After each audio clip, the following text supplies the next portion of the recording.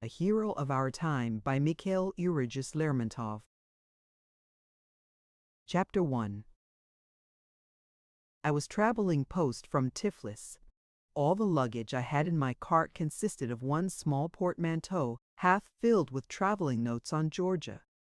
Of these the greater part has been lost, fortunately for you, but the portmanteau itself and the rest of its contents have remained intact, fortunately for me.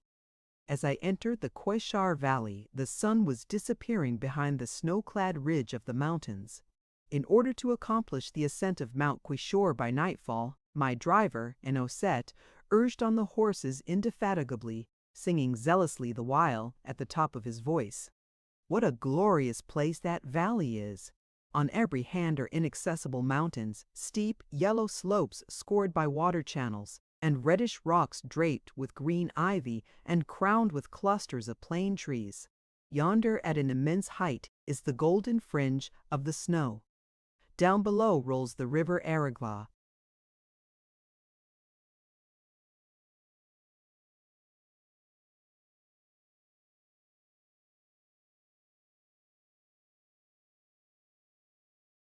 which, after bursting noisily forth from the dark and misty depths of the gorge, with an unnamed stream clasped in its embrace, stretches out like a thread of silver, its waters glistening like a snake with flashing scales. Arrived at the foot of Mount Quishar, we stopped at a dukhan. Hey, whew! About a score of Georgians and mountaineers were gathered there in a noisy crowd, and, close by, a caravan of camels had halted for the night. I was obliged to hire oxen to drag my cart up that accursed mountain, as it was now autumn and the roads were slippery with ice. Besides, the mountain is about 2 versts, 2 in length. There was no help for it, so I hired 6 oxen and a few Ossetes. One of the latter shouldered my portmanteau, and the rest, shouting almost with one voice, proceeded to help the oxen. Following mine there came another cart, which I was surprised to see 4 oxen pulling with the greatest ease, notwithstanding that it was loaded to the top.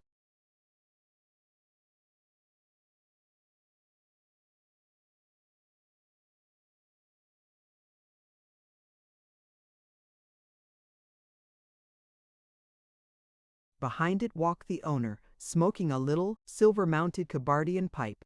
He was wearing a shaggy Circassian cap and an officer's overcoat without epaulettes, and he seemed to be about 50 years of age. The swarthiness of his complexion showed that his face had long been acquainted with Transcaucasian suns, and the premature grayness of his mustache was out of keeping with his firm gait and robust appearance. I went up to him and saluted. He silently returned my greeting and emitted an immense cloud of smoke. We are fellow travelers, it appears. Again he bowed silently. I suppose you are going to Stavropol? Yes, sir. Exactly, with government things. Can you tell me how it is that that heavily laden cart of yours is being drawn?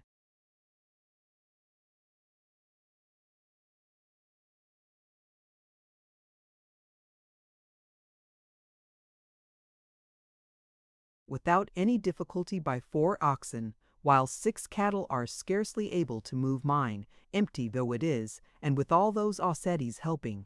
He smiled slyly and threw me a meaning glance. You have not been in the Caucasus long, I should say. About a year, I answered. He smiled a second time. Well, just so, sir, he answered. They're terrible beasts, these Asiatics. You think that all that shouting means that they are helping the oxen? Why, the devil alone can make out what it is they do shout. The oxen understand, though, and if you were to yoke as many as 20, they still wouldn't budge so long as the Ossetes.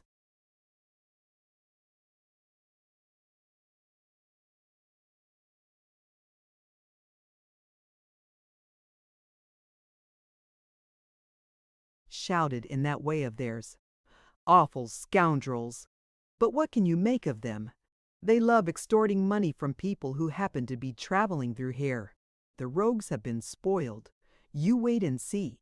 They will get a tip out of you as well as their hire. I know them of old. They can't get round me. You have been serving here a long time?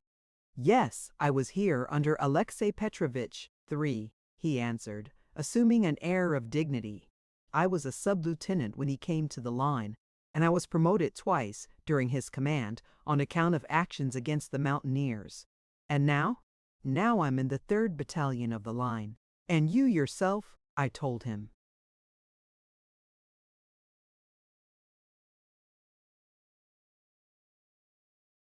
With this the conversation ended, and we continued to walk in silence, side by side. On the summit of the mountain we found snow. The sun set, and as usually is the case in the south, night followed upon the day without any interval of twilight. Thanks, however, to the sheen of the snow, we were able easily to distinguish the road, which still went up the mountainside, though not so steeply as before. I ordered the Osates to put my portmanteau into the cart and to replace the oxen by horses. Then, for the last time, I gazed down upon the valley. But the thick mist which had gushed in billows from the gorges veiled it completely, and not a single sound now floated up to our ears from below. The Osates surrounded me clamorously and demanded tips, but the staff captain shouted so menacingly at them that they dispersed in a moment. "What a people they are," he said. "They don't even know the Russian for bread, but they have mastered the phrase, 'Officer, give us a tip.' In my opinion, the very Tartars are better. They are no drunkards anyhow."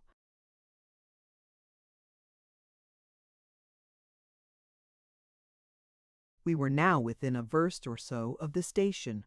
Around us all was still, so still indeed that it was possible to follow the flight of a gnat by the buzzing of its wings. On our left loomed the gorge, deep and black. Behind it and in front of us rose the dark blue summits of the mountains, all trenched with furrows and covered with layers of snow, and standing out against the pale horizon, which still retained the last reflections of the evening glow. The stars twinkled out in the dark sky, and in some strange way it seemed to me that they were much higher than in our own north country. On both sides of the road bare, black rocks jutted out.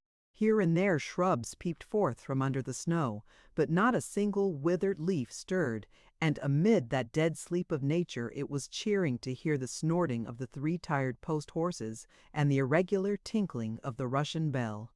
"Ha! We will have glorious weather tomorrow," I said.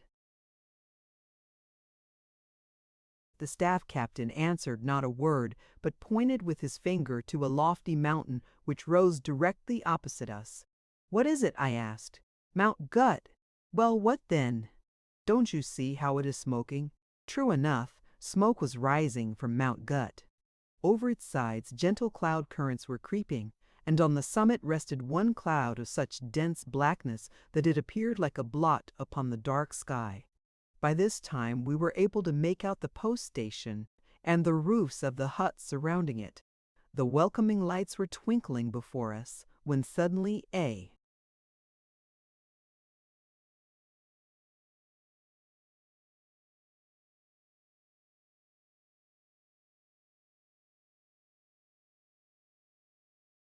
damp and chilly wind arose, the gorge rumbled, and a drizzling rain fell. I had scarcely time to throw my felt cloak round me when down came the snow. I looked at the staff captain with profound respect. "We shall have to pass the night here," he said, vexation in his tone. "There's no crossing the mountains in such a blizzard." "I say, have there been any avalanches on Mount Krestov?" he inquired of the driver. "No, sir," the Osset answered, "but there are a great many threatening to fall. A great many." Owing to the lack of a traveler's room in the station, we were assigned a night's lodging in a smoky hut. I invited my fellow traveler to drink a tumbler of tea with me, as I had brought my cast-iron teapot, my only solace during my travels in the Caucasus.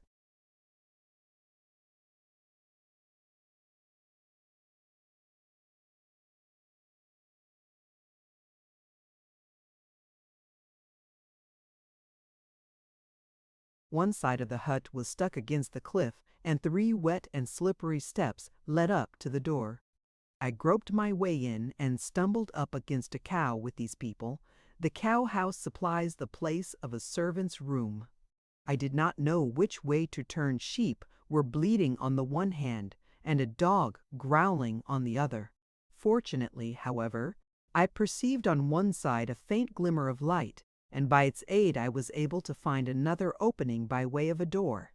And here a by no means uninteresting picture was revealed. The wide hut, the roof of which rested on two smoke-grimed pillars, was full of people. In the center of the floor a small fire was crackling, and the smoke, driven back by the wind from an opening in the roof, was spreading around in so thick a shroud that for a long time I was unable to see about me. Seated by the fire were two old women, a number of children, and a lank Georgian, all of them in tatters. There was no help for it. We took refuge by the fire and lighted our pipes, and soon the teapot was singing invitingly.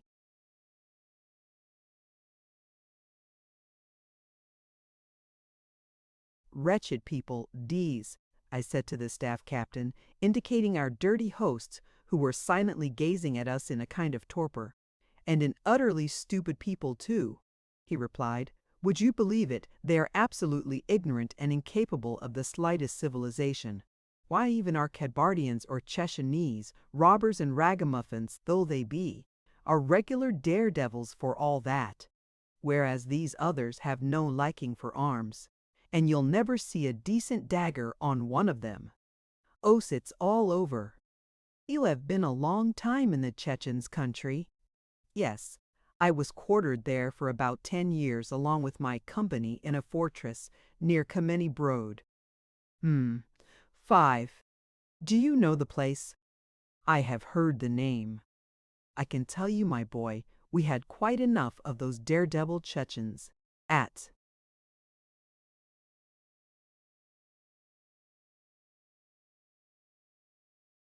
the present time. Thank goodness, things are quieter, but in the old days you had only to put 100 paces between you and the rampart, and wherever you went you would be sure to find a shaggy devil lurking in wait for you. You had just to let your thoughts wander, and at any moment a lasso would be round your neck or a bullet in the back of your head. Brave fellows, though. You used to have many an adventure, I dare say," I said, spurred by curiosity. "Of course, many a one." Hereupon he began to tug at his left mustache, let his head sink onto his breast, and became lost in thought. I had a very great mind to extract some little anecdote out of him, a desire natural to all who travel and make notes. Meanwhile, tea was ready. I took 2 traveling tumblers out of my portmanteau, and, filling one of them, set it before the staff captain. He sipped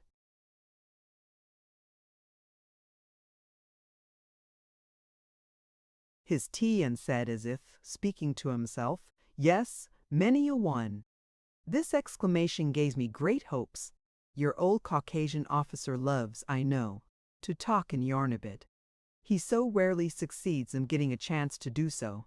It may be his fate to be quartered 5 years or so with his company in some out-of-the-way place, and during the whole of that time he will not hear good morning from a soul, because the sergeant says good health. And indeed, he would have good cause to wax loquacious with a wild and interesting people all around him. Danger to be faced every day, and many a marvelous incident happening. It is in circumstances like this that we involuntarily complain that so few of our countrymen take notes. "Would you care to put some rum in your tea?" I said to my companion. "I have some white rum with me from Tiflis, and the weather is cold now." "No, thank you, sir. I don't drink." "Really?" "Just so. I have sworn off drinking. Once, you know, when I was a sub-lieutenant, some of us had a drop too much. That very night there was an alarm, and out we went to the front, half seas over. We did catch it, I can tell you, when Alexei Petrovitch came to hear about us. Heaven save us! What a rage he was in! He was within an ace of having us court-martialed. That's just how things happen. You might easily spend a whole year without seeing a soul, but just go and have a drop and you're a lost man." On hearing this, I almost lost hope. "Take the Circassians now," he continued. "Once let them drink their fill of booza 6 at a wedding or a funeral, and out will come their knives.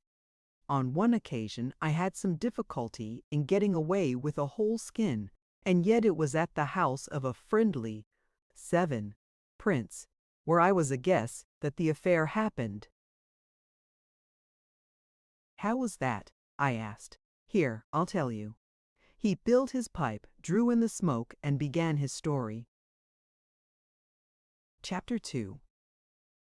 You see, sir, said the staff captain, I was quartered at the time with a company in a fortress beyond the Terek, getting on for 5 years ago now. One autumn day, a transporter arrived with provisions, in charge of an officer, a young man of about 25. He reported himself to me in full uniform, and announced that he had been ordered to remain in the fortress with me. He was so very elegant, his complexion so nice and white, his uniform so brand new, that I immediately guessed that he had not been long with our army in the Caucasus. I suppose you have been transferred from Russia? I asked. Exactly, Captain, he answered. I took him by the hand and said, I'm delighted to see you delighted. It will be a bit dull for you, but there we will live together like a couple of friends, but please call me simply Maxim. Maximych, and tell me, what is this full uniform for? Just wear your forage cap whenever you come to me. Quarters were assigned to him, and he settled down in the fortress. What was his name? I asked Makubalasi. Makochim Makubalas, Gendrovich Pechorin, Alexandrovich Pechorin. He was a splendid fellow, I can assure you, but a little peculiar. Why, to give you an instance, one time he would stay out hunting the whole day in the rain and cold. The others would all be frozen through and tired out, but he wouldn't mind either cold or fatigue. Then another time he would be sitting in his own room, and if there was a breath of wind, he would declare that he had caught cold. If the shutters rattled against the window, he would start and turn pale. Yet I myself have seen him attack a boar single-handed. Often enough you couldn't drag a word out of him for hours together, but then, on the other hand, sometimes when he started telling stories, you would split your sides with laughing. Yes, sir, a very eccentric man, and he must have been wealthy too. What a lot of expensive trinkets he had. Did he stay there long with you? I went on to ask. Yes, about a year, and for that very reason it was a memorable year to me. He gave me a great deal of trouble, but there, let bygones be bygones. You see, it is true enough. There are people like that, fated from birth to have all sorts of strange things happening to them. Strange? I exclaimed with an air of curiosity as I poured out some tea. Chapter 3. Well, then I'll tell you, said Makis Maximakulo. About 6 versts from the fortress there lived a certain friendly prince. His son, a brat of about 15, was accustomed to ride over to visit us. Not a day passed but he would come, now for one thing, now for another. And indeed, Grigory Alexandrovich and I spoiled him. What a daredevil the boy was! Up to anything, picking up a cap at full gallop, or bringing things down with his gun. He had one bad quality. He was terribly greedy for money. Once, for the fun of the thing, Grigory Alexandrovich promised to give him a ducat if he would steal the best he-goat from his father's herd for him. And, what do you think? The very next night, he came lugging it in by the horns. At times we used to take it into our heads to tease him, and then his eyes would become bloodshot and his hand would fly to his dagger immediately. You'll be losing your life if you are not careful, Azamat, I would say to him. That hot head of yours will get you into trouble.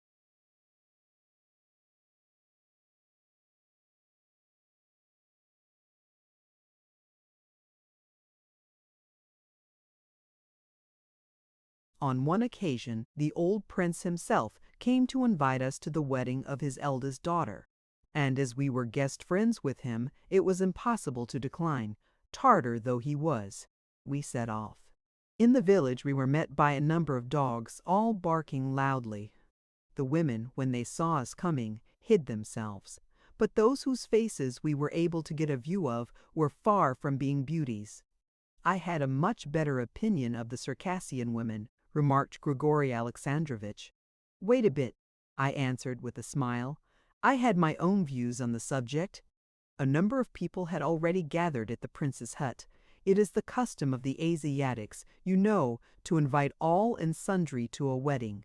We were received with every mark of honor and conducted to the guest chamber. All the same, I did not forget quietly to mark where our horses were put in case anything unforeseen should happen. "How are weddings celebrated amongst them?" I asked the staff captain. "Oh, in the usual way. First of all, the mullah reads them something out of the Koran. Then gifts are bestowed upon the young couple and all their relations. The next thing is eating and drinking of booza, then the dance on horseback, and there is always some ragamuffin, bedaubed with grease, bestriding a wretched lame jade, and grimacing, buffooning, and making the worshipful company laugh. Finally, when darkness falls, they proceed to hold what we should call a ball in the guest chamber. A poor old graybeard strums on a three-stringed instrument. I forget what they call it, but anyhow, it is something in the nature of our balalaika. The girls and young children set themselves in two ranks, one opposite the other, and clap their hands and sing. Then a girl and a man come out into the center and begin to chant verses to each other. Whatever comes.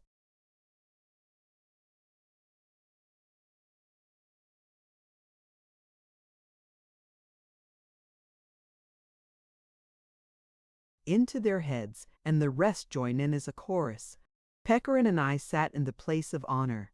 All at once, up came our host's youngest daughter, a girl of about 16, and chanted to Pechorin, how shall I put it? Something in the nature of a compliment. What was it she sang, do you remember?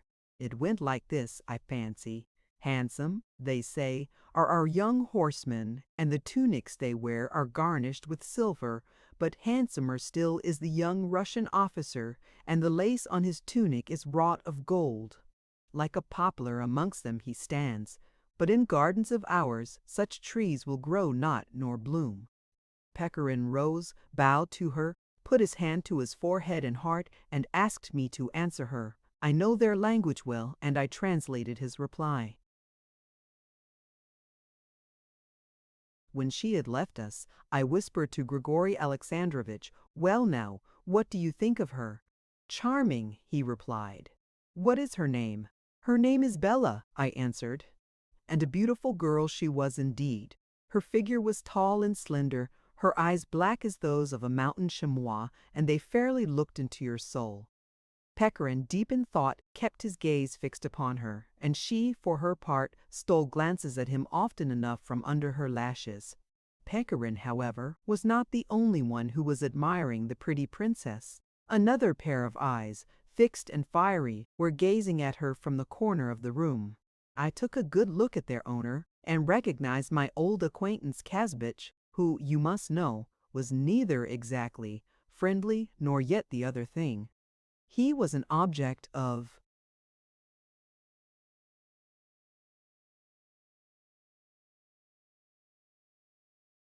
much suspicion, although he had never actually been caught at any knavery. He used to bring rams to our fortress and sell them cheaply, only he never would haggle. Whatever he demanded at first, you had to give. He would have his throat cut rather than come down in price. He had the reputation of being fond of roaming on the far side of the Kuban with the abreks, and to tell the truth, he had a regular thief's visage. A little, wizened, broad-shouldered fellow, he was but smart, I can tell you, smart as the very devil. His tunic was always worn out and patched, but his weapons were mounted in silver. His horse was renowned throughout Kabardia, and, indeed, a better one it would be impossible to imagine. Not without good reason did all the other horsemen envy Kazbich, and on more than one occasion they had attempted to steal the horse, but they had never succeeded. I seemed to see the animal before me now, black as coal, with legs like bowstrings, and eyes as fine as Bella's. How strong he was, too! He would gallop as much as 50 versts at a stretch, and he was well trained besides. He would trot behind his master like a dog, and actually knew his voice. Kazbich never used to tether him either, just the very horse for a robber. On that evening Kazbich was more sullen than ever, and I noticed that he was wearing a coat of mail under his tunic. He hasn't got that coat of mail on for nothing, I thought. He has some plot in his head, I'll be bound. It grew oppressively hot in the hut, and I went out into the air to cool myself. Night had fallen upon the mountains, and a mist was beginning to creep along the gorges. It occurred to me to pop in under the shed where our horses were standing, to see whether they had their fodder, and, besides, it is never any harm to take precautions. My horse was a splendid one, too, and more than one Kabardian had already cast fond glances at it, repeating at the same time, Yakshi Tukka Chuk Yakshi. 9.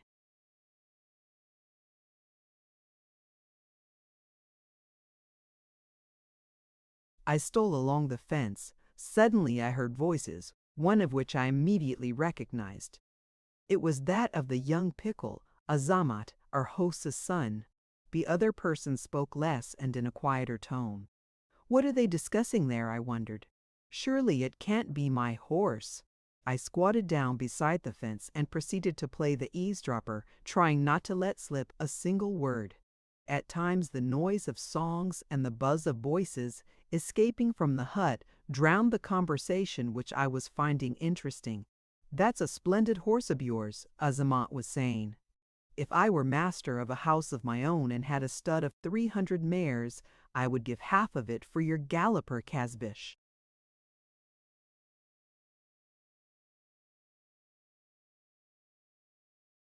"Aha, Kazbich," I said to myself, and I called to mind the coat of mail. "Yes," replied Kazbich, after an interval of silence. "There is not such another to be found in all Kabardia. Once it was on the other side of the Terek I had ridden with the Abreks to seize the Russian herds. We had no luck, so we scattered in different directions. 4 Cossacks dashed after me. I could actually hear the cries of the Giors behind me, and in front of me there was a dense forest. I crouched down in the saddle, committed myself to Allah, and, for the first time in my life, insulted my horse with a blow of the whip. Like a bird, he plunged among the branches. The sharp thorns tore my clothing. The dead boughs of the cork elms struck against my face. My horse leaped over tree trunks and burst his way through bushes with his chest. It would have been better for me to have abandoned him at the outskirts of the forest and concealed myself in it afoot, but it was a pity to part with him, and the Prophet rewarded me. A few bullets whistled over my head. I could now hear the Cossacks who had dismounted, running upon my tracks. Suddenly a deep gully opened before me. My galloper took thought and leaped. His hind hoofs slipped back off the opposite bank, and he remained hanging by his 4 feet. I dropped the bridle and threw myself into the hollow, thereby saving my horse, which jumped out. The Cossacks saw the whole scene. Only not one of them got down to search for me, thinking probably that I had mortally injured myself, and I heard them rushing to catch my horse. My heart bled within me. I crept along the hollow through the thick grass. Then I looked around. It was the end of the forest. A few Cossacks were riding out from it onto the clearing, and there was my Karagios, 10, galloping straight towards them. With a shout they all dashed forward. For a long, long time they pursued him, and one of them in particular was once or twice almost successful in throwing a lasso over his neck. I trembled, dropped my eyes, and began to pray. After a few moments I looked up again, and there was my Karagios flying along, his tail waving free as the wind, and the Giors on their jaded horses were trailing along far behind, one after another, across the steppe. Wallah, it is true, really true. Till late at night I lay in the hollow. Suddenly, what do you think, Azamat? I heard in the darkness a horse trotting along the bank of the hollow, snorting, neighing, and beating the ground with his hoofs. I recognized my Karagios's voice. 'Twas he, my comrade. Since that time we have never been parted, and I could hear him patting his galloper's sleek neck with his hand. as he called him various fond names. "If I had a stud of 1,000 mares," said Azamat, "I would give it all for your Karagios." "Yuck!" 11. "I would not take it," said Kazbich indifferently. "Listen, Kazbich," said Azamat, trying to ingratiate himself with him. "You are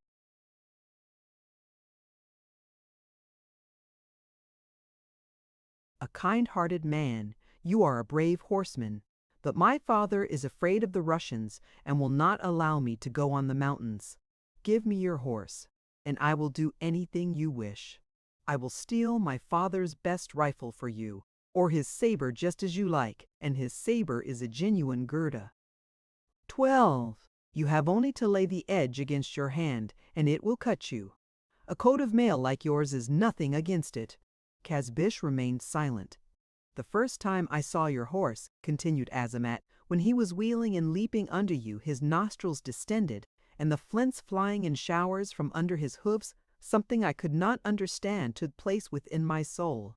And since that time I have been weary of everything. I have looked with disdain on my father's best gallopers.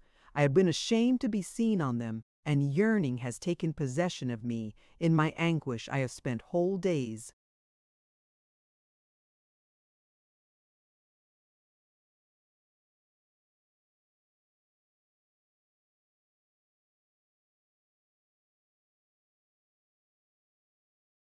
On the cliffs, and every minute my thoughts have kept turning to your black galloper with his graceful gait and his sleek back, straight as an arrow.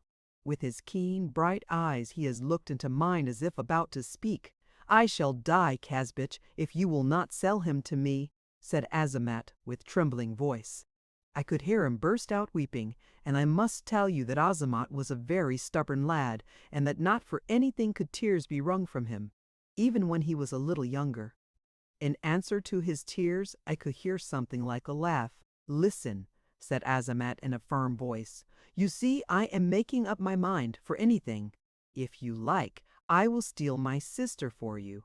How she dances, how she sings, and the way she embroiders with gold marvelous.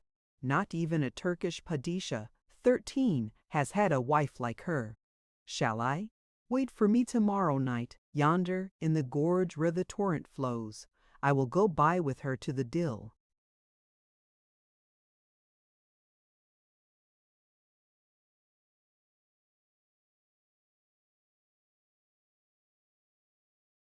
"Neighboring village, and she is yours.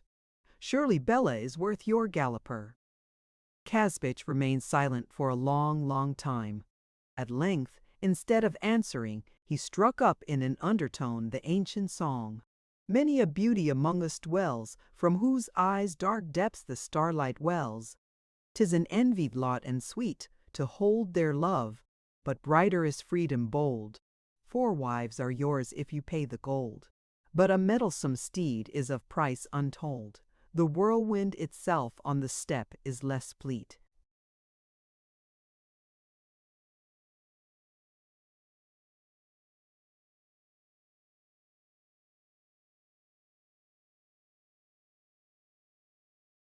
He knows no treachery, no deceit. 14. In vain Azamat entreated him to consent. He wept, coaxed, and swore to him. Finally, Kazbich interrupted him impatiently. "Begone, you crazy brat! How should you think to ride on my horse? In 3 steps you would be thrown and your neck broken on the stones." "I?" cried Azamat in a fury, and the blade of the child's dagger rang against the coat of mail. A powerful arm thrust him away, and he struck the wattle fence with such violence that it rocked. "Now we'll see some fun," I thought to myself. I rushed into the stable, bridled our horses, and led them out into the back courtyard. In a couple of minutes there was a terrible uproar in the hut. What had happened was this: Azamat had rushed in with his tunic torn, saying that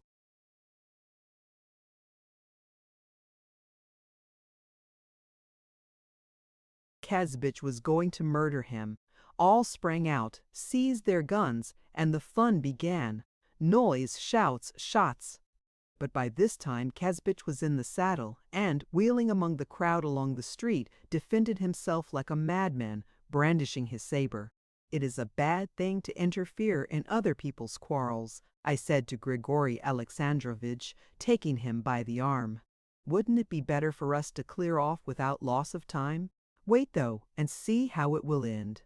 "Oh, as to that, it will be sure enough to end badly. It is always so with these Asiatics. Once let them get drunk on booza, and there's certain to be bloodshed." We mounted and galloped home. Chapter 4. "Tell me, what became of Kazbich?" I asked the staff captain impatiently. "Why, what can happen to that sort of a fellow?" he answered, finishing his tumbler of tea. "He slipped away, of course. And wasn't he wounded?" I asked. "Goodness only knows, those scoundrels take a lot of killing. In action, for instance. I've seen many a one, sir, stuck all over with bayonets like a sieve, and still brandishing his saber." After an interval of silence, the staff captain continued, tapping the ground with his foot. "One thing I'll never forgive myself for. On our arrival at the fortress, the devil put it into my head to repeat to Grigory Alexandrovich all that I had heard when I was eavesdropping behind the fence. He laughed, cunning fellow, and thought out a little plan of his own." "What was that? Tell me, please." "Well, there's no help for it now, I suppose. I've begun the story, and so I must continue." In about 4 days' time, Azamat rode over to the fortress. As his usual custom was, he went to see Grigory Alexandrovich, who always used to give him sweetmeats to eat. I was present. The conversation was on the subject of horses, and Pechorin began to sound the praises of Kazbich's Karagios. What a mettlesome horse it was, and how handsome! A perfect chamois. In fact, judging by his account, there simply wasn't another like it in the whole world. The young Tartar's beady eyes began to sparkle, but Pechorin didn't seem to notice the fact. I started to talk about something else, but immediately, Mark.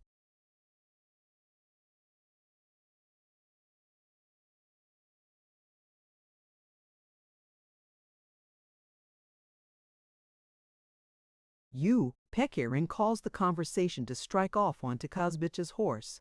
Every time that Azamat came, it was the same story.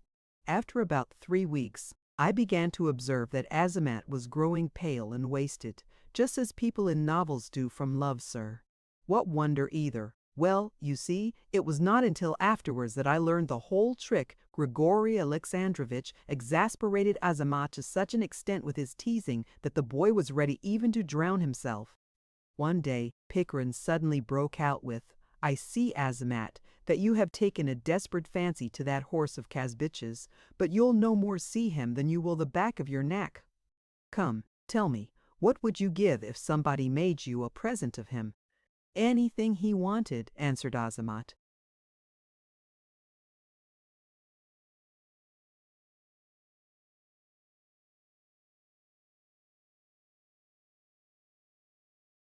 "In that case, I will get the horse for you.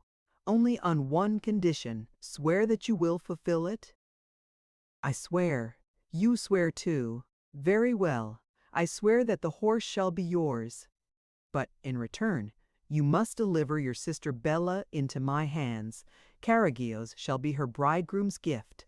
I hope the transaction will be a profitable one for you." Azamat remained silent.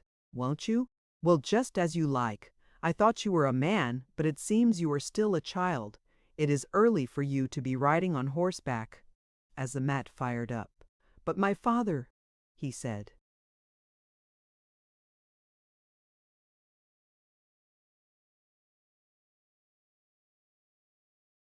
"Does he never go away then? True. You agree?" "I agree," whispered Azamat, pale as death. "But when?"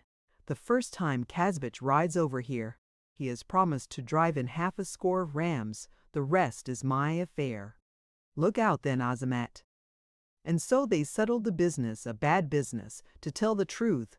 I said as much to Pechorin afterwards, but he only answered that a wild Circassian girl ought to consider herself fortunate in having such a charming husband as himself because, according to their ideas, he really was her husband, and that Kazbek was a scoundrel and ought to be punished. Judge for yourself. What could I say to that? At the time, however, I knew nothing of their conspiracy.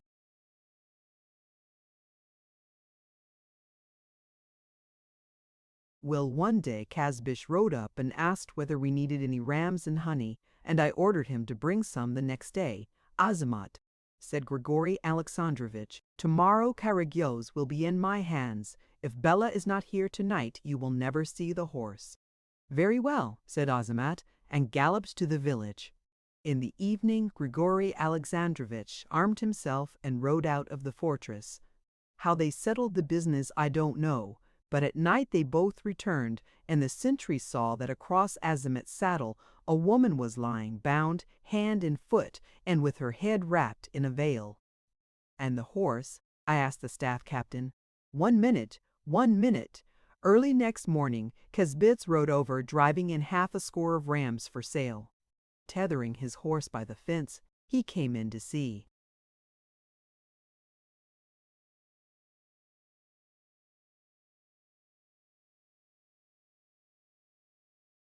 Me and I regaled him with tea, for, robber though he was none the less my guest friend.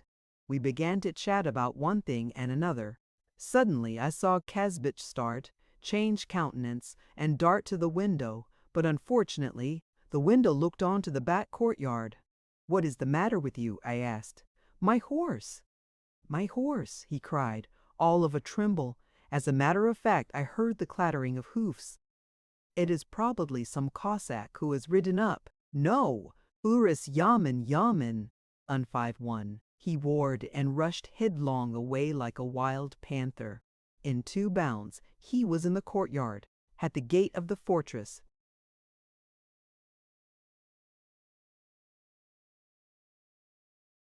The sentry barred the way with his gun. Kazbich jumped over the gun and dashed off at a run along the road. Dust was whirling in the distance. Azamat was galloping away on the mettlesome Karagios. Kazbich, as he ran, tore his gun out of its cover and fired. For a moment he remained motionless, until he had assured himself that he had missed.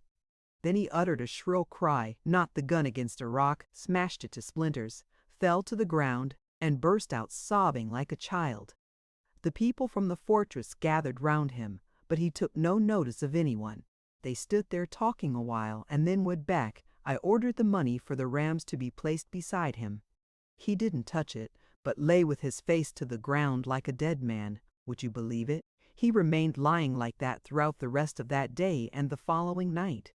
It was only on the next morning that he came to the fortress and proceeded to ask that the name of the thief should be told him. The sentry who had observed Azamat untying the horse and galloping away on him did not see any necessity for concealment. At the name of Azamat, Kazbich's eyes flashed, and he set off to the village where Azamat's father lived. And what about the father? Ah, that was where the trick came in. Kazbich could not find him. He had gone away somewhere for 5 or 6 days. Otherwise, how could Azamat have succeeded in carrying off Bella? And, when the father returned, there was neither daughter nor son to be found. A wily rogue, Azamat. He understood, you see, that he would lose his life if he was caught. So, from that time, he was never seen again. Probably he joined some gang of Abreks and laid down his turbulent life on the other side of the Terek or the Kuban. It would have served him right.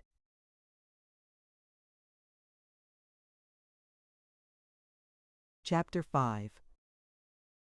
I conned. Fess that, for my part, I had trouble enough over the business.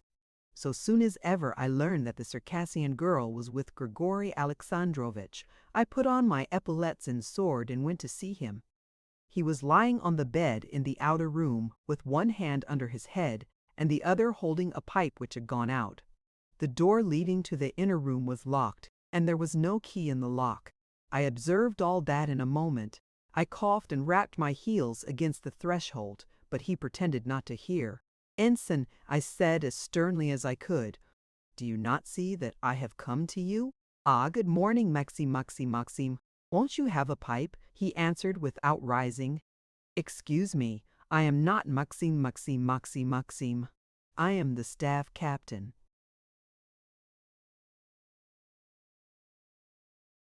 "It's all the same. Won't you have some tea? If you only knew how I am being tortured with anxiety."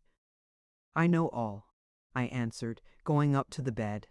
"So much the better," he said. "I am not in the narrative mood. Ensign, you have committed an offense for which I may have to answer as well as you." "Oh, that'll do. What's the harm? You know, we've gone halves in everything." "What sort of a joke do you think you are playing? Your sword, please. Mitka, my sword." Mika brought the sword. My duty discharged, I sat down on the bed, facing Pechorin, and said, "Listen here, Grigory Alexandrovich, you must admit that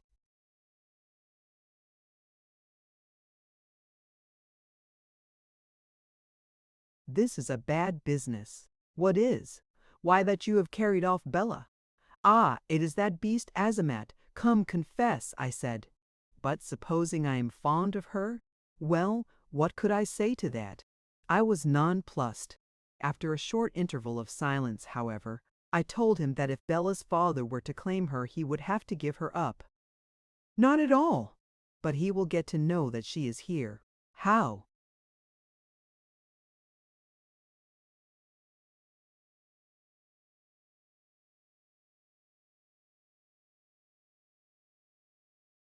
Again I was nonplussed. "Listen, Maximek," said Pechorin, rising to his feet.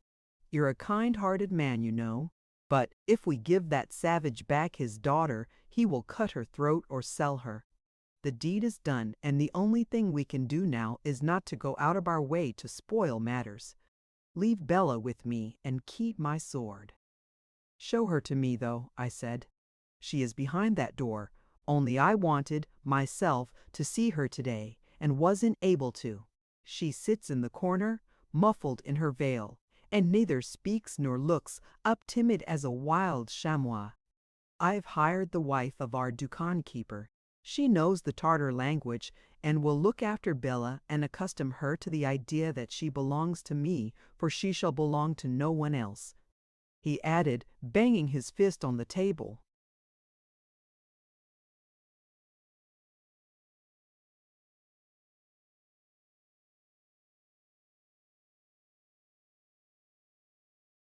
I assented to that too. What could I do? There are some people with whom you absolutely have to agree. "Well," I asked Maxim Maximich, "did he really succeed in making her grow accustomed to him? Or did she pine away in captivity from homesickness?" Good gracious, how could she pine away from homesickness? From the fortress she could see the very same hills as she could from the village, and these savages require nothing more. Besides, Grigory Alexandrovich used to give her a present of some kind every day. At first she didn't utter a word, but haughtily thrust away the gifts, which then fell to the lot of the Dukan keeper's wife and aroused her eloquence. Ah, presents! What won't a woman do for a colored rag? But that is by the way. For a long time Grigory Alexandrovich persevered with her, and meanwhile he studied the Tartar language and she began to understand ours. Little by little she grew accustomed to looking at him at first.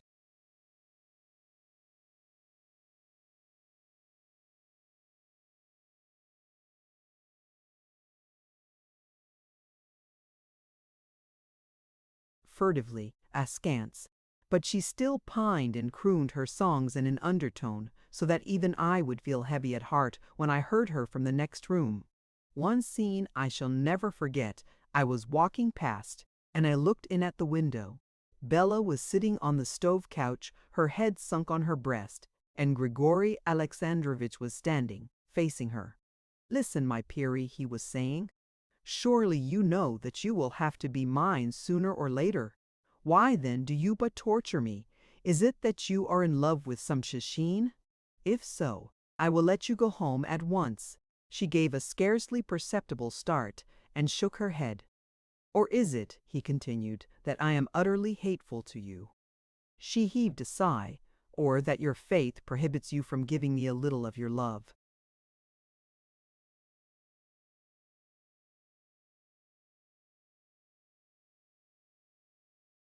She turned pale and remained silent. "Believe me, Allah is one and the same for all races, and if He permits me to love you, why then should He prohibit you from requiting me by returning my love?" She gazed fixedly into his face as though struck by that new idea. Distrust and a desire to be convinced were expressed in her eyes. What eyes they were! They sparkled just like two glowing coals. "Listen, my dear, good Bella," continued Pechorin. "You see how I love you. I am ready to give up everything to make you cheerful once more. I want you to be happy, and if you are going to be sad again, I shall die. Tell me, you will be more cheerful." She fell into thought, her black eyes still fixed upon him. Then she smiled graciously and nodded her head in token of acquiescence.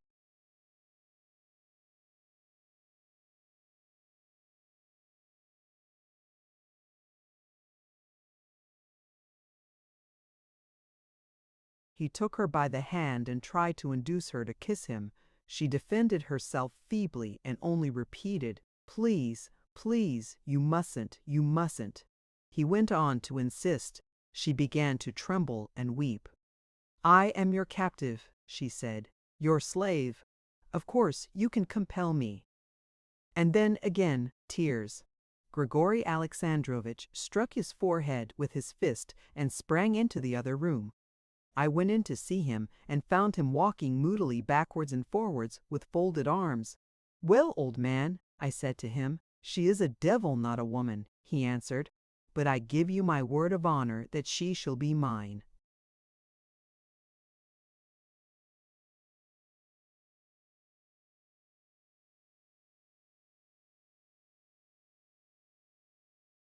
I shook my head. "Will you bet with me?" he said. "In a week's time?"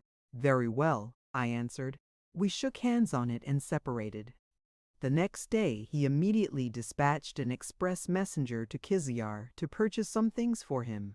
The messenger brought back a quite innumerable quantity of various Persian stuffs. "What think you, Maxim Maximych?" he said to me, showing the presents. "Will our Asiatic beauty hold out against such a battery as this?" "You don't know the Circassian women," I answered. "They are not at all the same as the Georgian or the Transcaucasian Tartar women, not at all. They have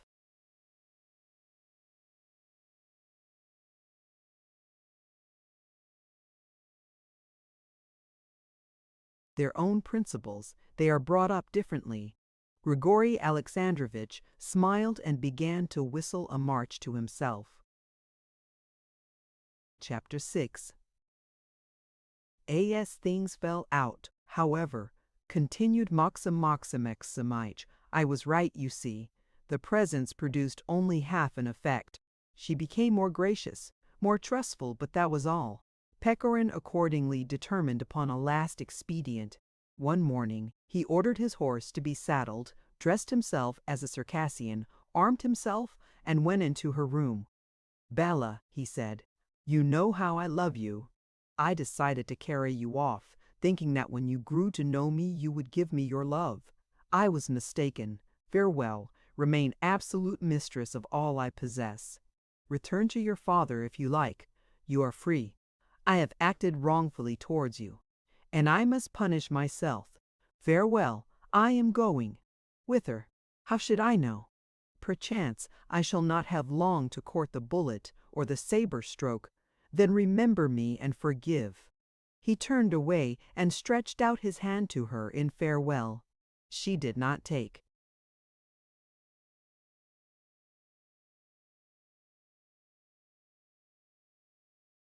His hand but remained silent. But I, standing there behind the door, was able through a chink to observe her countenance, and I felt sorry for her, such a deathly pallor shrouded that charming little face. Hearing no answer, Pechorin took a few steps towards the door. He was trembling, and shall I tell you? I think that he was in a state to perform in very fact what he had been saying in jest. He was just that sort of man, heaven knows. He had scarcely touched the door, however, when Bella sprang to her feet, burst out sobbing, and threw herself on his neck. Would you believe it? I, standing there behind the door, fell to weeping too. That is to say, you know, not exactly weeping, but just, well, something foolish. The staff captain became silent. "Yes, I confess," he said after a while, tugging at his mustache. "I felt hurt that not one woman had ever loved me like that."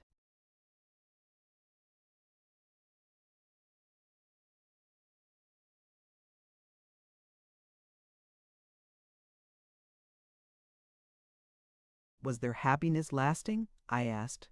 Yes, she admitted that.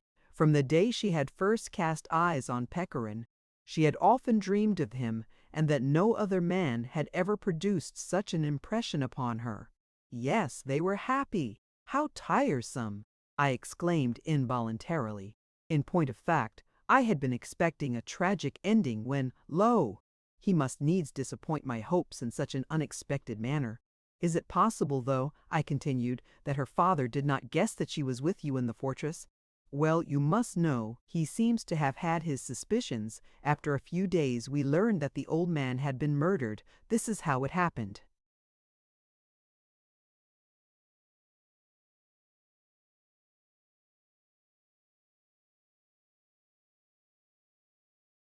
My attention was aroused anew. I must tell you that Kazbich imagined that the horse had been stolen by Azamat with his father's consent. At any rate, that is what I suppose. So, one day, Kazbich went and waited by the roadside about 3 versts beyond the village. The old man was returning from one of his futile searches for his daughter. His retainers were lagging behind. It was dusk. Deep in thought, he was riding at a walking pace when suddenly Kazbich darted out like a cat from behind a bush, sprang up behind him on the horse, flung him to the ground with a thrust of his dagger, seized the bridle, and was off. A few of the retainers saw the whole affair from the hill. They dashed off in pursuit of Kazbich, but failed to overtake him. He requited himself for the loss of his horse and took his revenge at the same time, I said, with a view to evoking my companion's opinion. Of course, from their point of view, said the staff captain, he was perfectly right. I was involuntarily struck by the aptitude which the Russian displays for accommodating himself to the customs of the people in whose midst he happens to be living. I know not whether this mental quality is deserving of censure or commendation, but it proves the incredible pliancy of his mind and the presence of that clear common sense which pardons evil wherever it sees that evil is inevitable or impossible of annihilation.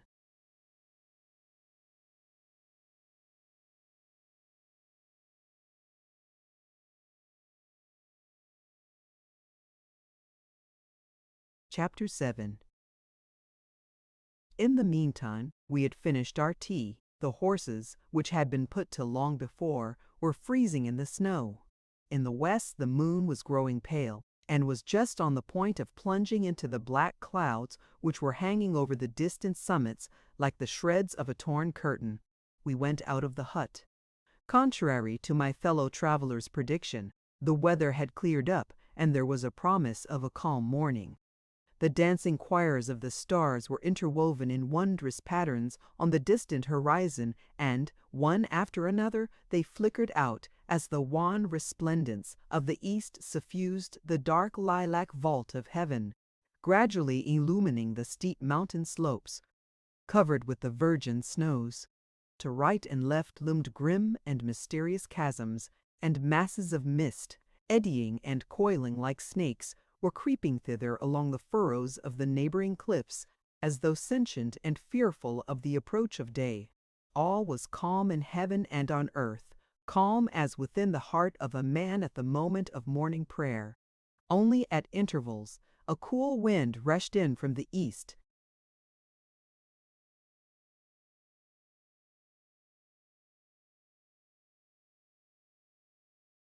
lifting the horses' manes which were covered with hoarfrost. We started off. The 5 lean jades dragged our wagons with difficulty along the tortuous road of Mount Gut. We ourselves walked behind, placing stones under the wheels whenever the horses were spent. The road seemed to lead into the sky, for, so far as the eye could discern, it still mounted up and up, until finally it was lost in the cloud which, since early evening, had been resting on the summit of Mount Gut like a kite awaiting its prey. The snow crunched under our feet. The atmosphere grew so rarefied that to breathe was painful. Ever and anon, the blood rushed to my head, but withal a certain rapturous sensation was diffused throughout my veins, and I felt a species of delight at being so high up above the world. A childish feeling, I admit, but when we retire from the conventions of society and draw close to nature, we involuntarily become as children. Each attribute acquired by experience falls away from the soul, which becomes anew such as it was once, and will surely be again. He whose lot it has been, as mine has been too.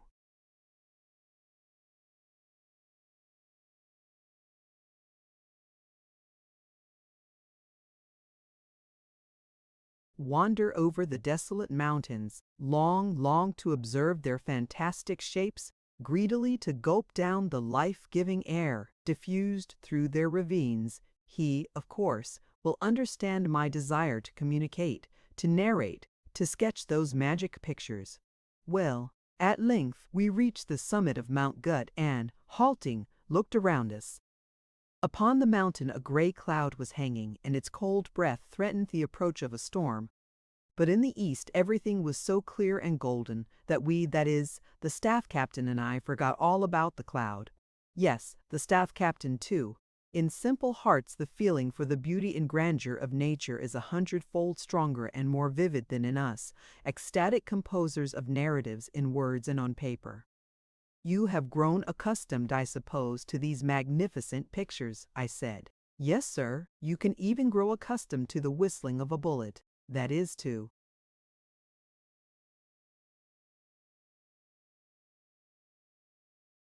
say, accustomed to concealing the involuntary thumping of your heart. I have heard, on the contrary, that many an old warrior actually finds that music agreeable. Of course, if it comes to that, it is agreeable, but only just because the heart beats more violently. Look, he added, pointing towards the east. What a country!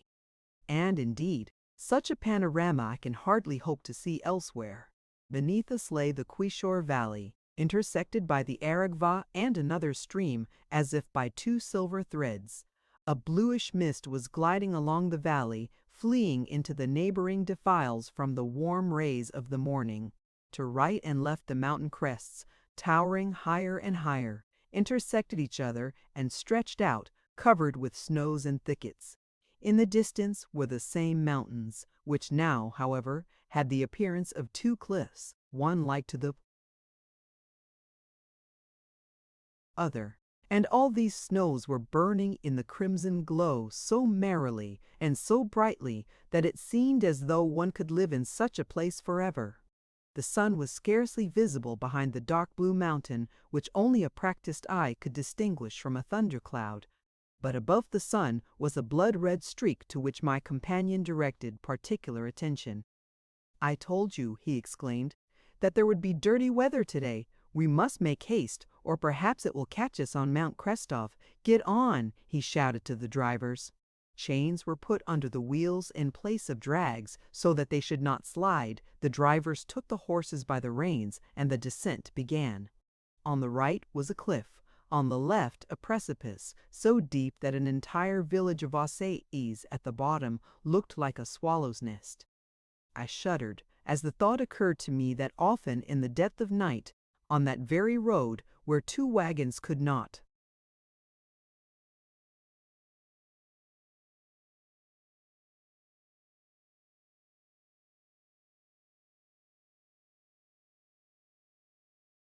pass, a courier drives some 10 times a year without climbing down from his rickety vehicle. One of our drivers was a Russian peasant from Yaroslavl, the other an Osset. The latter took out the leaders in good time, and led the shaft horse by the reins, using every possible precaution. But our heedless compatriot did not even climb down from his box. When I remarked to him that he might put himself out a bit, at least in the interests of my portmanteau, for which I had not the slightest desire to clamber down into the abyss, he answered, master, with the help of heaven we shall arrive as safe and sound as the others. It's not our first time, you know." And he was right. We might just as easily have failed to arrive at all. But arrive we did, for all that. And if people would only reason a little more, they would be convinced that life is not worth taking such a deal of trouble about. Perhaps, however, you would like to know the conclusion of the story of Bella.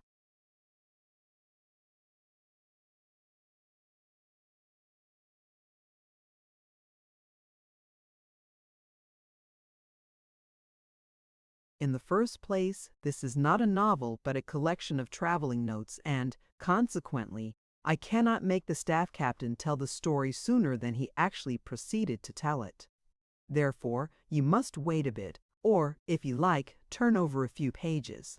Though I do not advise you to do the latter, because the crossing of Mount Krestov, or, as the erudite Gamba calls it, Le Mont Saint-Christophe, 15, is worthy of your curiosity. Well then, we descended Mount Gut into the Chertoff Valley. There's a romantic designation for you. Already you have a vision of the evil spirit's nest amid the inaccessible cliffs, but you are out of your reckoning there. The name Chertoff is derived from the word Chertoff boundary line, and not from Chort Debel, because at one time the valley marked the boundary of Georgia. We found it choked with snowdrifts, which reminded us rather vividly of Saratov, Tambov, and other charming localities of our fatherland. "Look, there is Krestov," said the staff captain, when we had descended into the Chertov Valley, as he pointed out a hill covered with a shroud of snow.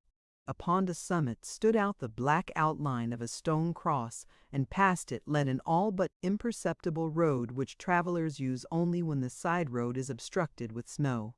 Our drivers, declaring that no avalanches had yet fallen, spared the horses by conducting us round the mountain. At a turning we met 4 or 5 ascets, who offered us their services and, catching hold of the wheels, proceeded, with a shout, to drag and hold up our cart. And, indeed, it is a dangerous road. On the right were masses of snow hanging above us, and ready, it seemed, at the first squall of wind to break off and drop into the ravine. The narrow road was partly covered with snow, which in many places gave way under our feet and, in others, was converted into ice by the action of the sun by day and the frosts by night, so that the horses kept falling, and it was with difficulty that we ourselves made our way. On the left yawned a deep chasm,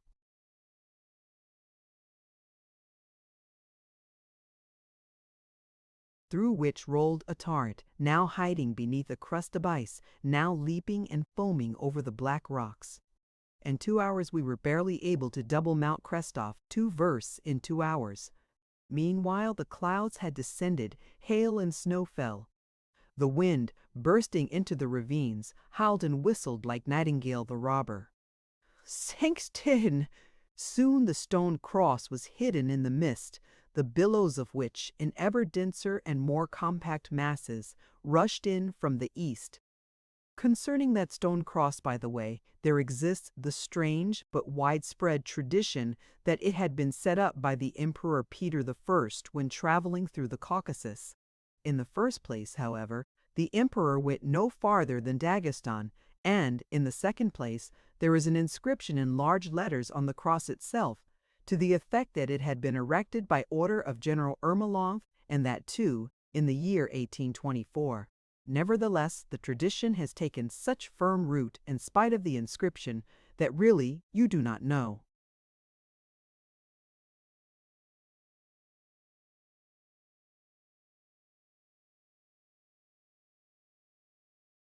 What to believe, the more so as it is not the custom to believe inscriptions. To reach the station Kobe, we still had to descend about 5 versts across ice-covered rocks and plashy snow.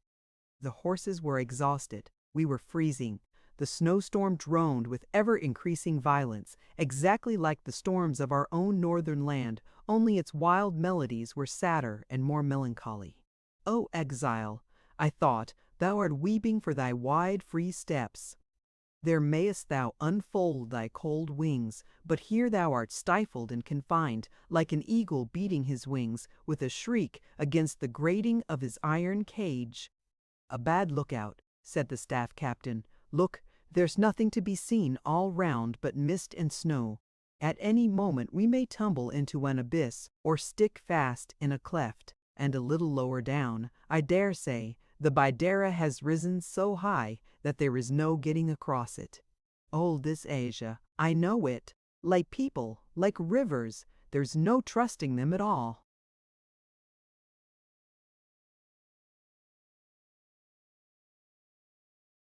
The drivers, shouting and cursing, belabored the horses, which snorted, resisted obstinately, and refused to budge on any account, notwithstanding the eloquence of the whips.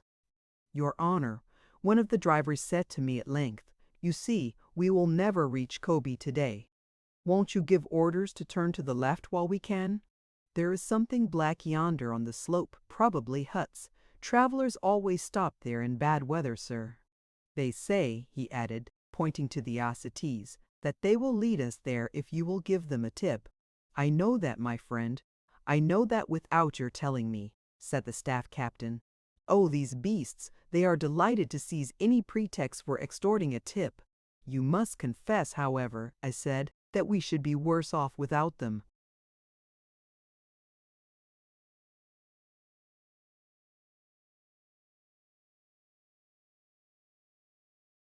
Just so, he growled to himself. I know them well, these guides. They sent out by instinct a chance of taking advantage of people, as if it was impossible to find the way without them. Accordingly, we turned aside to the left and, somehow or other, after a good deal of trouble, made our way to the wretched shelter, which consisted of 2 huts built of stone slabs and rubble, surrounded by a wall of the same material. Our ragged host received us with alacrity. I learned afterwards that the government supplies them with money and food upon condition that they put up travelers who are overtaken by storm.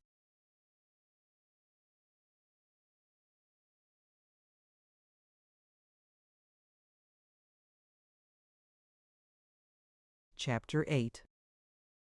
All is for the best, I said, sitting down close by the fire. Now you will finish telling me your story about Bila.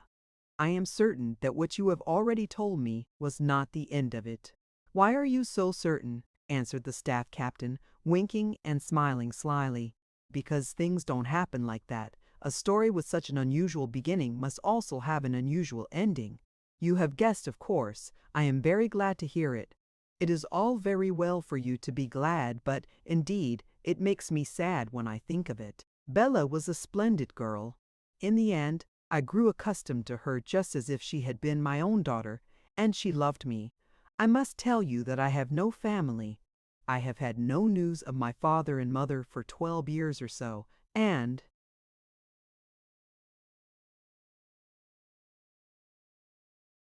in my earlier days, I never thought of providing myself with a wife, and now, you know, it wouldn't do. So I was glad to have found someone to spoil.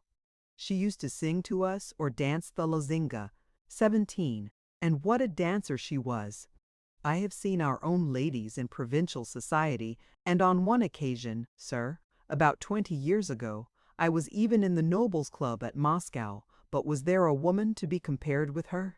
Not one. Grigory Alexandrovitch dressed her up like a doll, petted and pampered her, and it was simply astonishing to see how pretty she grew while she lived with us. The sunburn disappeared from her face and hands, and a rosy color came into her cheeks. What a merry girl she was! Always making fun of me, the little rogue, heaven forgive her. And when you told her of her father's death, we kept it a secret from her for a long time, until she had grown accustomed to her position, and then, when she was told, she cried for a day or two, and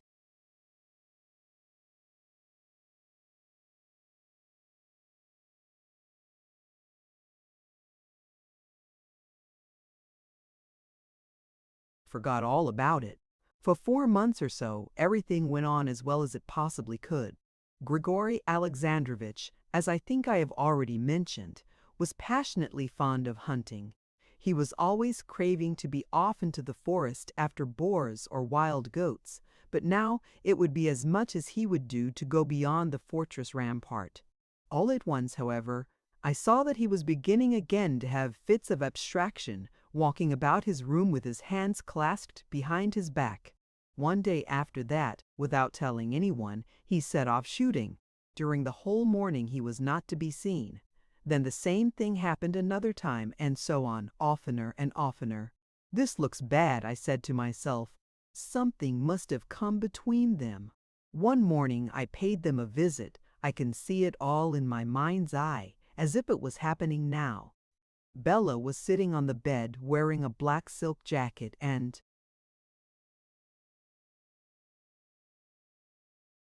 looking rather pale and so sad that I was alarmed. "Where's Pechorin?" I asked. "Hunting. When did he go today?" She was silent, as if she found a difficulty in answering. "No, he has been gone since yesterday," she said at length, with a heavy sigh. "Surely nothing has happened to him?" "Yesterday I thought and thought the whole day," she answered through her tears. "I imagined all sorts of misfortunes. At one time I fancied that he had been wounded by a wild boar. At another time that he had been carried off by a shashane into the mountains. But now I have come to think that he no longer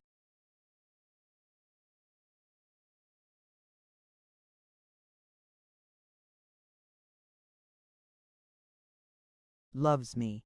In truth, my dear girl, you could not have imagined anything worse." She burst out crying. Then, proudly raising her head, she wiped away the tears and continued, "If he does not love me, then who prevents him sending me home? I am not putting any constraint on him. But if things go on like this, I will go away myself. I am not a slave. I am a prince's daughter." I tried to talk her over. "Listen, Bella. You see, it is impossible for him to stop in here with you forever, as if he was sewn on to your petticoat. He is a young man and fond of hunting. Off he'll go, but you will find that he will come back, and, if you are going to be unhappy, you will soon make him tired of you."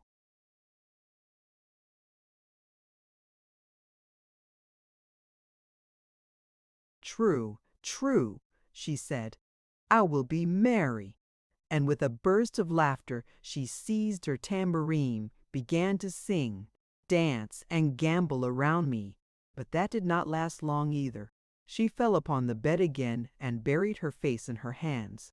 What could I do with her? You know I have never been accustomed to the society of women.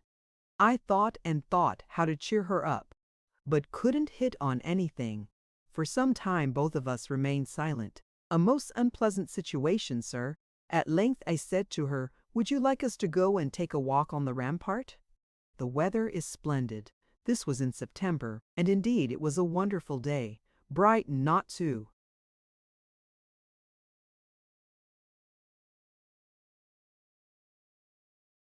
hot. The mountains could be seen as clearly as though they were but a hand's breadth away. We went and walked in silence to and fro along the rampart of the fortress. At length she sat down on the sward, and I sat beside her. In truth now, it is funny to think of it all. I used to run after her just like a kind of children's nurse. Our fortress was situated in a lofty position, and the view from the rampart was superb. On one side the wide clearing, seamed by a few clefts, was bounded by the forest, which stretched out to the very ridge of the mountains. Here and there, on the clearing, villages were to be seen sending forth their smoke, and there were droves of horses roaming about. On the other side flowed a tiny stream, and close to its banks came the dense undergrowth which covered the flinty heights joining the principal chain of the Caucasus. We sat in a corner of the bastion, so that we could see everything on both sides. Suddenly I perceived someone on a gray horse riding out of the forest. Nearer and nearer he approached until finally he stopped on the far side of the river. about 100 fathoms from us, and began to wheel his horse round and round like one possessed. Strange, I thought. Look, look, Bella, I said. You've got young eyes. What sort of a horseman is that? Who is it he has come to amuse? It is Kazbich, she exclaimed after a glance. Ah, the robber. Come to laugh at us, has he?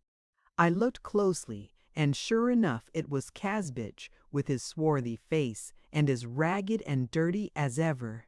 It is my father's horse, said Bella, seizing my arm. She was trembling like a leaf, and her eyes were sparkling.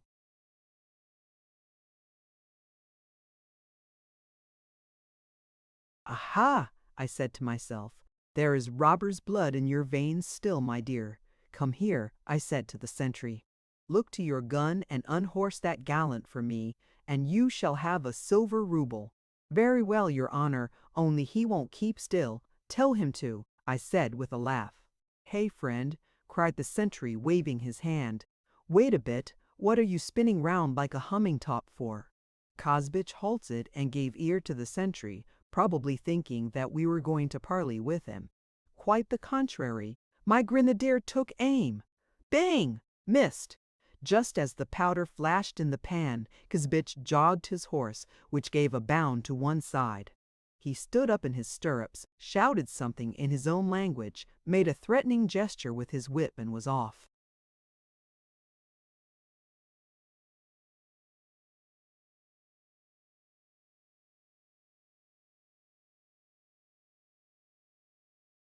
Aren't you ashamed of yourself? I said to the sentry. He is gone away to die, your honor, he answered. There's no killing a man of that cursed race at one stroke. A quarter of an hour later, Pechorin returned from hunting. Bela threw herself on his neck without a single complaint, without a single reproach for his lengthy absence. Even I was angry with him by this time. Good heavens, I said. Why, I tell you, Kazbich was here on the other side of the river just a moment ago, and we shot at him. How easily you might have run up against him, you know. These mountaineers are a vindictive race. Do you suppose he does not guess that you gave Azmat some help? And I wager that he recognized Bella today.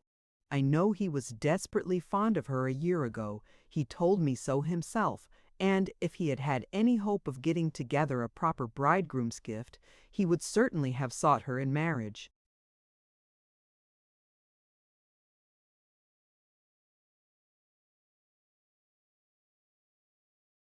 At this Pechorin became thoughtful. Yes, he answered. We must be more cautious, Bella. From this day forth you mustn't walk on the rampart any more. In the evening I had a lengthy explanation with him. I was vexed that his feelings towards the poor girl had changed. To say nothing of his spending half the day hunting, his manner towards her had become cold. He rarely caressed her, and she was beginning perceptibly to pine away. Her little face was becoming drawn, her large eyes growing dim. What are you sighing for, Bella? I would ask her. Are you sad? No. Do you want anything?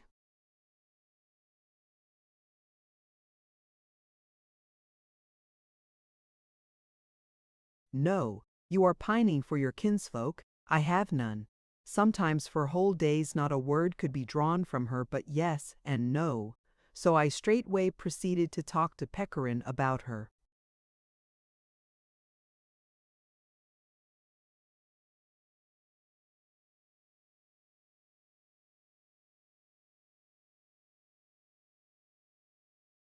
Chapter 9.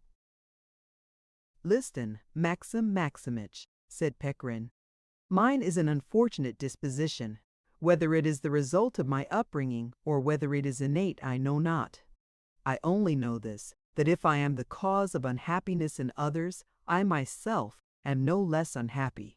Of course, that is a poor consolation to them, only the fact remains that such is the case. In my early youth, from the moment I ceased to be under the guardianship of my relations, I began madly to enjoy all the pleasures which money could buy, and of course such pleasures became irksome to me. Then I launched out into the world of fashion, and that too soon palled upon me. I fell in love with fashionable beauties and was loved by them, but my imagination and egoism alone were aroused. My heart remained empty. I began to read, to study, but sciences also became utterly wearisome to me. I saw that neither fame nor happiness depends on them in the least, because the happiest people are the uneducated, and fame is good fortune, to attain which you have only to be smart. Then I grew bored. Soon afterwards I was transferred to the Caucasus, and that was the happiest time of my life. I hoped that under the bullets of the Chechenes boredom could not exist. A vain hope. In a month I grew so accustomed to the buzzing of the bullets and to the proximity of death that, to tell the truth, I paid more attention to the gnats, and I became more bored than ever, because I had lost what was almost my last hope. When I saw Bella in my own house, when for the first time I held her on my knee and kissed her black locks, I, fool that I was, thought that she was an angel sent to me by sympathetic fate. Again I was mistaken. The love of a savage is little better than that of your lady of quality.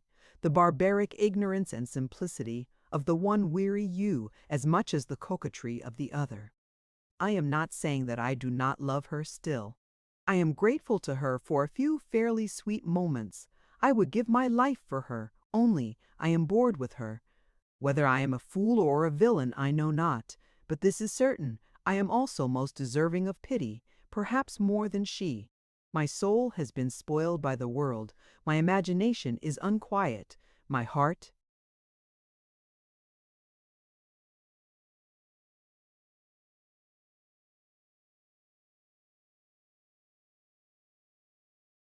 insatiate. To me everything is of little moment. I become as easily accustomed to grief as to joy, and my life grows emptier day by day. One expedient only is left to me: travel. As soon as I can, I shall set off, but not to Europe. Heaven forfend, I shall go to America, to Arabia, to India. Perchance I shall die somewhere on the way. At any rate, I am convinced that, thanks to storms and bad roads, that last consolation will not quickly be exhausted. For a long time he went on speaking thus, and his words have remained stamped upon my memory because it was the first time that I had heard such things from a man of 25, and heaven grant it may be the last. Isn't it astonishing? Tell me, please, continued the staff captain, appealing to me. You used to live in the capital, I think, and that not so very long ago. Is it possible that the young men there are all like that? I replied that there were a good many people who used the same sort of language, that probably there might even be some who spoke in all sincerity. That disillusionment, moreover, like all other vogues, having had its beginning in the higher strata of society, had descended to the lower, where it was being worn threadbare, and that now those who were really and truly bored strove to conceal their misfortune as if it were a vice. The staff captain did not understand these subtleties, shook his head, and smiled slyly. Anyhow, I suppose it was the French who introduced the fashion? No, the English. Aha, there you are, he answered. They always have been arrant drunkards, you know. Involuntarily I recalled to mind a certain lady, living in Moscow, who used to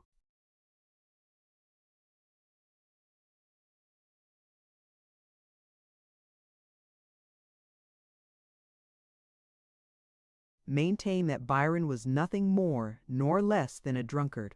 However, the staff captain's observation was more excusable. In order to abstain from strong drink, he naturally endeavored to convince himself that all the misfortunes in the world are the result of drunkenness.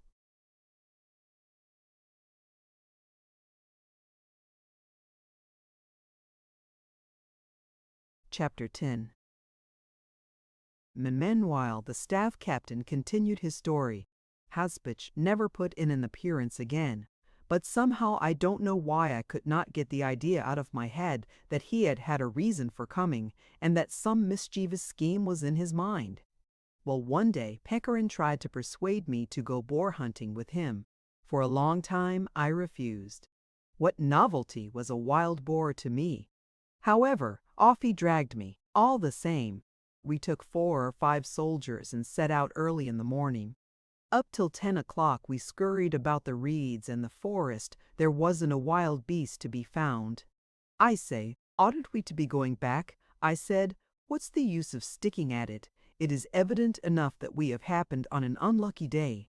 But, in spite of heat and fatigue, Pechorin didn't like to return empty.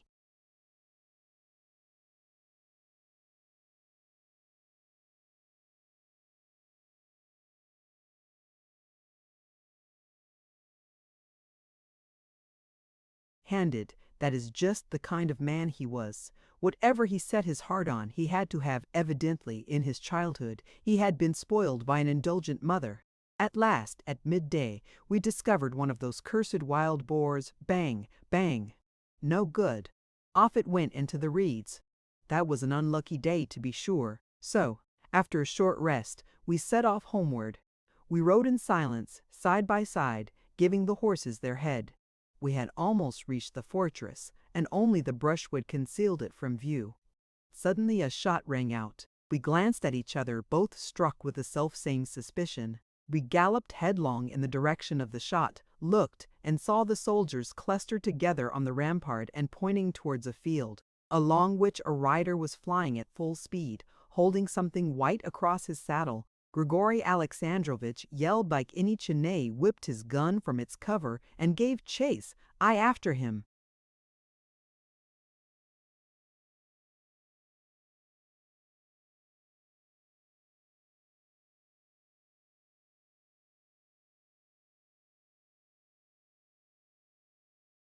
Luckily, thanks to our unsuccessful hunt, our horses were not jaded.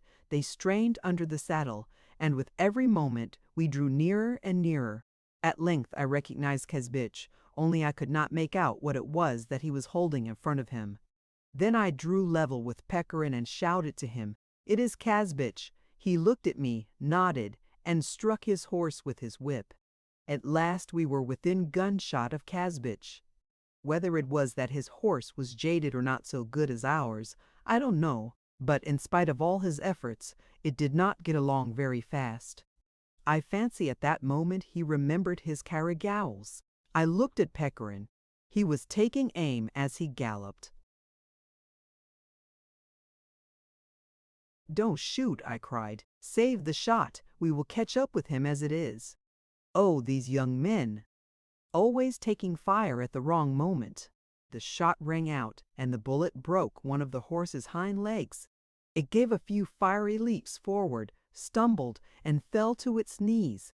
Kazbich sprang off, and then we perceived that it was a woman he was holding in his arms, a woman wrapped in a veil. It was Bella, poor Bella. He shouted something to us in his own language and raised his dagger over her. Delay was useless. I fired in my turn, at haphazard. Probably the bullet struck him in the shoulder because he dropped his hand suddenly. When the smoke cleared off, we could see the wounded horse lying on the ground and Bella beside it. But Kazbich, his gun flung away, was clambering like a cat up the cliff, through the brushwood. I should have liked to have brought him down from there, but I hadn't a charge ready. We jumped off our horses and rushed to Bella. Poor girl! She was lying motionless, and the blood was pouring in streams from her wound. The villain! If he had struck her, to the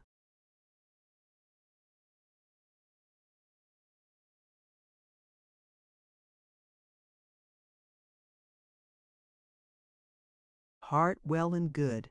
Everything would at least have been finished there and then. But to stab her in the back like that, the scoundrel! She was unconscious. We tore the veil into strips and bound up the wound as tightly as we could. In vain. Pechorin kissed her cold lips. It was impossible to bring her to. Pechorin mounted. I lifted Bella from the ground and somehow managed to place her before him on his saddle. He put his arm round her and we rode back. "Look here, Maxim Maximich," said Grigory Alexandrovich after a few moments of silence. "We will never bring her in alive like this. True," I said, and we put our horses to a full gallop.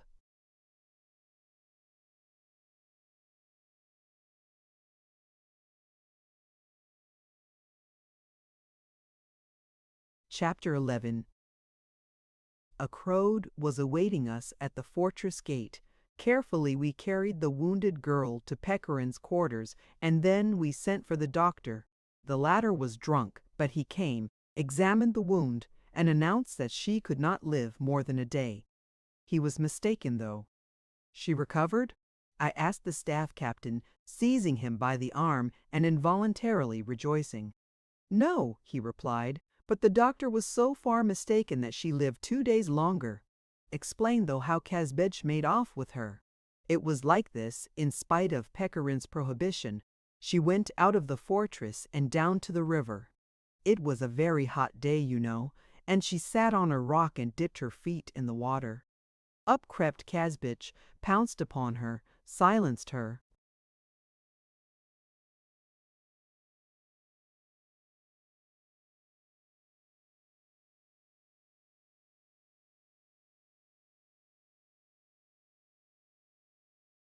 and dragged her into the bushes. Then he sprang on his horse and made off. In the meantime she succeeded in crying out. The sentries took the alarm, fired, but wide of the mark, and thereupon we arrived on the scene. But what did Kazbech want to carry her off for? Good gracious! Why, everyone knows these Circassians are a race of thieves. They can't keep their hands off anything that is left lying about. They may not want a thing, but they will steal it, for all that. Still, you mustn't be too hard on them, and besides, he had been in love with her for a long time. And Bella died? Yes, she died, but she suffered for a long time, and we were fairly knocked up with her, I can tell you. About 10 o'clock in the evening she came to herself.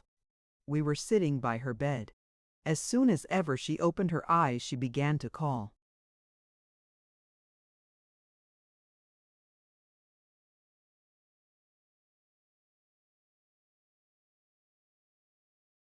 Pechorin. I am here beside you, my Denechka, that is, my darling, he answered, taking her by the hand. I shall die, she said. We began to comfort her, telling her that the doctor had promised infallibly to cure her. She shook her little head and turned to the wall. She did not want to die. At night she became delirious, her head burned, at times a feverish paroxysm convulsed her whole body. She talked incoherently about her father, her brother. She yearned for the mountains, for her home. Then she spoke of Pechorin also, called him various fond names, or reproached him for having ceased to love his Janika. He listened to her in silence, his head sunk in his hands, but yet, during the whole time, I did not notice a single teardrop on his lashes. I do not know whether he was actually unable to weep or was mastering himself, but for my part I have never seen anything more pitiful. Towards morning the delirium passed off. For an hour or so she lay motionless, pale, and so weak that it was hardly possible to observe that she was breathing. After that she grew better and began to talk. Only about what, think you? Such thoughts come only to the dying. She lamented that she was not a Christian, that in the other world her soul would never meet the soul of Grigory Alexandrovich, and that in paradise another woman would be his companion. The thought occurred to me to baptize her before her death. I told her my idea. She looked at me undecidedly and for a long time was unable to utter a word. Finally she answered that she would die in the faith in which she had been born. A whole day passed thus. What a change that day made in her pale cheeks.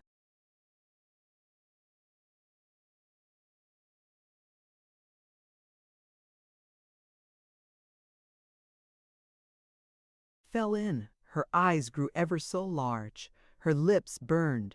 She felt a consuming heat within her, as though a red-hot blade was piercing her breast. The second night came on. We did not close our eyes or leave the bedside.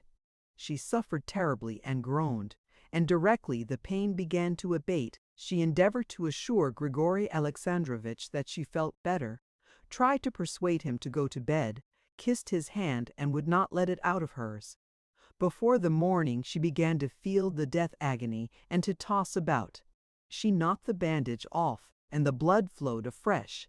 When the wound was bound up again, she grew quiet for a moment and begged Pechorin to kiss her. He fell on his knees beside the bed, raised her head from the pillow, and pressed his lips to hers, which were growing cold. She threw her trembling arms closely round his neck, as if with that kiss she wished to yield up her soul to him. No, she did well to die. Why, what would have become of her if Grigory Alexandrovich had abandoned her? And that is what would have happened.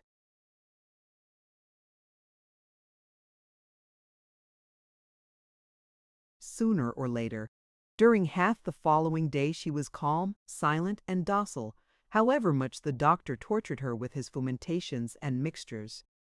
"Good heavens!" I said to him, you said yourself that she was certain to die, so what is the good of all these preparations of yours?"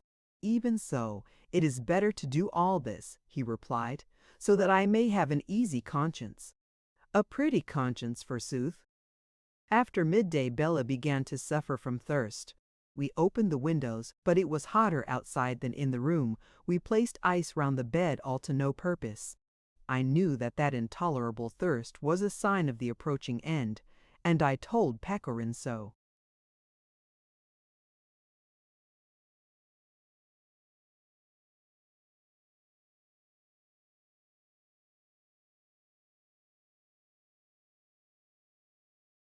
"Water, water," she said in a hoarse voice, raising herself up from the bed. Pechorin turned pale as a sheet, seized a glass, filled it, and gave it to her. I covered my eyes with my hands and began to say a prayer, I can't remember what. Yes, my friend, many a time have I seen people die in hospitals or on the field of battle, but this was something altogether different. Still, this one thing grieves me, I must confess. She died without even once calling me to mind. Yet I loved her, I should think, like a father. Well, God forgive her. And, to tell the truth, what am I that she should have remembered me when she was dying? As soon as she had drunk the water, she grew easier, but in about 3 minutes she breathed her last. We put a looking-glass to her lips. It was undimmed. I led Pechorin from the room, and we went on to the fortress rampart. For a long time we walked side by side to and fro, speaking not a word, and with our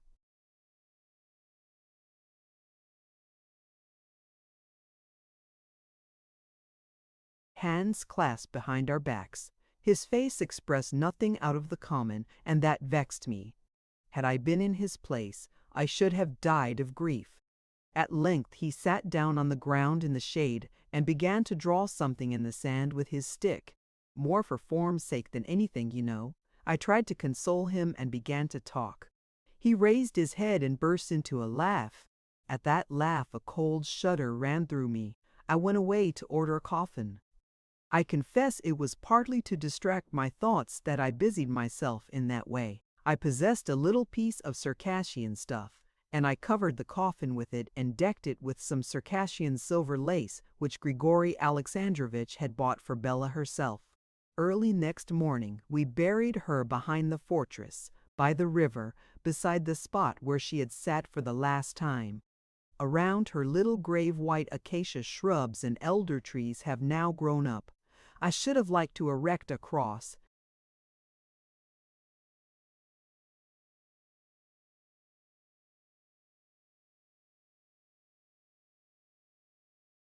but that would not have done.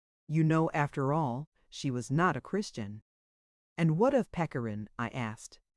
Pechorin was ill for a long time, and grew thin, poor fellow, but we never spoke of Bella from that time forth. I saw that it would be disagreeable to him, so what would have been the use? About 3 months later, he was appointed to the E Regiment, and departed for Georgia. We have never met since. Yet, when I come to think of it, somebody told me not long ago that he had returned to Russia, but it was not in the general orders for the corps. Besides, to the like of us news is late in coming. Hereupon, probably to drown sad memories, he launched forth into a lengthy dissertation on the unpleasantness of learning news a year late. I did not interrupt him, nor did I listen. In an hour's time, a chance of proceeding on our journey presented itself. The snowstorm subsided, the sky became clear, and we set off. On the way, I involuntarily let the conversation turn on Bella and Pechorin. "You have not heard what became of Kazbich?" I asked. "Kazbich? In truth, I don't know.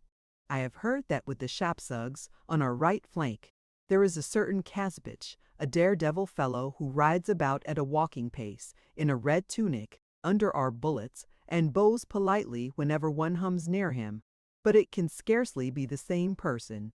In Kobe, Maxim Maximich and I parted company. I posted on, and he, on account of his heavy luggage, was unable to follow me.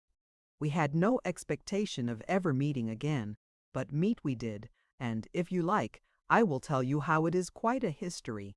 You must acknowledge, though, that Maxim Maximix is a man worthy of all respect. If you admit that, I shall be fully rewarded for my perhaps too lengthy story. Bok 2, Maximax, Emichiv 5. Parting with Maxim Michiv, Makai Maxim, I galloped briskly through the gorges of the Terek and Daryl, breakfasted in Kazbek, drank tea in Lars, and arrived at Vladikavkaz in time for supper. I spare you a description of the mountains, as well as exclamations which convey no meaning, and word paintings which convey no image, especially to those who have never been in the Caucasus. I also omit statistical observations, which I am quite sure nobody would read. I put up at the inn which is frequented by all who travel in those parts, and where, by the way, there is no one you can order to roast your pheasant and cook your cabbage soup, because the 3 veterans who have charge of the inn are either so stupid or so drunk that it is impossible to knock any sense at all out of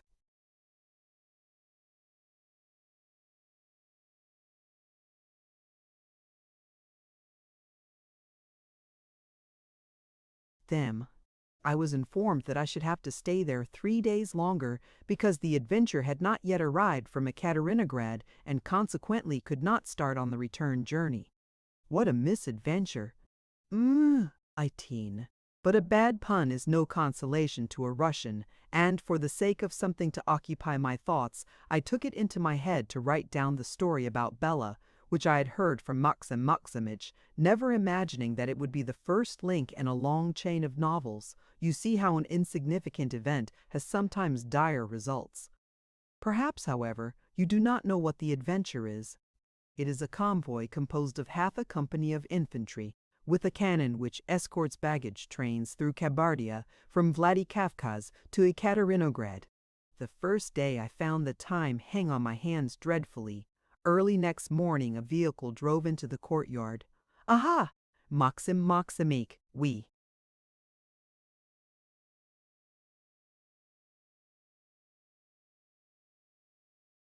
Met like a couple of old friends. I offered to share my own room with him, and he accepted my hospitality without standing upon ceremony. He even clapped me on the shoulder and puckered up his mouth by way of a smile. A queer fellow that. Maxim Maximik was profoundly versed in the culinary art. He roasted the pheasant astonishingly well and basted it successfully with cucumber sauce. I was obliged to acknowledge that, but for him, I should have had to remain on a dry food diet. A bottle of Caucasian wine helped us to forget the modest number of dishes of which there was one, all told. Then we lit our pipes, took our chairs, and sat down, I by the window, and he by the stove, in which a fire had been lighted because the day was damp and cold. We remained silent. What had we to talk about? He had already told me all that was of interest about himself, and I had nothing to relate. I looked out of the window. Here and there, behind the trees, I caught glimpses of a number of poor, low houses straggling along the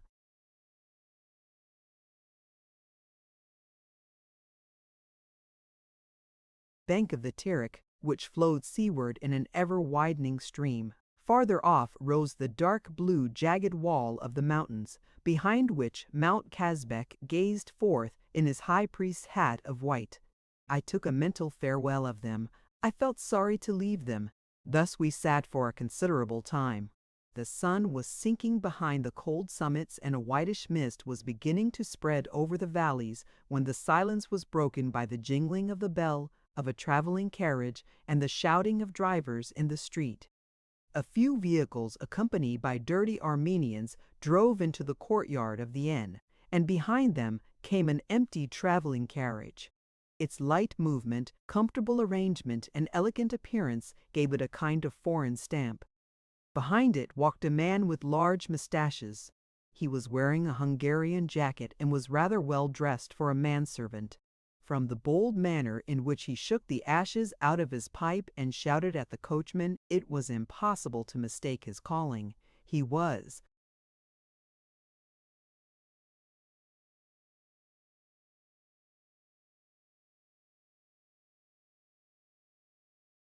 obviously the spoiled servant of an indolent master, something in the nature of a Russian Figaro. "Tell me, my good man," I called to him out of the window, "what is it? Has the adventure arrived, eh?" He gave me a rather insolent glance, straightened his cravat, and turned away. An Armenian, who was walking near him, smiled and answered for him that the adventure had, in fact, arrived, and would start on the return journey the following morning. "Thank heavens," said Maxim Maximych, who had come up to the window at that moment. "What a wonderful carriage!" He added, "Probably it belongs to some official who is going to Tiflis for a judicial inquiry. You can see that he is unacquainted with our little mountains. No, my friend, you're not serious. They are not for the like of you. Why, they would shake even an English carriage too."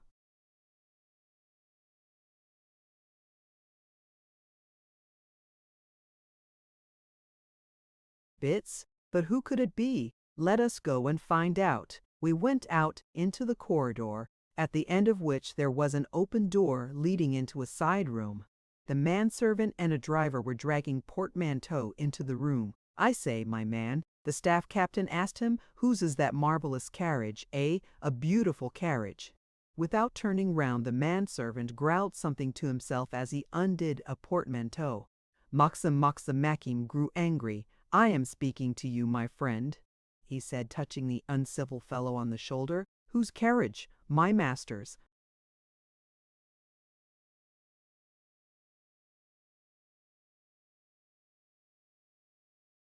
"And who is your master?" "Pechorin." "What did you say? What? Pechorin? Great heavens! Did he not serve in the Caucasus?" exclaimed Maxim Maximych, plucking me by the sleeve. His eyes were sparkling with joy. "Yes, he served there, I think, but I have not been with him long." "Well, just so, just so. Grigory Alexandrovich, that is his name, of course. Your master and I were friends," he added, giving the manservant a friendly clap on the shoulder with such force as to cause him to stagger. "Excuse me, sir, you are hindering me," said the latter, frowning. "What a fellow you are, my friend. Why, don't you know your master and I were bosom friends and lived together, but where has he put up?" The servant intimated that Pechorin had stayed to take supper and pass the night at Colonel N.'s. "But won't he be looking in here in the evening?" said Maxim Maximych. "Or you, my man, won't you be going over to him for something? If you do, tell him that Maxim Maximych is here. Just say that he'll know. I'll give you half a ruble for a tip." The manservant made a scornful face on hearing such a modest promise, but he assured Maxim Maximych that he would execute his commission. "He'll be sure to come running up directly," said Maxim Maximych with an air of triumph.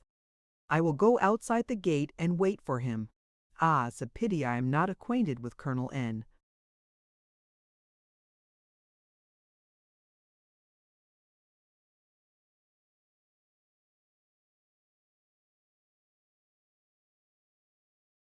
Maxim Maximych sat down on a little bench outside the gate, and I went to my room. I confess that I also was awaiting this Pechorin's appearance with a certain amount of impatience, although, from the staff captain's story, I had formed a by no means favorable idea of him. Still, certain traits in his character struck me as remarkable. In an hour's time one of the old soldiers brought a steaming samovar and a teapot. "Won't you have some tea, Maxim Maximachim?" I called out of the window. "Thank you, I am not thirsty, somehow." "Oh, do have some. It is late, you know, and cold." "No, thank you."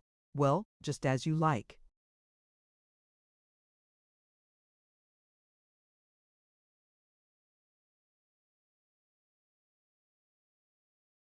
I began my tea alone. About 10 minutes afterwards, my old captain came in.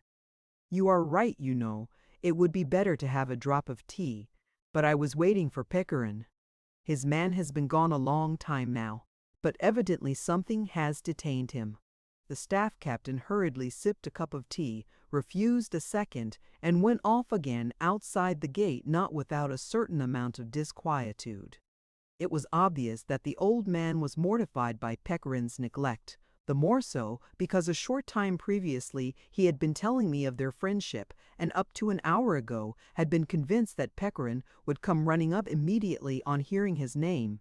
It was already late and dark when I opened the window again and began to call Maxim Maximicum, saying that it was time to go to bed. He muttered something through his teeth. I repeated my invitation. He made no answer.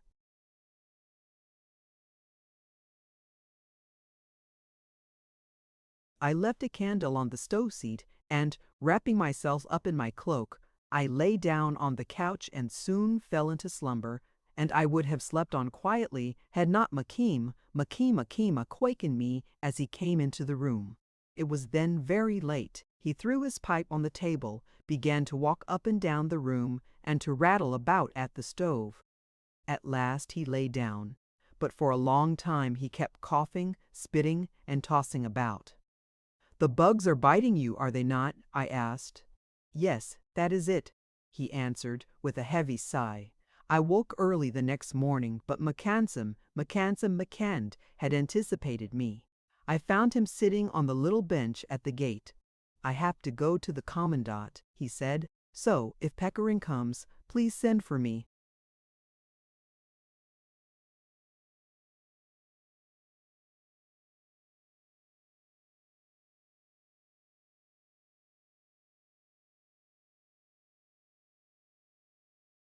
I gave my promise. He ran off as if his limbs had regained their youthful strength and suppleness. The morning was fresh and lovely. Golden clouds had massed themselves on the mountain tops like a new range of aerial mountains. Before the gate a wide square spread out. Behind it the bazaar was seething with people, the day being Sunday. Barefooted Osset boys, carrying wallets of honeycomb on their shoulders, were hovering around me. I cursed them. I had other things to think of. I was beginning to share the worthy staff captain's uneasiness. Before 10 minutes had passed, the man we were awaiting appeared at the end of the square. He was walking with Colonel N, who accompanied him as far as the inn, said goodbye to him, and then turned back to the fortress. I immediately dispatched one of the old soldiers for Maxim Maximich. Pechorin's manservant went out to meet him and informed him that they were going to put to at once. He handed him a box of cigars, received a few orders, and went off about his business. His master lit a cigar, yawned once or twice, and sat down on the bench on the other side of the gate. I must now draw his portrait for you. He was of medium height. His shapely, slim figure and broad shoulders gave evidence of a strong constitution, capable of enduring all the hardships of a nomad life and changes of climates, and of resisting with success both the demoralizing effects of life in the capital and the tempests of the soul. His velvet overcoat, which was covered with dust, was fastened by the 2 lower buttons only, and exposed to view linen of dazzling whiteness, which proved that he had the habits of a gentleman. His gloves, soiled by travel, seemed as though made expressly for his small, aristocratic hand, and when he took one glove off, I was astonished at the thinness of his pale fingers. His gait was careless and indolent, but I noticed that he did not swing his arms, a sure sign of a certain secretiveness.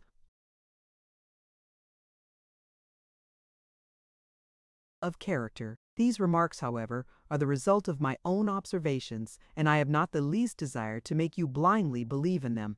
When he was in the act of seating himself on the bench, his upright figure bent as if there was not a single bone in his back. The attitude of his whole body was expressive of a certain nervous weakness. He looked, as he sat, like one of Balzac's 30-year-old coquettes resting in her downy armchair after a fatiguing ball. From my first glance at his face, I should not have supposed his age to be more than 23, though afterwards I should have put it down as 30. His smile had something of a childlike quality. His skin possessed a kind of feminine delicacy. His fair hair, naturally curly, most picturesquely outlined his pale and noble brow, on which it was only after lengthy observation that traces could be noticed of wrinkles intersecting each other. Probably they showed up more distinctly in moments of anger or mental disturbance. Notwithstanding the light color of his hair, his mustaches and eyebrows were black, a sign of breeding in a man.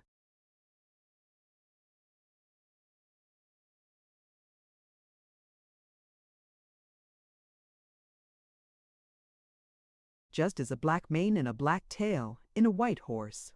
To complete the portrait, I will add that he had a slightly turned-up nose, teeth of dazzling whiteness, and brown eyes. I must say a few words more about his eyes. In the first place, they never laughed when he laughed. Have you not happened, yourself, to notice the same peculiarity in certain people? It is a sign either of an evil disposition or of deep and constant grief. From behind his half-lowered eyelashes, they shone with a kind of phosphorescent gleam, if I may so express myself, which was not the reflection of a fervid soul or of a playful fancy, but a glitter like to that of smooth steel, blinding but cold. His glance brief, but piercing and heavy, left the unpleasant impression of an indiscreet question, and might have seemed insolent had it not been so unconcernedly tranquil. It may be that all these remarks came into my mind only after I had known some details of his life, and it may be, too, that his appearance would have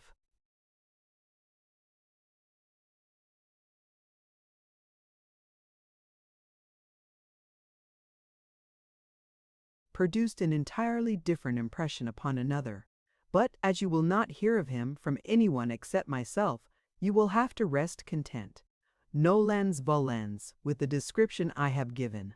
In conclusion, I will say that, speaking generally, he was a very good-looking man and had one of those original types of countenance which are particularly pleasing to women. The horses were already put to. Now and then the bell jingled on the shaft bow, 19, and the manservant had twice gone up to Pechorin with the announcement that everything was ready, but still there was no sign of Maxim. Fortunately, Pechorin was sunk in thought as he gazed at the jagged blue peaks of the Caucasus, and was apparently by no means in a hurry for the road. I went up to him. "If you care to wait a little longer," I said, "you will have the pleasure of meeting an old friend."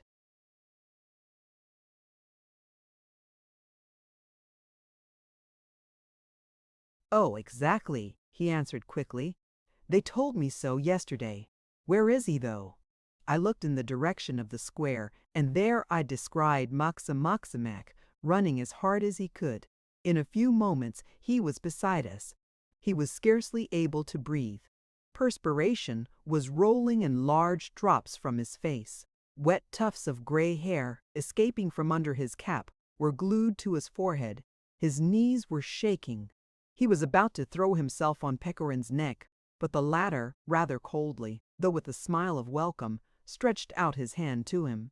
For a moment the staff captain was petrified, but then eagerly seized Pechorin's hand in both his own. He was still unable to speak. "How glad I am to see you, my dear Maximik." "Well, how are you?" said Pechorin. "And you?" "Tony," murmured the old man with tears in his eyes. "What?"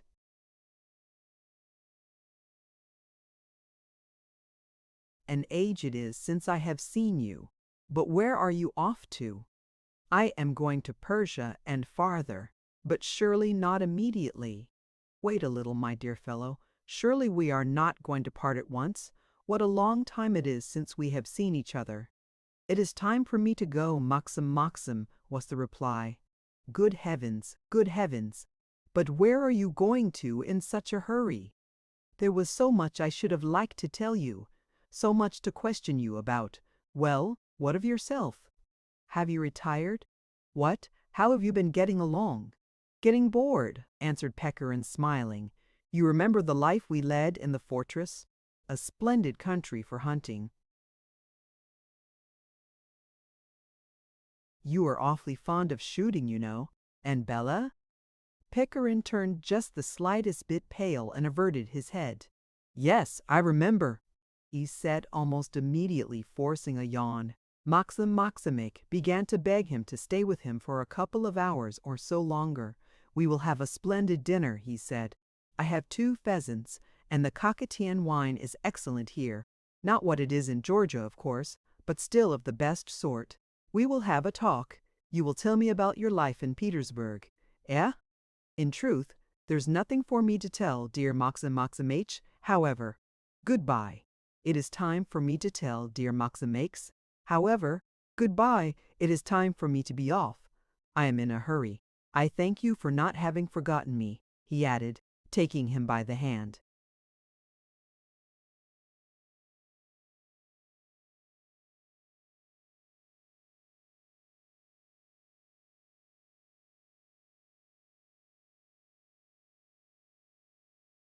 The old man knit his brows. He was grieved and angry, although he tried to hide his feelings. Forget, he growled. I have not forgotten anything. Well, God be with you. It is not like this that I thought we should meet. Come, that will do, said Pechorin, giving him a friendly embrace. Is it possible that I am not the same as I used to be? What can we do? Everyone must go his own way. Are we ever going to meet again? God only knows.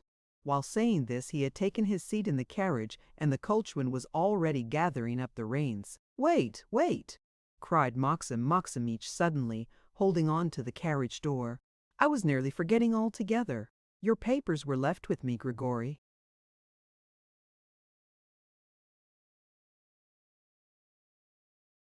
Alexandrovitch, I drag them about everywhere I go. I thought I should find you in Georgia, but this is where it has pleased heaven that we should meet. What's to be done with them? Whatever you like, answered Pechorin. Goodbye, so you are off to Persia. But when will you return? Maxim Maximych cried after him. By this time the carriage was a long way off, but Pechorin made a sign with his hand which might be interpreted as meaning, it is doubtful whether I shall return, and there is no reason either why I should.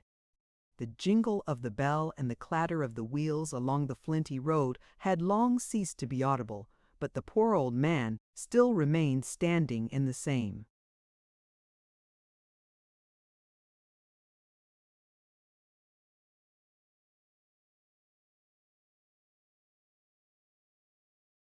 place, deep in thought. Yes, he said at length, endeavoring to assume an air of indifference, although from time to time a tear of vexation glistened on his eyelashes. Of course we were friends. Well, but what are friends nowadays? What could I be to him? I'm not rich, I've no rank, and moreover, I'm not at all his match in years. See what a dandy he has become since he has been staying in Petersburg again. What a carriage! What a quantity of luggage, and such a haughty manservant, too. These words were pronounced with an ironical smile. Tell me, he continued, turning to me, what do you think of it? Come, what the devil is he off to Persia for now? Good Lord, it is ridiculous. But I always knew that he was a fickle man and one you could never rely on. But, indeed, it is a pity that he should come to a bad end. Yet it can't be.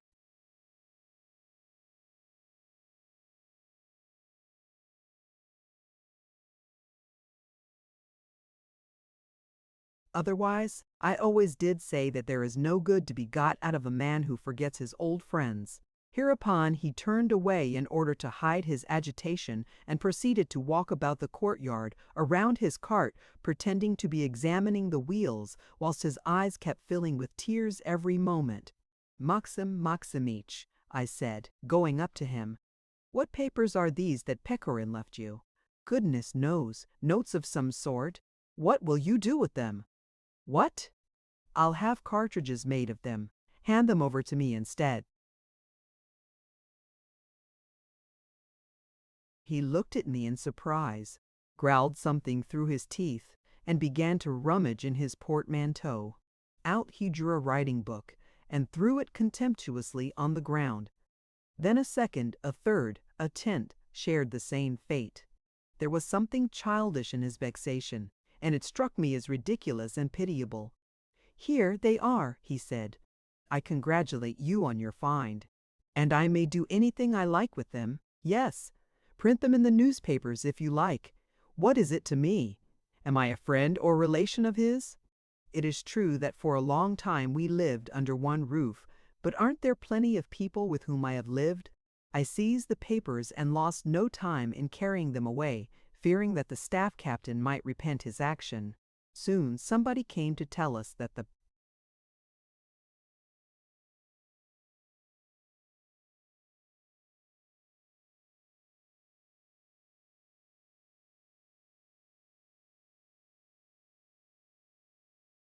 adventure would set off in an hour's time. I ordered the horses to be put to. I had already put my cap on when the staff captain entered the room. Apparently he had not got ready for departure. His manner was somewhat cold and constrained. "You are not going then, Maxim?" "No, sir. But why not?" "Well, I have not seen the commandant yet, and I have to deliver some government things." "But you did go, you know." "I did, of course," he stammered, "but he was not at home, and I did not wait."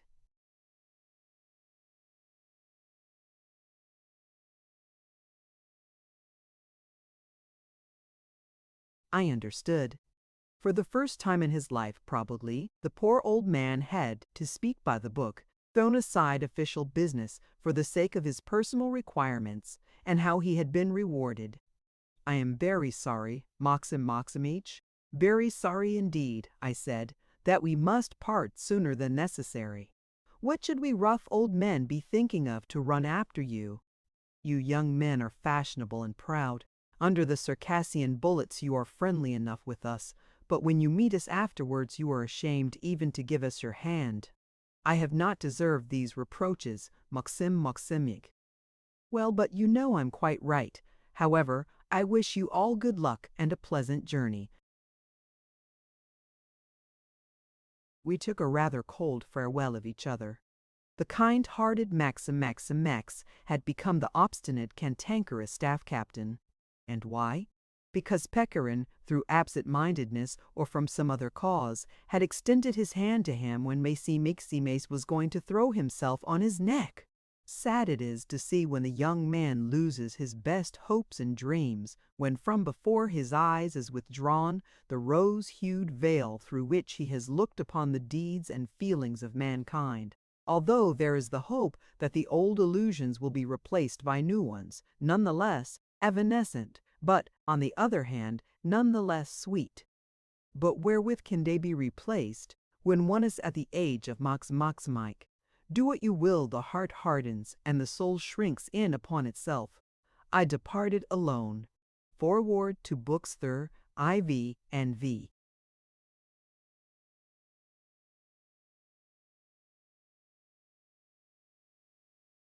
Concerning Peckham Pender Wall, and the earring. I learned not long ago that Peckham Pen had died on his way back from Persia. The news afforded me great delight. It gave me the right to print these notes, and I have taken advantage of the opportunity of putting my name at the head of another person's productions. Heaven grant that my readers may not punish me for such an innocent deception. I must now give some explanation of the reasons which have induced me to betray to the public the inmost secrets of a man whom I never knew. If I had even been his friend, well and good. The artful indiscretion of the true friend is intelligible to everybody, but I only saw Pechorin once in my life on the high road, and, consequently, I cannot cherish towards him that inexplicable hatred, which, hiding its face under the mask of friendship, awaits but the death or misfortune of the beloved object to burst over its head in a storm of reproaches.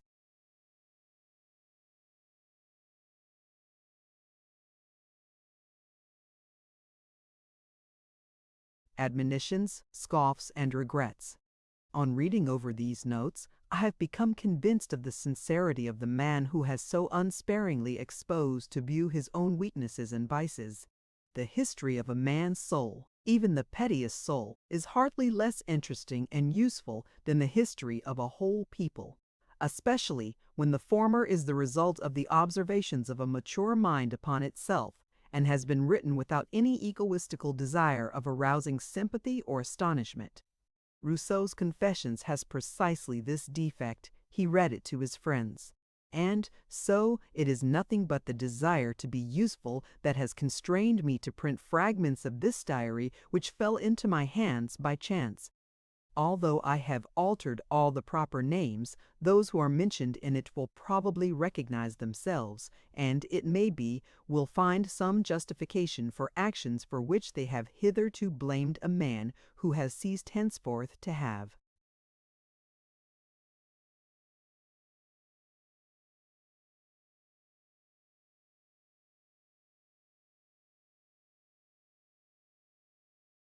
Anything in common with this world. We almost always excuse that which we understand.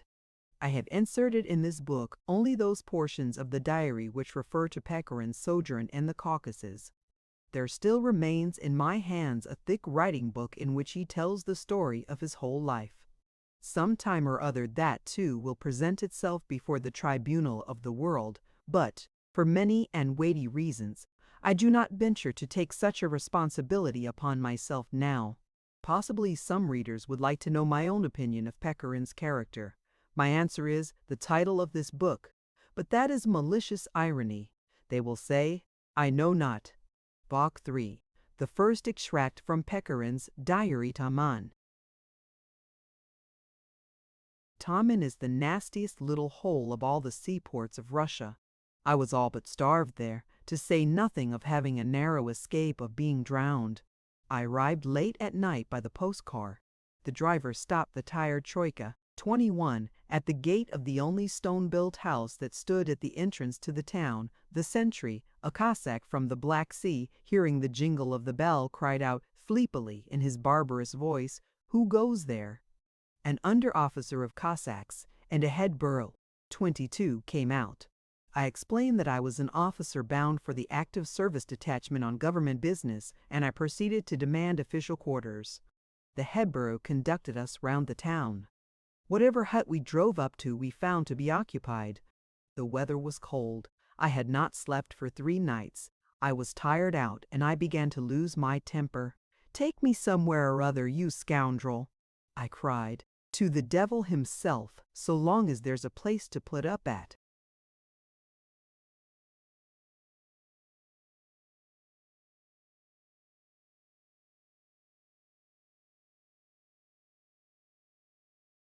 "There is one other lodging," answered the head burro, scratching his head.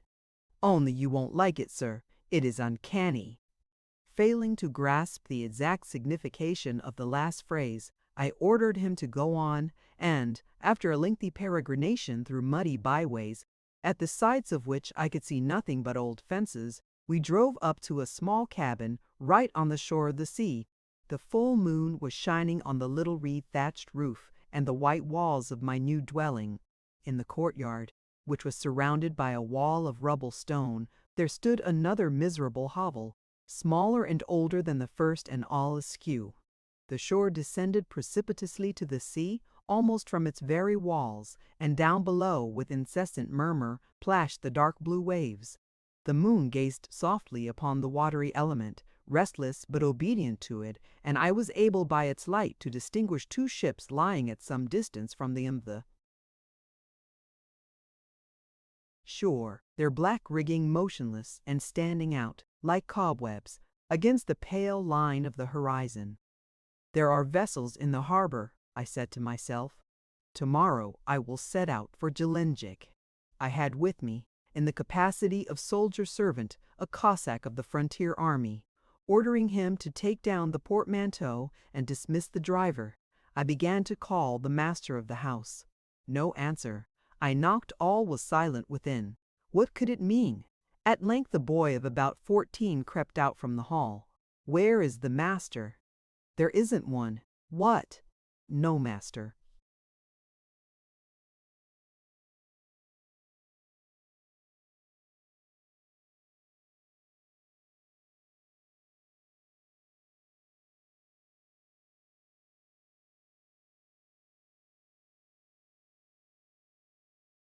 None. And the mistress? She has gone off to the village. Who will open the door for me then? I said, giving it a kick.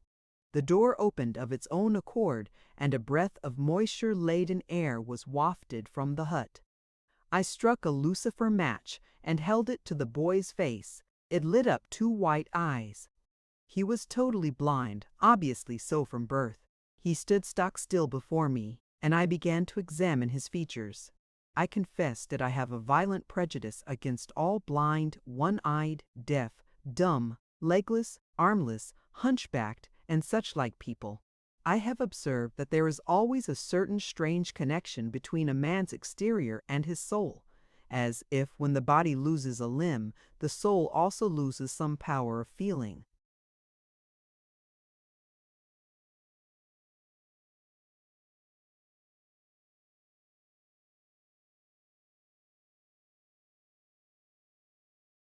And so I began to examine the blind boy's face. But what could be read upon a face from which the eyes are missing?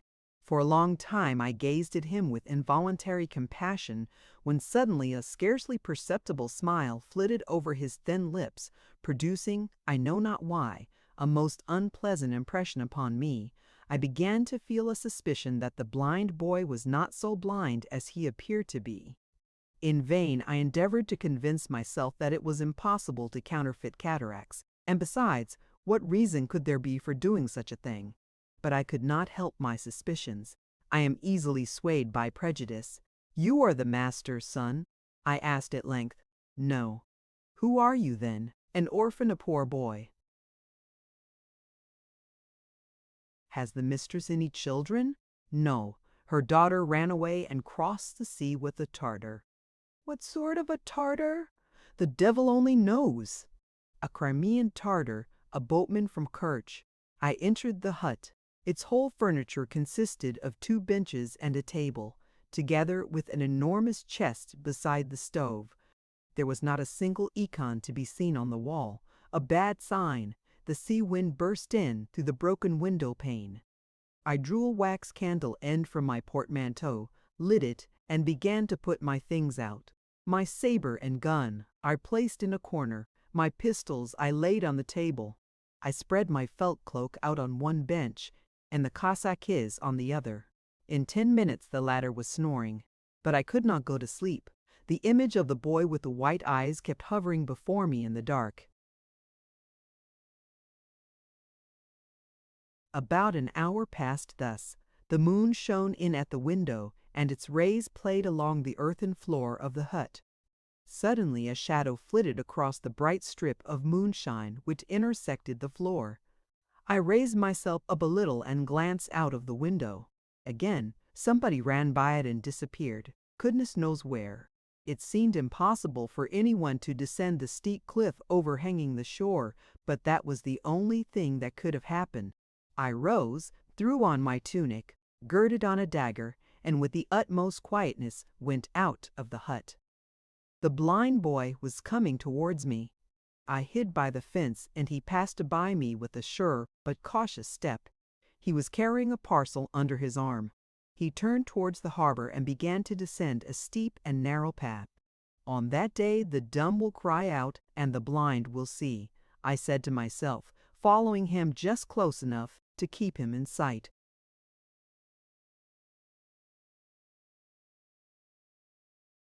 Meanwhile, the moon was becoming overcast by clouds, and a mist had risen upon the sea. The lantern alight in the stern of a ship close at hand was scarcely visible through the mist, and by the shore there glimmered the foam of the waves, which every moment threatened to submerge it. Descending with difficulty, I stole along the steep declivity, and all at once I saw the blind boy come to a standstill and then turn down to the right. He walked so close to the water's edge that it seemed as if the waves would straightway seize him and carry him off. But, judging by the confidence with which he stepped from rock to rock and avoided the water channels, this was evidently not the first time that he had made that journey. Finally he stopped, as though listening for something, squatted down upon the ground, and laid the parcel beside him. Concealing myself behind a projecting rock on the shore, I kept watch on his movements. After a few minutes, a white figure made its appearance from the opposite direction. It came up to the blind boy and sat down beside him. At times the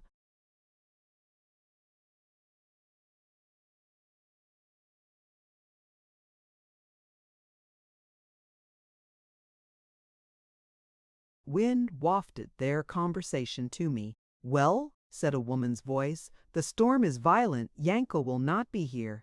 "Yanko is not afraid of the storm," the other replied.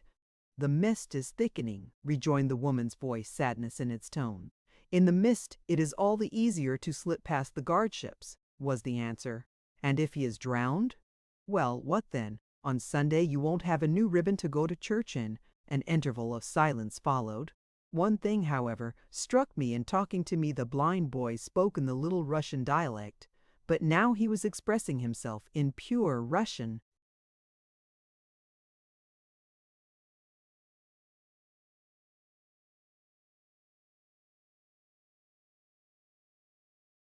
"You see, I am right," the blind boy went on, clapping his hands. "Yanko is not afraid of sea, nor winds, nor mist, nor coast guards. Just listen.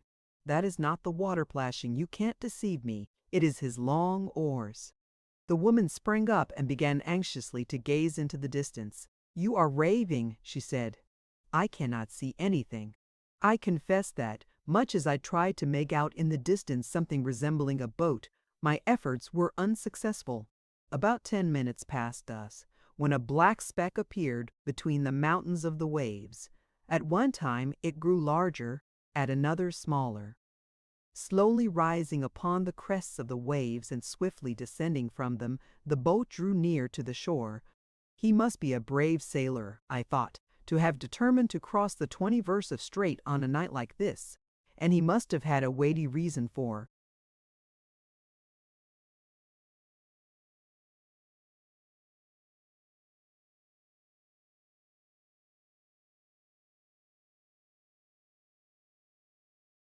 doing so. Reflecting thus, I gazed with an involuntary beating of the heart at the poor boat. It dived like a duck, and then with rapidly swinging oars like wings, it sprang forth from the abyss amid the splashes of the foam. "Ah!" I thought, "it will be dashed against the shore with all its force and broken to pieces." But it turned aside adroitly and leaped unharmed into a little creek. Out of it stepped a man of medium height, wearing a Tartar sheepskin cap. He waved his hand, and all three set to work to drag something out of the boat. The cargo was so large that, to this day, I cannot understand how it was that the boat did not sink. Each of them shouldered a bundle, and they set off along the shore, and I soon lost sight of them. I had to return home, but I confess I was rendered uneasy by all these strange happenings, and I found it hard to await the morning. My Cossack was very much astonished when, on waking up, he saw me fully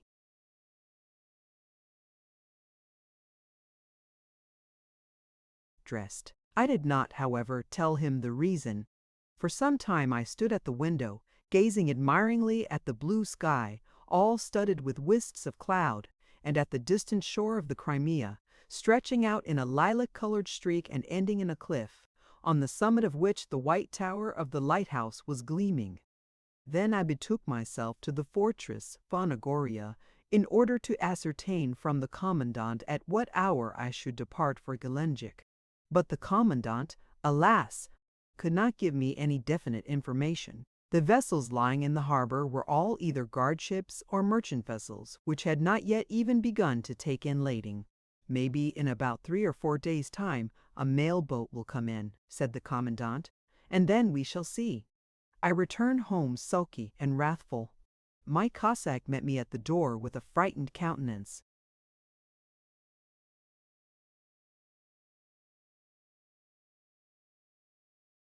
"Things are looking bad, sir," he said. "Yes, my friend.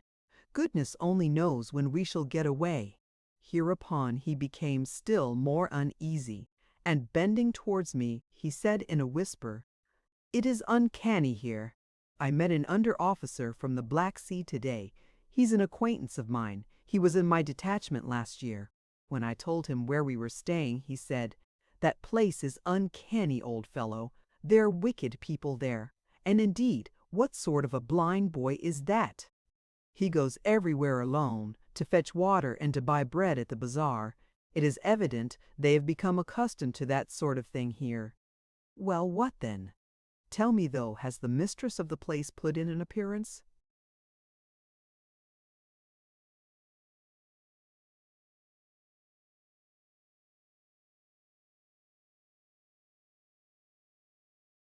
During your absence today, an old woman and her daughter arrived.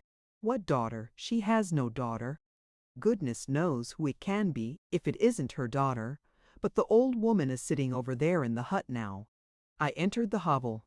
A blazing fire was burning in the stove, and they were cooking a dinner which struck me as being a rather luxurious one for poor people. To all my questions, the old woman replied that she was deaf and could not hear me. There was nothing to be got out of her. I turned to the blind boy, who was sitting in front of the stove, putting twigs into the fire. "Now then, you little blind devil," I said, taking him by the ear. "Tell me, where were you roaming with the bundle last night, eh?" The blind boy suddenly burst out weeping, shrieking and wailing.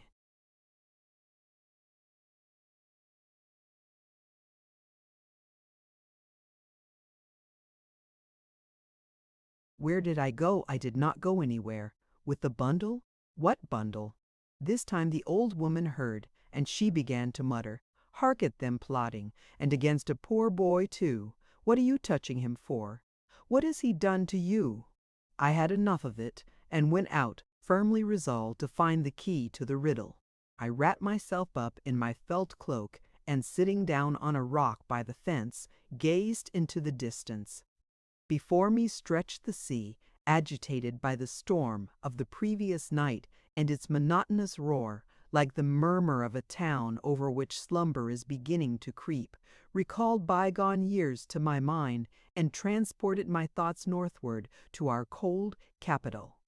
Agitated by my recollections, I became oblivious of my surroundings. About an hour passed thus, perhaps even longer. Suddenly something,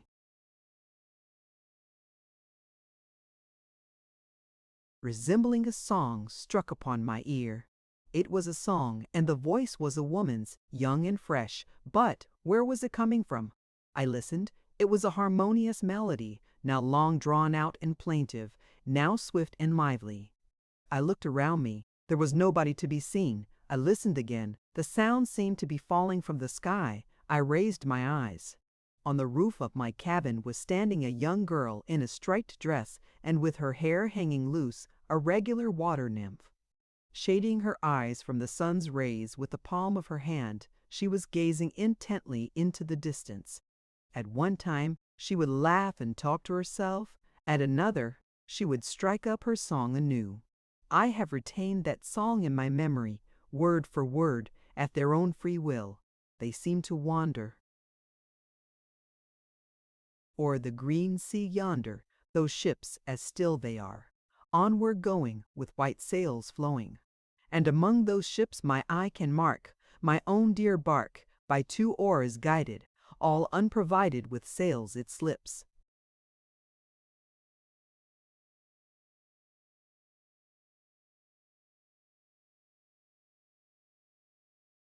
The storm wind raves, and the old ships see, with wings spread free, over the waves they scatter and flee. The sea I will hail, with obeisance deep. Thou base one, hark! Thou must not fail my little bark.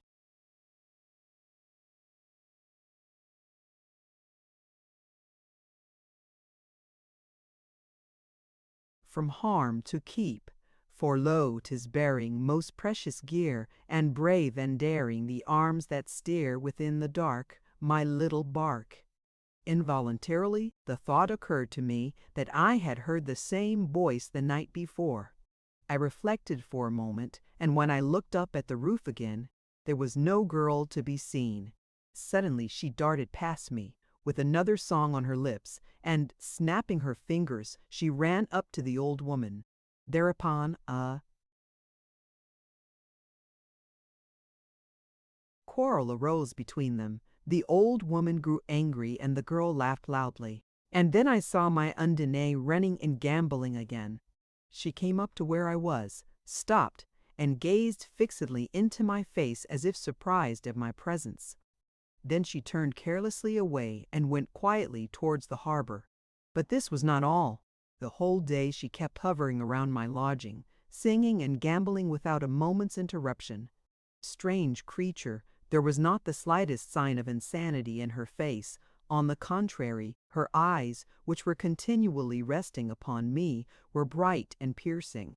Moreover, they seemed to be endowed with a certain magnetic power, and each time they looked at me they appeared to be expecting a question. But I had only to open my lips to speak, and away she would run, with a sly smile. Certainly never before had I seen a woman like her.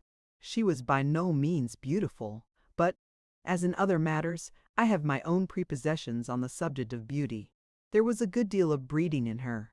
Breeding in women, as in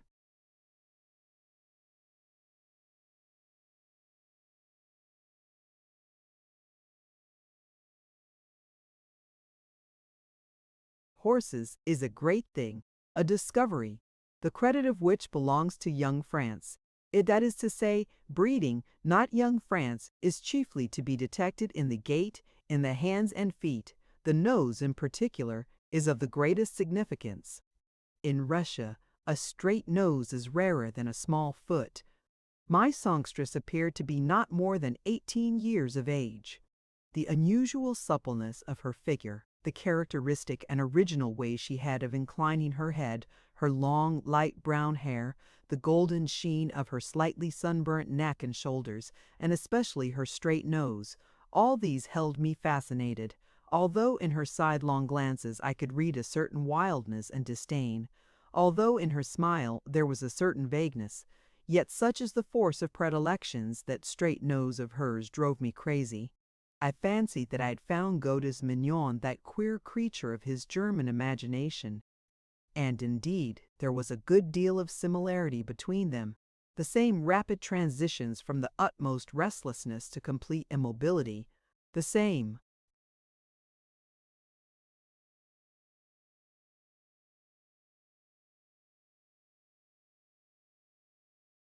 enigmatical speeches, the same gambols, the same strange songs. Towards evening, I stopped her at the door and entered into the following conversation with her.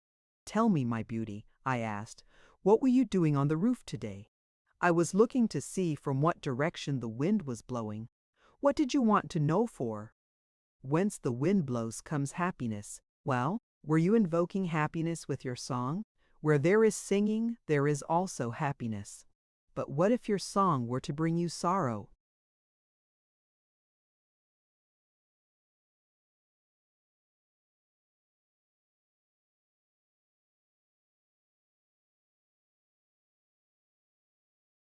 "Well, what then? Where things won't be better, they will be worse, and from bad to good again is not far." "And who taught you that song?"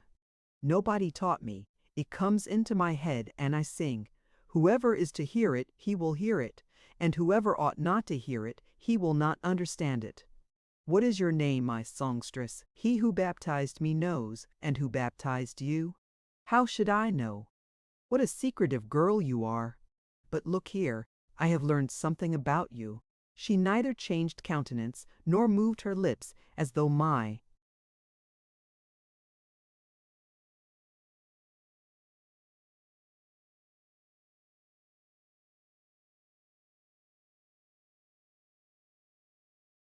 discovery was of no concern to her. "I have learned that you went to the shore last night."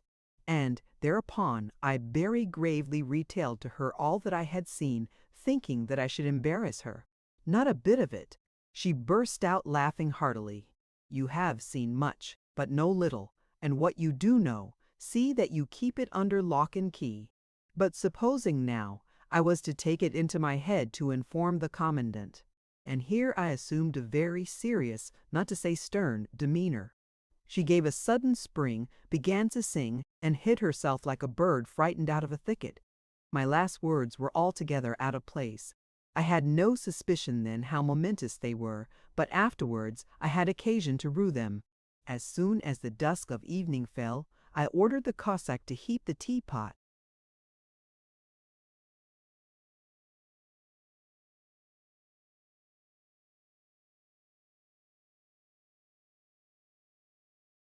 Campaign fashion, I lighted a candle and sat down by the table, smoking my traveling pipe. I was just about to finish my second tumbler of tea, when suddenly the door creaked, and I heard behind me the sound of footsteps and the light rustle of a dress.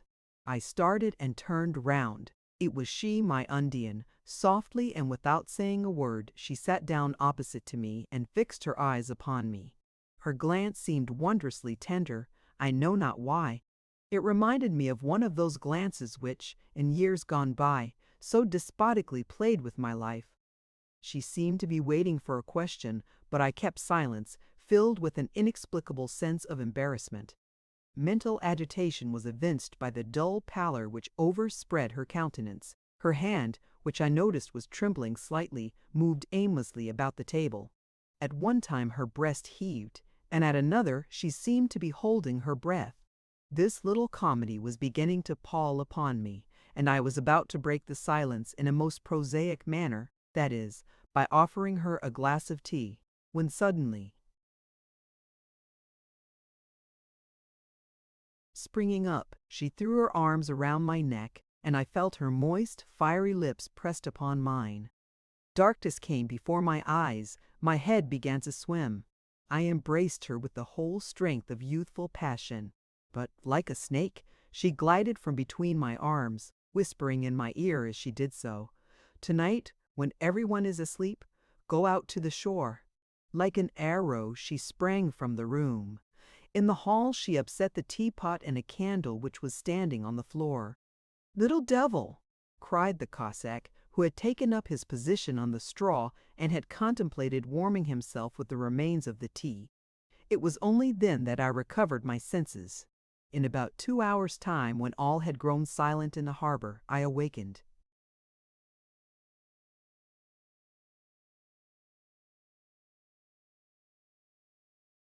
My Cossack: "If I fire a pistol," I said, "run to the shore." He stared open-eyed and answered mechanically, "Very well, sir." I stuffed the pistol in my belt and went out. She was waiting for me at the edge of the cliff. Her attire was more than light, and a small kerchief girded her supple waist. "Follow me," she said, taking me by the hand, and we began to descend. I cannot understand how it was that I did not break my neck. Down below we turned to the right and proceeded to take the path along which I had followed the blind boy the evening before. The moon had not yet risen, and only too little.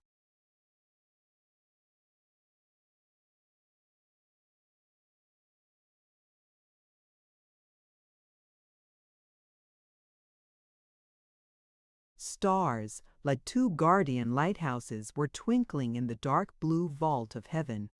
The heavy waves, with measured and even motion, rolled one after the other, scarcely lifting the solitary boat which was moored to the shore. "Let us get into the boat," said my companion. I hesitated. I am no lover of sentimental trips on the sea, but this was not the time to draw back. She leaped into the boat, and I after her, and I had not time to recover my wits before I observed that we were adrift. "What is the meaning of this?" I said angrily. "It means," she answered, seating me on the bench and throwing her arms around my waist, "it means that I love you." Her cheek was pressed close to mine, and I felt her burning breath upon my face. Suddenly something fell noisily into the water. I clutched at my belt. My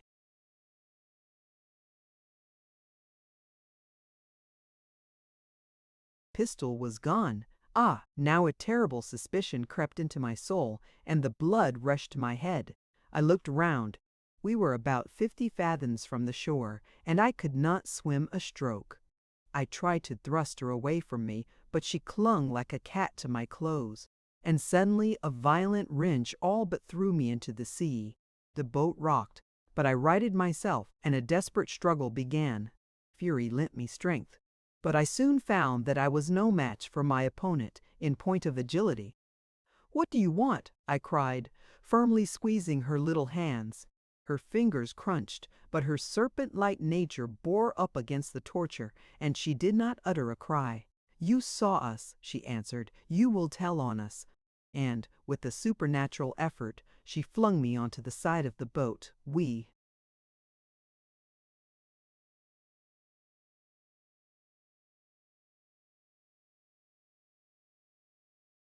both hung half overboard. Her hair touched the water. The decisive moment had come. I planted my knee against the bottom of the boat, caught her by the tresses with one hand and by the throat with the other. She let go my clothes, and, in an instant, I had thrown her into the waves. It was now rather dark. Once or twice her head appeared for an instant amidst the sea foam, and I saw no more of her. I found the half of an old oar at the bottom of the boat, and somehow or other, after lengthy efforts, I made fast to the harbor.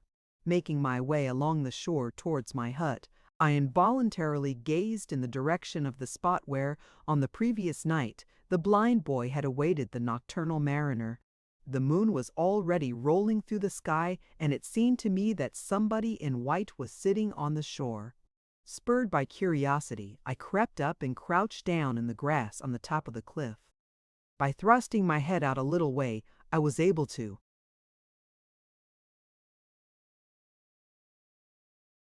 get a good view of everything that was happening down below, and I was not very much astonished, but almost rejoiced, when I recognized my water nymph. She was wringing the sea foam from her long hair. Her wet garment outlined her supple figure and her high bosom. Soon a boat appeared in the distance. It drew near rapidly, and, as on the night before, a man in a Tartar cap stepped out of it, but he now had his hair cropped round in the Cossack fashion, and a large knife was sticking out behind his leather belt. "Yanko," the girl said, "all is lost." Then their conversation continued, but so softly that I could not catch a word of it. "But where is the blind boy?" said Yanko at last, raising his voice. "I have told him to come," was the reply. After a few minutes the blind boy appeared, dragging on his back a sack which they placed in the boat. "Listen," said Yanko to the blind boy. "Guard that place. You know where I mean. There are valuable goods there. Tell." I could not catch the name that I am no longer his servant. Things have gone badly. He will see me no more. It is dangerous now. I will go seek work in another place, and he will never be able to find another daredevil like me. Tell him also that if he had paid me a little better for my labors, I would not have forsaken him. For me, there is a way anywhere, if only the wind blows and the sea roars. After a short silence, Yanko continued. "She is coming with me. It is impossible for her to remain here. Tell the old."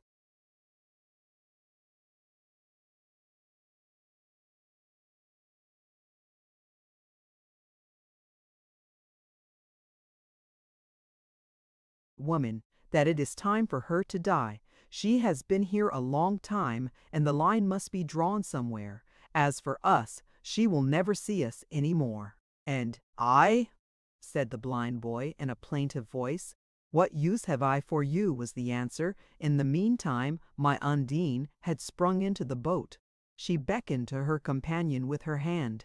He placed something in the blind boy's hand and added, "There, buy yourself some gingerbreads." "Is this all?" said the blind boy. "Well, here is some more." The money fell and jingled as it struck the rock.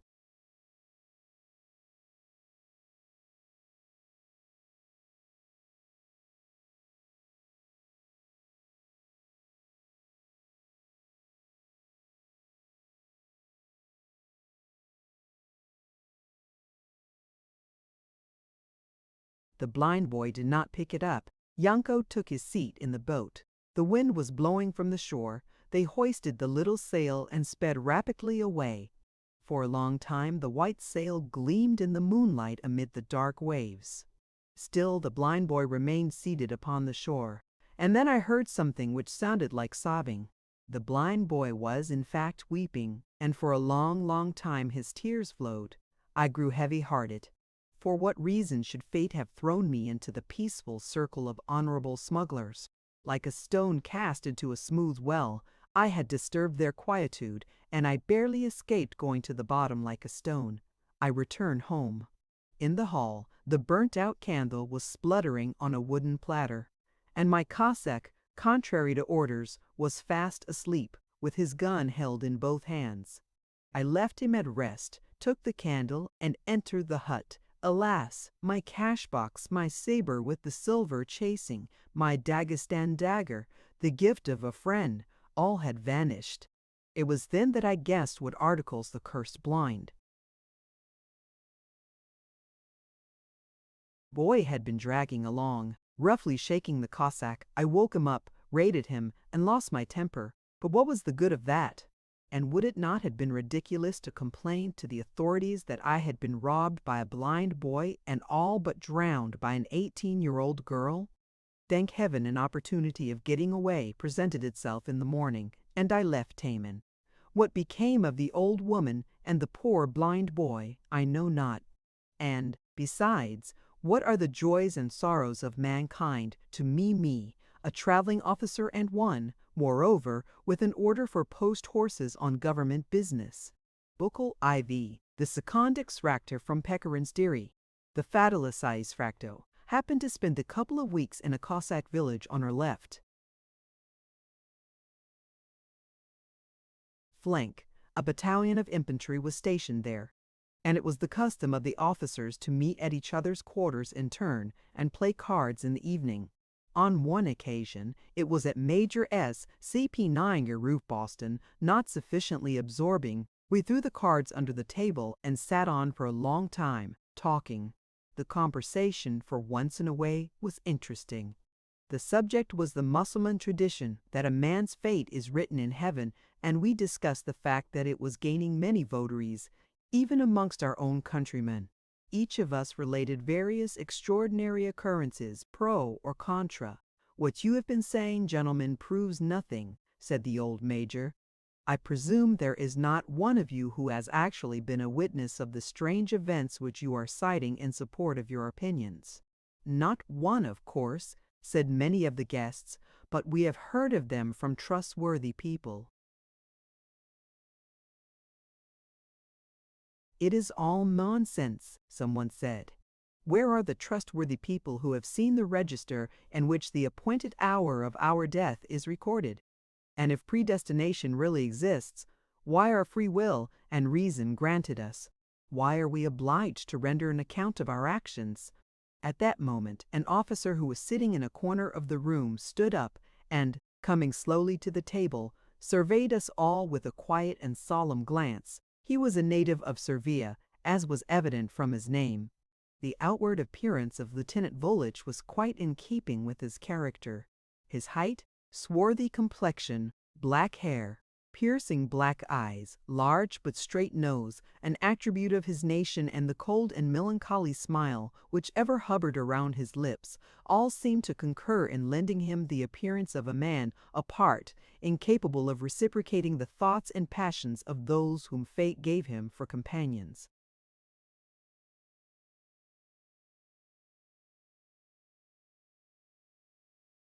He was brave, talked little but sharply, confided his thoughts and family secrets to no one, drank hardly a drop of wine, and never dangled after the young Cossack girls whose charm it is difficult to realize without having seen them. It was said, however, that the colonel's wife was not indifferent to those expressive eyes of his, but he was seriously angry if any hint on the subject was made. There was only one passion which he did not conceal, the passion for gambling. At the green table, he would become oblivious of everything. He usually lost, but his constant ill success only aroused his obstinacy.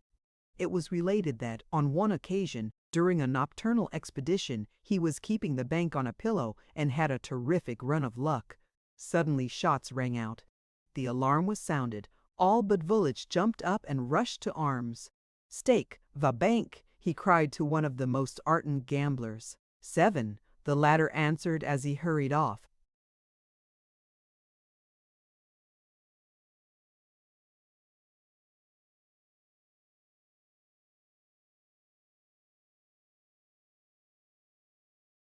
Notwithstanding the general confusion, Volich calmly finished the deal. 7 was the card.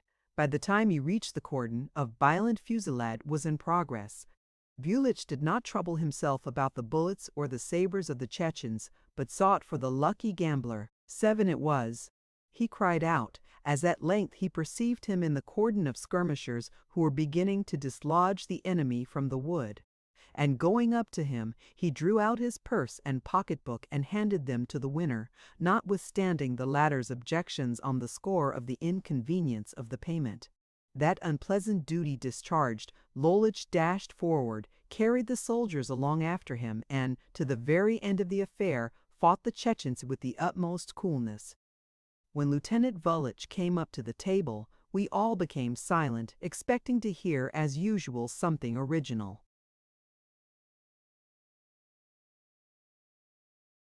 "Gentlemen," he said, and his voice was quiet though lower in tone than usual, "gentlemen, what is the good of futile discussions? You wish for proofs? I propose that we try the experiment on ourselves, whether a man can of his own accord dispose of his life, or whether the fateful moment is appointed beforehand for each of us." "Who is agreeable?" "Not I," came from all sides. "There's a queer fellow for you. He does get strange ideas into his head." "I propose a wager," I said in jest. "What sort of wager?"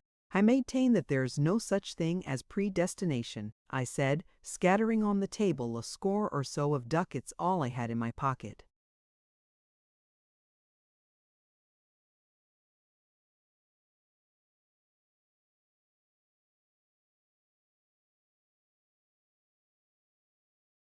"Done," answered Volich in a hollow voice. "Major, you will be judge. Here are 15 ducats. The remaining 5 you owe me. Kindly add them to the others." "Very well," said the Major, "though indeed I do not understand what is the question at issue, and how you will decide it."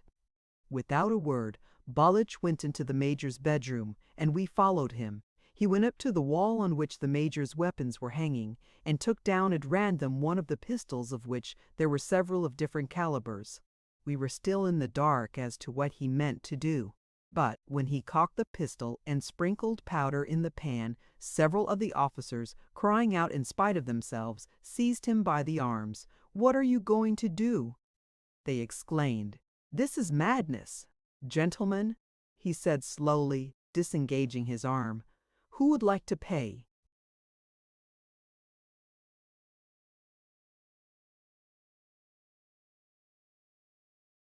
"20 ducats for me." They were silent and drew away. Volich went into the other room and sat by the table. We all followed him. With a sign he invited us to sit round him. We obeyed in silence at that moment. He had acquired a certain mysterious authority over us. I stared fixedly into his face, but he met my scrutinizing gaze with a quiet and steady glance, and his pallid lips smiled. But, notwithstanding his composure, it seemed to me that I could read the stamp of death upon his pale countenance. I have noticed, and many old soldiers have corroborated my observation, that a man who is to die in a few hours frequently bears on his face a certain strange stamp of inevitable fate, so that it is difficult for practiced eyes to be mistaken. "You will die today," I said to Volich.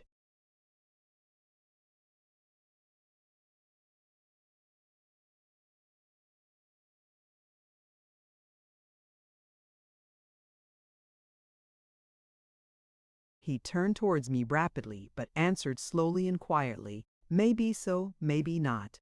Then, addressing himself to the Major, he asked, "Is the pistol loaded?" The Major, in the confusion, could not quite remember. "There, that will do, Volich," exclaimed somebody. "Of course it must be loaded, if it was one of those hanging on the wall there over our heads. What a man you are for joking!" "A silly joke, too," struck in another. "I wager 50 rubles to 5 that the pistol is not loaded," cried a third. A new bet was made. I was beginning to get tired of it all. "Listen," I said, "either shoot yourself, or hang up the pistol in its place and let us go to bed." "Yes, of course," many exclaimed. "Let us go to bed. "Gentlemen, I beg of you not to move," said Valichi, putting the muzzle of the pistol to his forehead. We were all petrified. "Mr. Belichi, Pechorin," he added, "take a card and throw it up in the air." I took, as I remember now, an ace of hearts off the table and threw it into the air. All held their breath, with eyes full of terror and a certain vague curiosity.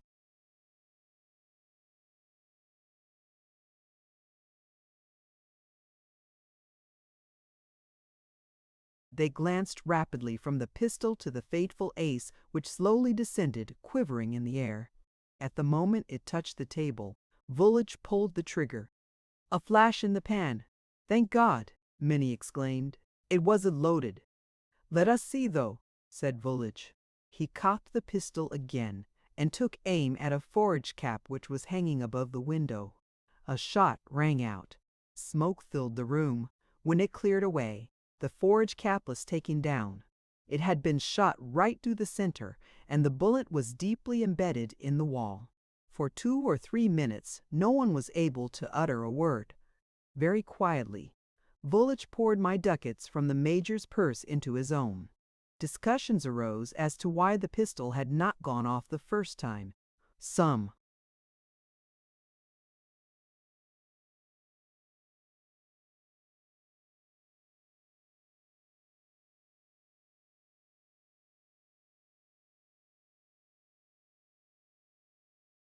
maintained that probably the pan had been obstructed, others whispered that the powder had been damp the first time and that afterwards Vulich had sprinkled some fresh powder on it, but I maintained that the last supposition was wrong because I had not once taken my eyes off the pistol.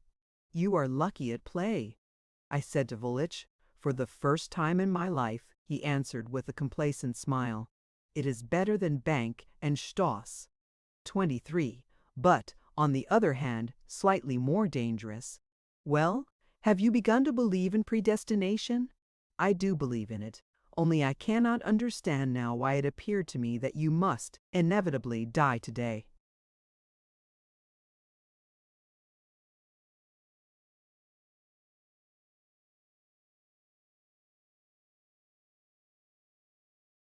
And this same man, who, such a short time before, had with the greatest calmness aimed a pistol at his own forehead, now suddenly fired up and became embarrassed. "That will do, though," he said, rising to his feet. "Our wager is finished, and now your observations, it seems to me, are out of place." He took up his cap and departed. The whole affair struck me as being strange, and not without reason. Shortly after that, all the officers broke up and went home, discussing Vulich's freaks from different points of view, and, doubtless, with one voice calling me an egoist for having taken up a wager against a man who wanted to shoot himself, as if he could not have found a convenient opportunity without my intervention. I returned home by the deserted byways of the village. The moon, full and red like the glow of a conflagration, was beginning to make its appearance from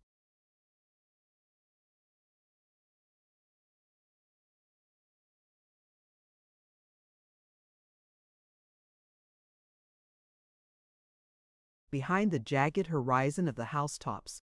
The stars were shining tranquilly in the deep blue vault of the sky, and I was struck by the absurdity of the idea when I recalled to mind that once upon a time there were some exceedingly wise people who thought that the stars of heaven participated in our insignificant squabbles for a slice of ground, or some other imaginary rights. And what then? These lamps, lighted, so they fancied, only to illuminate their battles and triumphs, are burning with all their former brilliance, whilst the wiseacres themselves, together with their hopes and passions, have long been extinguished, like a little fire kindled at the edge of a forest by a careless wayfarer.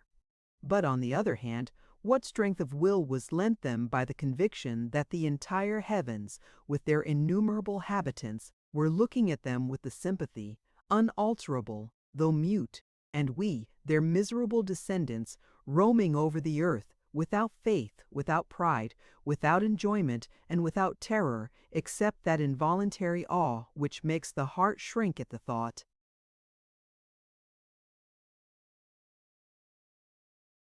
of the inevitable end, we are no longer capable of great sacrifices, either for the good of mankind or even for our own happiness, because we know the impossibility of such happiness, and, just as our ancestors used to fling themselves from one delusion to another, we pass indifferently from doubt to doubt, without possessing, as they did, either hope or even that vague, though, at the same time, keen enjoyment which the soul encounters at every struggle with mankind or with destiny. These and many other similar thoughts passed through my mind, but I did not follow them up, because I do not like to dwell upon abstract ideas, for what do they lead to? In my early youth I was a dreamer.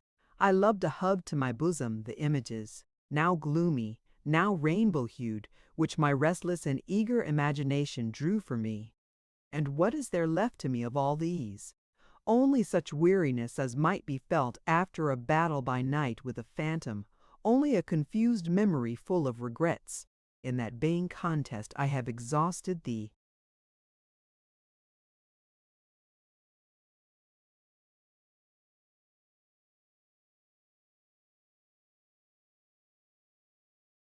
Warmth of soul and firmness of will, indispensable to an active life. I have entered upon that life after having already lived through it in thought, and it has become wearisome and nauseous to me, as the reading of a bad imitation of a book is to one who has long been familiar with the original. The events of that evening produced a somewhat deep impression upon me and excited my nerves. I do not know for certain whether I now believe in predestination or not, but on that evening I believed in it firmly. The proof was startling, and I, notwithstanding that I had laughed at our forefathers and their obliging astrology, fell involuntarily into their way of thinking. However, I stopped myself in time from following that dangerous road, and, as I have made it a rule not to reject anything decisively and not to trust anything blindly, I cast metaphysics aside and began to look at what was beneath my feet. The precaution was well timed. I only just escaped stumbling over something thick and soft, but, to all appearance, inanimate. I bent down to see what it was, and,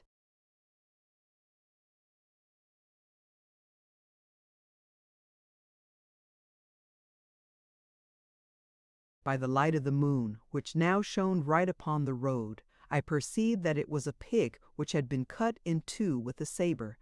I had hardly time to examine it before I heard the sound of steps, and two Cossacks came running out of a byway. One of them came up to me and inquired whether I had seen a drunken Cossack chasing a pig. I informed him that I had not met the Cossack, and pointed to the unhappy victim of his rabid bravery. "The scoundrel!" said the second Cossack. "No sooner does he drink his fill of Chikir 24 than off he goes and cuts up anything that comes in his way. Let us be after him, Eremaik. We must tie him up or else." They took themselves off, and I continued my way with greater caution, and at length arrived at my lodgings without mishap. I was living with a certain old Cossack under-officer whom I loved, not only on account of his kindly disposition, but also, and more especially, on account of his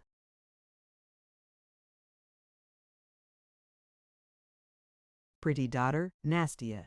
Wrapped up in a sheepskin coat, she was waiting for me, as usual, by the wicket gate. The moon illumined her charming little lips, now turned blue by the cold of the night. Recognizing me, she smiled, but I was in no mood to linger with her.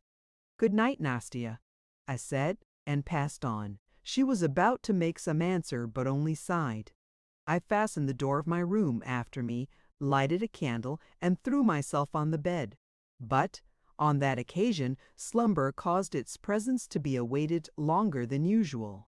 By the time I fell asleep, the east was beginning to grow pale, but I was evidently predestined not to have my sleep out. At 4 o'clock in the morning, two fists knocked at my window. I sprang up. "What is the matter?"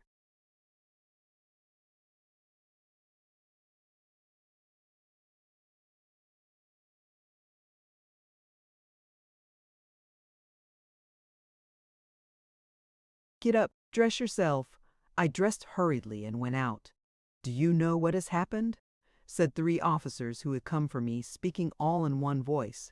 They were deadly pale. "No, what is it? Vulich has been murdered." I was petrified. "Yes, murdered," they continued. "Let us lose no time and go." "But where to?"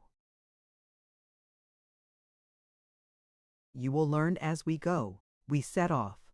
They told me all that had happened, supplementing their story with a variety of observations on the subject of the strange predestination which had saved Vulich from imminent death half an hour before he actually met his end.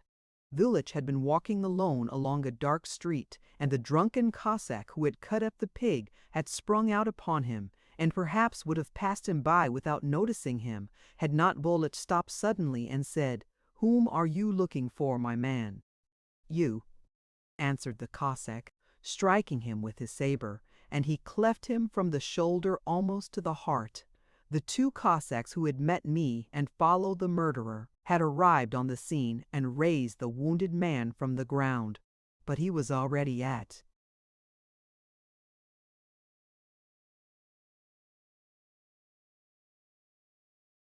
his last gasp and said these three words only. He was right. I alone understood the dark significance of those words. They referred to me. I had involuntarily foretold his fate to poor Vulich. My instinct had not deceived me. I had indeed read on his changed countenance the signs of approaching death. The murderer had locked himself up in an empty hut at the end of the village, and thither we went. A number of women, all of them weeping, were running in the same direction.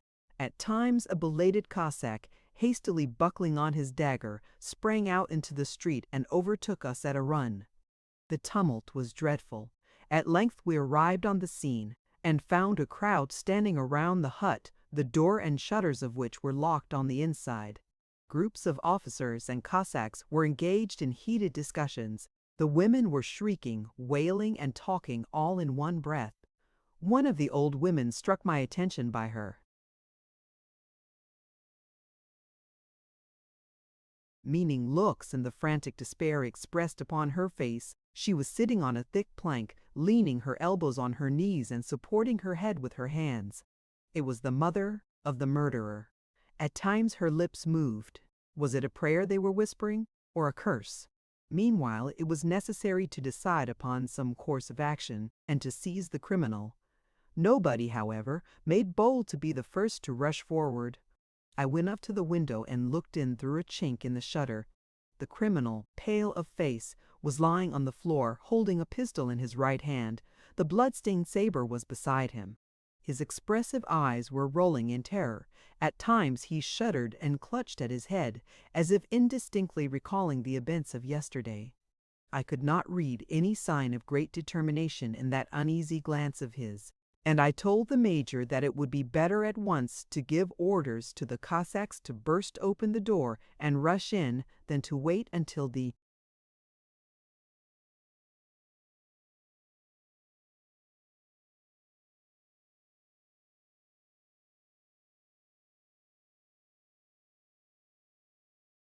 murderer had quite recovered his senses.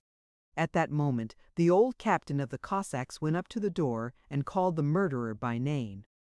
The latter answered back. "You have committed a sin, brother Efimik," said the captain, "so all you can do now is to submit."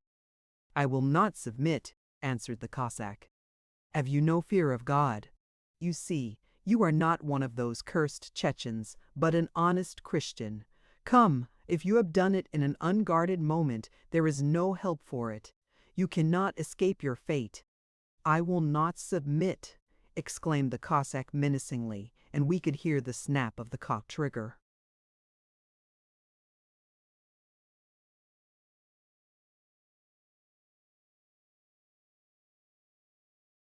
"Hey, my good woman," said the Cossack captain to the old woman. "Say a word to your son. Perhaps he will lend an ear to you. You see, to go on like this is only to make God angry. And look, the gentlemen here have already been waiting 2 hours." The old woman gazed fixedly at him and shook her head.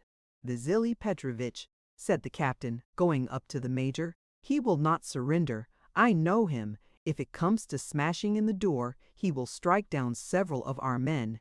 Would it not be better if you ordered him to be shot?" There is a wide chink in the shutter. At that moment, a strange idea flashed through my head like volage. I proposed to put fate to the test. "Wait," I said to the major, "I will take him alive."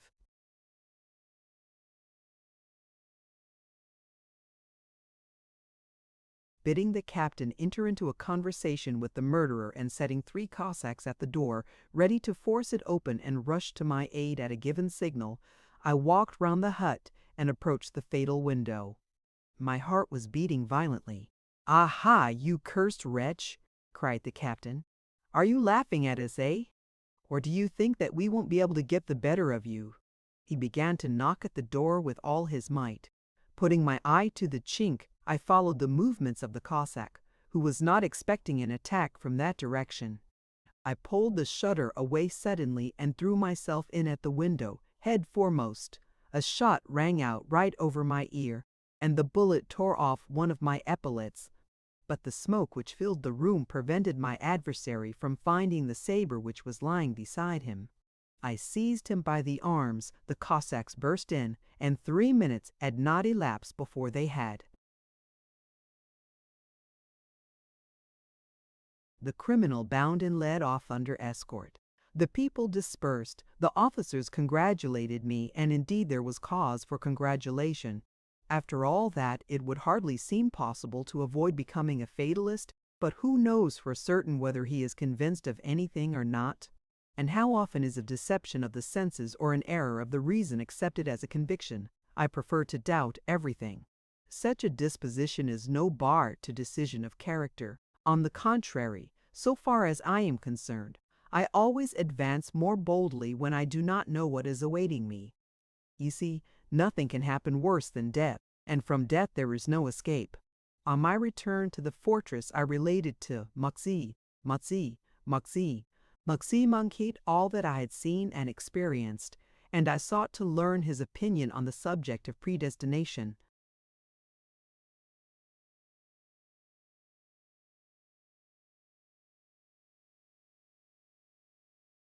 At first he did not understand the word. I explained it to him as well as I could. And then he said, with a significant shake of the head, "Yes, sir, of course." It was a very ingenious trick. However, these Asiatic pistols often misfire if they are badly oiled or if you don't press hard enough on the trigger. I confess I don't like the Circassian carbines either. Somehow or other they don't suit the like of us. The butt end is so small, and any minute you may get your nose burnt. On the other hand, their sabers, all I need say is, my best respects to them. Afterwards he said, on reflecting a little, "Yes, it is a pity about the poor fellow. The devil must have put it into his head to start a conversation with a drunken man at night. However, it is evident that fate had written it so at his birth."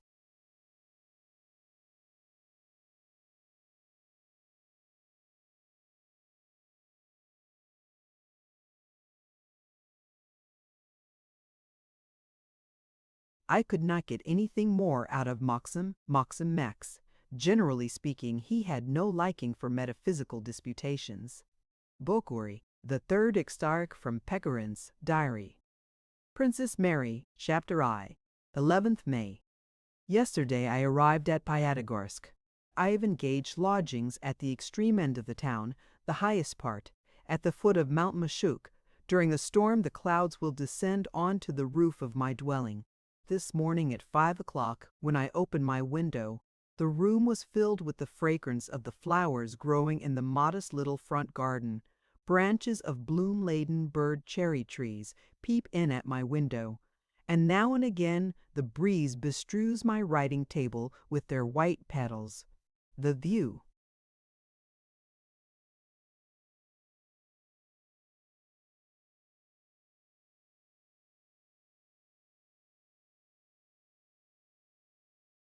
which meets my gaze on 3 sides, is wonderful.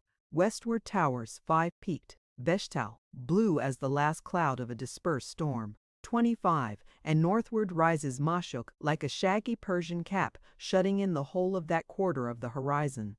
Eastward the outlook is more cheery. Down below are displayed the varied hues of the brand new, spotlessly clean little town with its murmuring, health-giving springs and its babbling, many-tongued throng. Yonder, further away, the mountains tower up in an amphitheater, ever bluer and mistier, and, at the edge of the horizon, stretches the silver chain of snow-clad summits, beginning with Kazbek and ending with two peaked Elbrus. Blithe is life in such a land. A feeling akin to rapture is diffused through all my veins. The air is pure and fresh, like the kiss of a child. The sun is bright, the sky is blue. What more could one possibly wish for? What need in such a place as this of passions, desires, regrets? However, it is time to be stirring. I will go to the Elizaveta spring, I am told.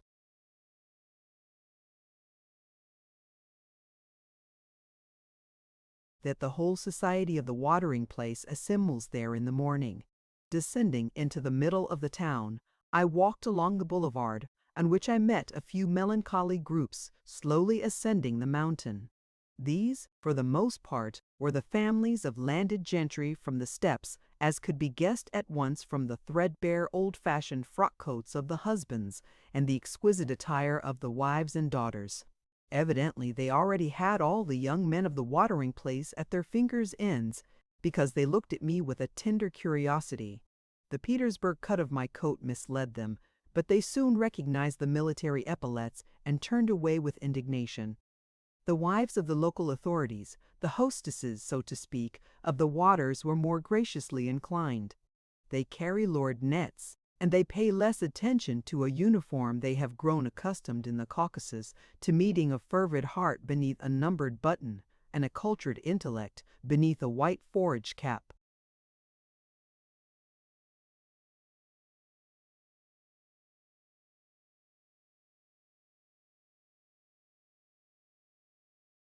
These ladies are very charming and long continue to be charming.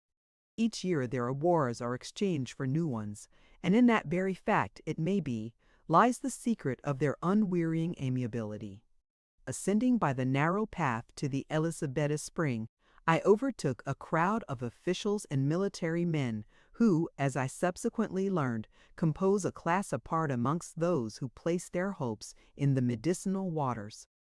They drink but not water, take but few walks, indulge in only mild flirtations, gamble and complain of boredom. They are dandies. In letting their wicker-sheathed tumblers down into the well of sulphurous water, they assume academical poses. The officials wear bright blue cravats. The military men have rust sticking out above their collars. They affect a profound contempt for provincial ladies and sigh for the aristocratic drawing rooms of the capitals to which they are not admitted.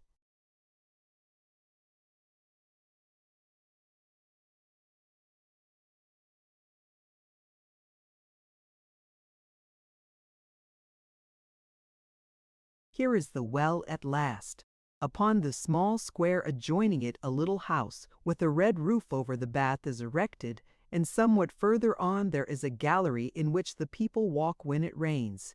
Some wounded officers were sitting pale and melancholy on a bench, with their crutches drawn up. A few ladies, their tumbler of water finished, were walking with rapid steps to and fro about the square. There were 2 or 3 pretty faces amongst them. Beneath the avenues of the vines with which the slope of Mashuk is covered, occasional glimpses could be caught of the gay-colored hat of a lover of solitude, for beside that hat I always noticed either a military forage cap or the ugly round hat of a civilian. Upon the steep cliff, where the pavilion called the Aeolian Harp is erected, figured the lovers of scenery, directing their telescopes upon Elbrus. Amongst them were a couple of tutors with their pupils who had come to be cured of scrofula. Out of breath, I came to a standstill at the edge of the mountain and, leaning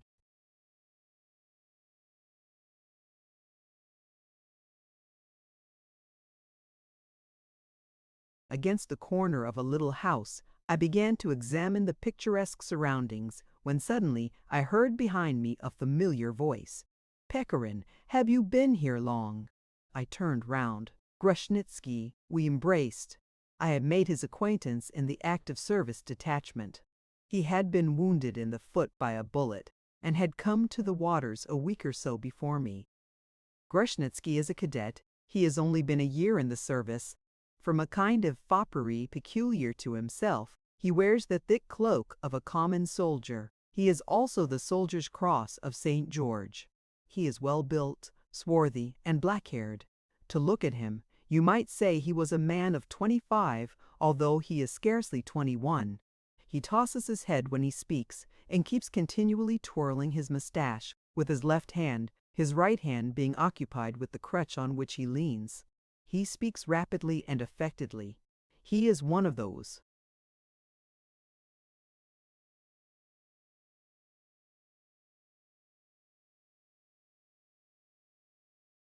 people who have a high-sounding phrase ready for every occasion in life, who remain untouched by simple beauty, and who drape themselves majestically in extraordinary sentiments, exalted passions, and exceptional sufferings.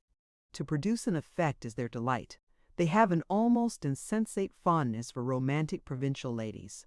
When old age approaches, they become either peaceful landed gentry or drunkards, sometimes both. Frequently they have many good qualities, but they have not a grain of poetry in their composition. Grushnitsky's passion was declamation. He would deluge you with words so soon as the conversation went beyond the sphere of ordinary ideas. I have never been able to dispute with him. He neither answers your questions nor listens to you. So soon as you stop, he begins a lengthy tirade, which has the appearance of being in some sort connected with what you have been saying, but which is, in fact, only a continuation of his own harangue. He is witty enough, his epigrams are frequently amusing, but never malicious.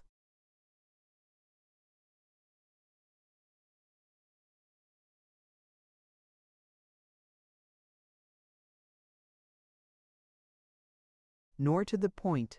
He slays nobody with a single word. He has no knowledge of men and of their foibles, because all his life he has been interested in nobody but himself. His aim is to make himself the hero of a novel. He has so often endeavored to convince others that he is a being created not for this world and doomed to certain mysterious sufferings, that he has almost convinced himself that such he is in reality. Hence the pride with which he wears his thick soldier's cloak. I have seen through him, and he dislikes me for that reason, although to outward appearance we are on the friendliest of terms. Grushnitsky is looked upon as a man of distinguished courage. I have seen him in action. He waves his saber, shouts, and hurls himself forward with his eyes shut. That is not what I should call Russian courage. I reciprocate Grushnitsky's dislike. I feel that some time or other we shall come into collision upon a narrow road, and that one of us will fare badly.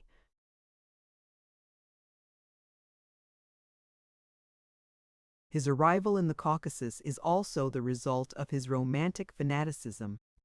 I am convinced that on the eve of his departure from his paternal village, he said with an air of gloom to some pretty neighbor that he was going away, not so much for the simple purpose of serving in the army as of seeking death, because, and hereupon, I am sure, he covered his eyes with his hand and continued thus: "Know you, or thou must not know. Your pure soul would shudder, and what would be the good? What am I to you? Could you understand me?" And so on. He has himself told me that the motive which induced him to enter the K regiment must remain an everlasting secret between him and heaven. However, in moments when he casts aside the tragic mantle, Grushnitsky is charming and entertaining enough. I am always interested to see him with women. It is then that he puts forth his finest efforts, I think. We met like a couple of old friends. I began to question him about the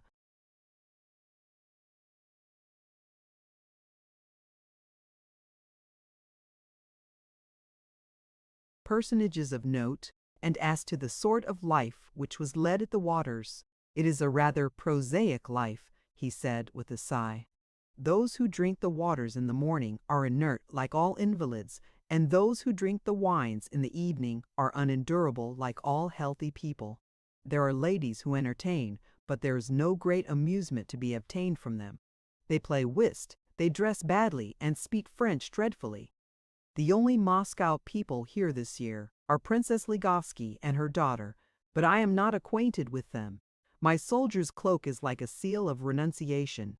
The sympathy which it arouses is as painful as charity. At that moment 2 ladies walked past us in the direction of the well, one elderly, the other youthful and slender. I could not obtain a good view of their faces on account of their hats, but they were dressed in accordance with the strict rules of the best taste, nothing superfluous. The second lady was wearing a high necked dress of pearl gray, and a light silk kerchief was wound round her supple neck. Puce-colored boots clasped her slim little ankle so charmingly that even those uninitiated into the mysteries of beauty would infallibly have sighed, if only from wonder. There was something maidenly in her easy but aristocratic gait, something eluding definition yet intelligible to the glance.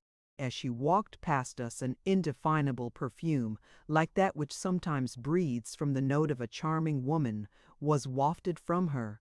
"Look," said Grushnitsky, "there is Princess Ligovsky with her daughter Mary, as she calls her after the English manner. They have been here only 3 days. You already know her name, though." "Yes, I heard it by chance," he answered with a blush. "I confess I do not desire to make their acquaintance. These haughty aristocrats look upon us army men just as they would upon savages. What care they if there is an intellect beneath us?"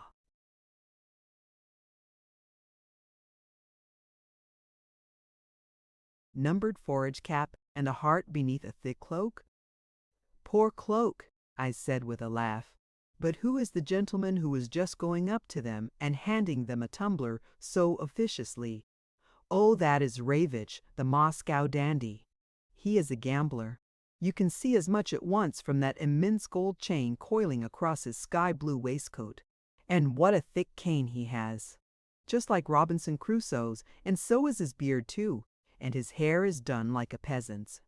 "You are embittered against the whole human race?" "And I have cause to be." "Oh, really?" At that moment the ladies left the well and came up to where we were.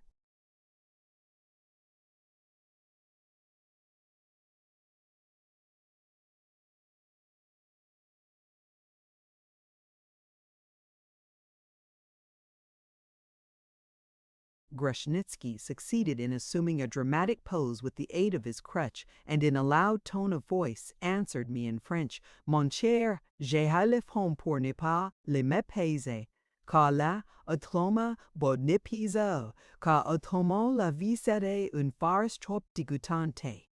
The pretty Princess Mary turned round and favored the orator with a long and curious glance.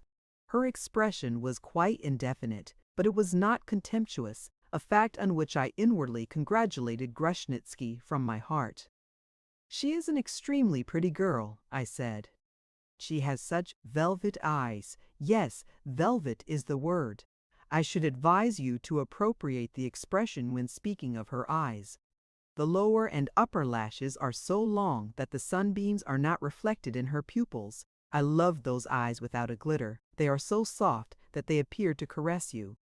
However, her eyes seem to be her only good feature. Tell me, R.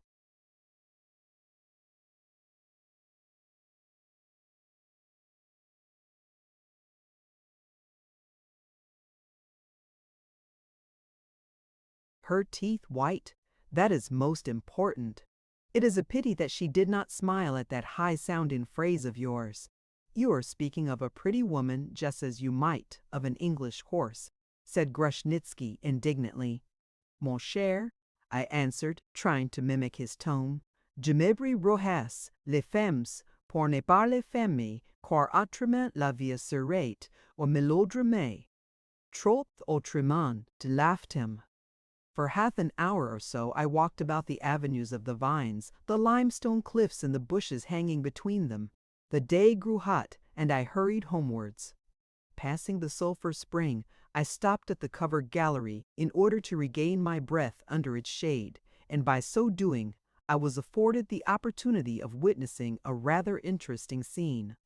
This is the position in which the dramatis personae were disposed. Princess Ligovsky and the Moscow dandy were sitting on a bench in the covered gallery apparently,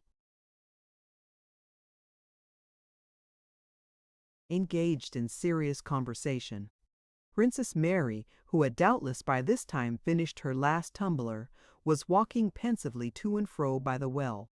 Grushnitsky was standing by the well itself. There was nobody else on the square. I went up closer and concealed myself behind a corner of the gallery. At that moment, Grushnitsky let his tumbler fall on the sand and made strenuous efforts to stoop in order to pick it up.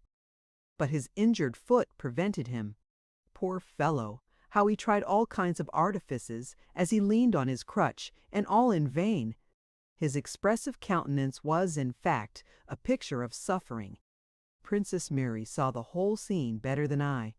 Lighter than a bird, she sprang towards him, stooped, picked up the tumbler, and handed it to him with a gesture full of ineffable charm. Then she blushed furiously, glanced round at the gallery, and, having assured herself that her mother apparently had not seen anything, immediately regained her composure.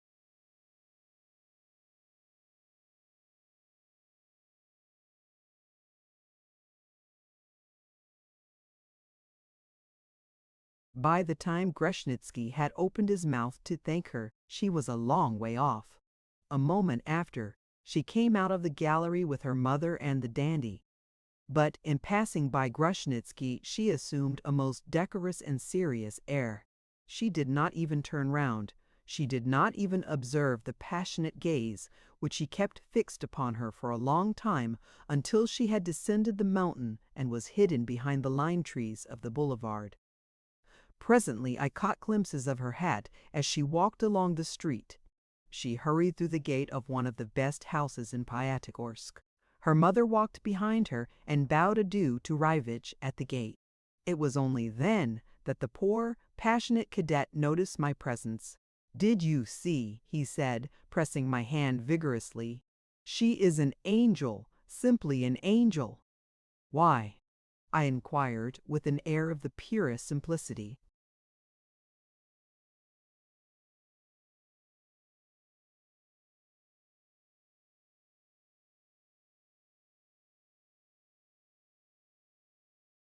"Did you not see then?" "No.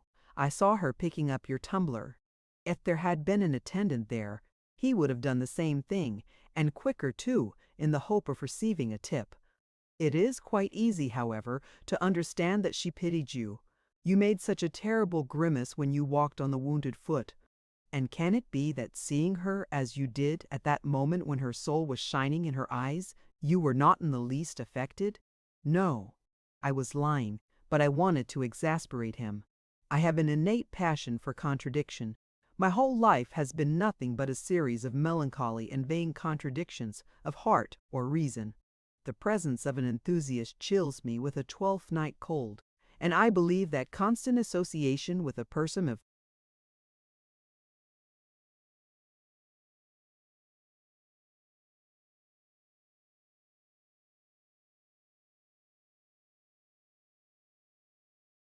a flagrant and phlegmatic temperament would have turned me into an impassioned visionary. I confess too that an unpleasant but familiar sensation was coursing lightly through my heart at that moment. It was envy. I say envy boldly because I am accustomed to acknowledge everything to myself.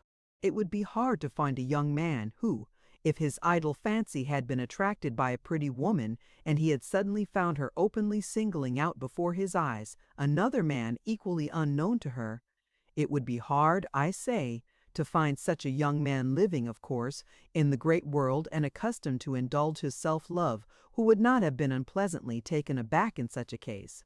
In silence, Grushnitsky and I descended the mountain and walked along the boulevard, past the windows of the house where our beauty had hidden herself. She was sitting by the window. Grushnitsky, plucking me by the arm, cast upon her one of those gloomily tender glances which have so little effect upon women. I directed my lorgnette at her, and observed that she smiled at his glance, and that,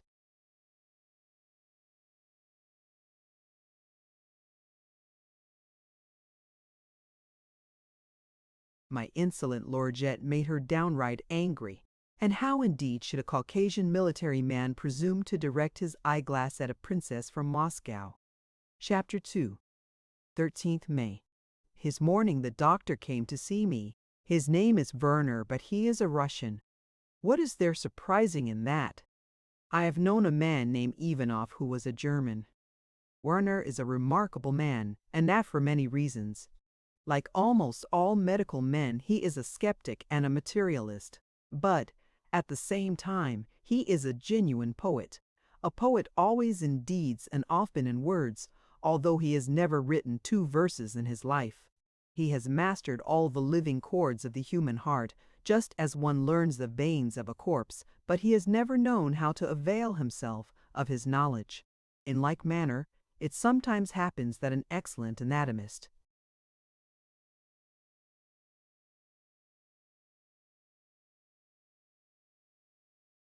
does not know how to cure a fever. Werner usually made fun of his patients in private, but once I saw him weeping over a dying soldier. He was poor and dreamed of millions, but he would not take a single step out of his way for the sake of money. He once told me that he would rather do a favor to an enemy than to a friend, because, in the latter case, it would mean selling his beneficence, whilst hatred only increases proportionately to the magnanimity of the adversary. He had a malicious tongue, and more than one good simple soul has acquired the reputation of a vulgar fool through being labeled with one of his epigrams. His rivals, envious medical men of the watering place, spread the report that he was in the habit of drawing caricatures of his patients. The patients were incensed, and almost all of them discarded him. His friends, that is to say, all the genuinely well-bred people who were serving in the Caucasus, vainly endeavored to restore his fallen credit. His outward appearance was of the type which, at the first glance, creates an unpleasant impression, but which you get to like in course of time when the eye learns to read in the irregular features the stamp of a tried and lofty soul. Instances have been known of women falling madly in love with men of that sort, and having no desire to exchange their ugliness for the beauty of the freshest and rosiest of Endymions. We must give women their due. They possess an instinct for spiritual beauty, for which reason, possibly, men such as Werner love women so passionately. Werner was small and lean and as weak as a baby. One of his legs was shorter than the other, as was the case with Byron. In comparison with his body, his head seemed enormous. His hair was cropped close, and the unevennesses of his cranium, thus laid bare, would have struck a phrenologist by reason of the strange intertexture of contradictory propensities. His little, ever-restless black eyes seemed as if they were endeavoring to fathom your thoughts. Taste and neatness were to be observed in his dress.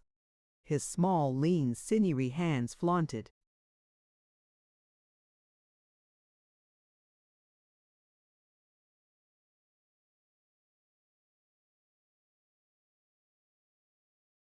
themselves in bright yellow gloves.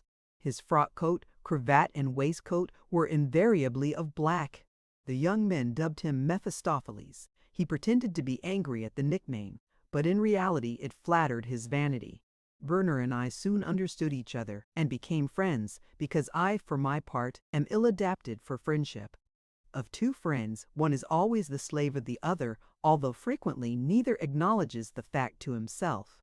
Now, the slave I could not be, and to be the master would be a wearisome trouble, because at the same time deception would be required. Besides, I have servants and money.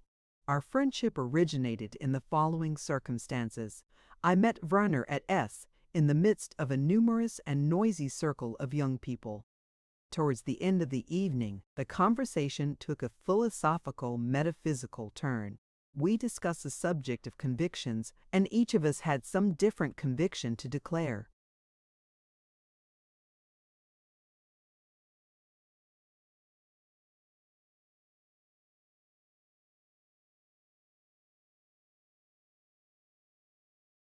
So far as I am concerned, said the doctor, I am convinced of one thing only. And that is, I asked, desirous of learning the opinion of a man who had been silent till then. Of the fact, he answered, that sooner or later, one fine morning, I shall die. I am better off than you, I said. In addition to that, I have a further conviction, namely that one very nasty evening I had the misfortune to be born. All the others considered that we were talking nonsense, but indeed not one of them said anything more sensible. From that moment we singled each other out amongst the crowd. We used frequently to meet and discuss abstract subjects in a very serious manner, until each observed that the other was throwing dust in his eyes. Then looking significantly at each other as, according to Cicero, the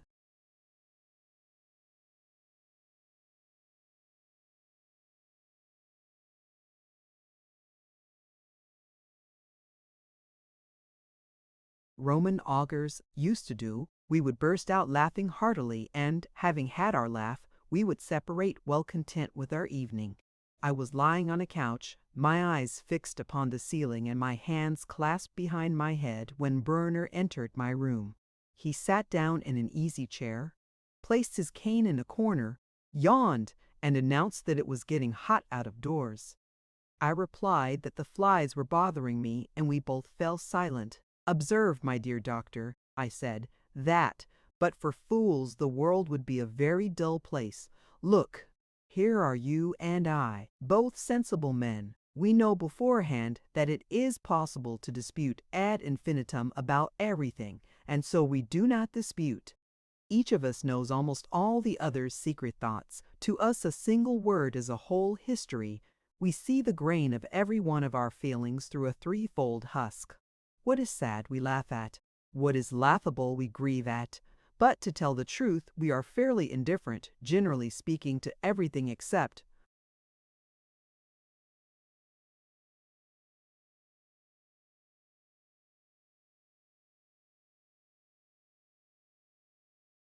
ourselves. Consequently, there can be no interchange of feelings and thoughts between us.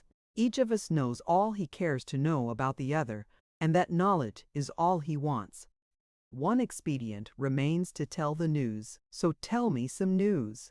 Fatigued by this lengthy speech, I closed my eyes and yawned. The doctor answered after thinking a while, "There is an idea, all the same, in that nonsense of yours." "Two," I replied. "Tell me one, and I will tell you the other." "Very well, begin," I said, continuing to examine the ceiling and smiling inwardly.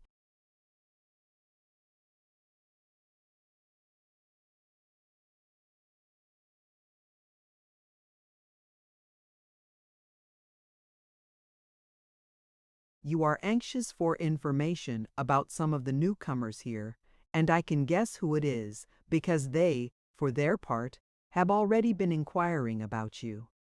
Doctor, decidedly it is impossible for us to hold a conversation. We read into each other's soul.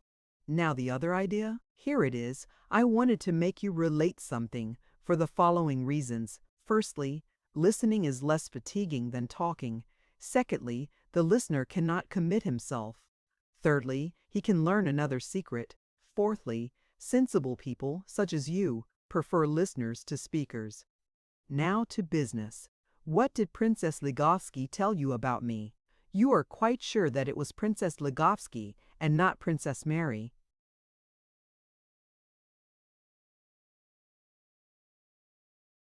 Quite sure. Why? Because Princess Mary inquired about Grushnitsky. You are gifted with a fine imagination. Princess Mary said that she was convinced that the young man in the soldier's cloak had been reduced to the ranks on account of a duel. I hope you left her cherishing that pleasant delusion. Of course, a plot, I exclaimed in rapture. We will make it our business to see to the denouement of this little comedy. It is obvious that fate is taking care that I shall not be bored.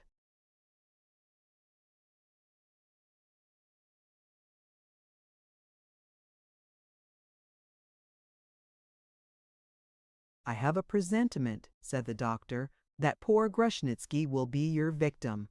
Proceed, doctor. Proceed, Doctor. Princess Ligovsky said that your face was familiar to her. I observed that she had probably met you in Petersburg somewhere in society. I told her your name. She knew it well. It appears that your history created a great stir there. She began to tell us of your adventures, most likely supplementing the gossip of society with observations of her own. Her daughter listened with curiosity. In her imagination, you have become the hero of a novel in a new style. I did not contradict Princess Ligovsky, although I knew that she was talking nonsense. "Worthy friend," I said, extending my hand to him. The doctor pressed it feelingly and continued.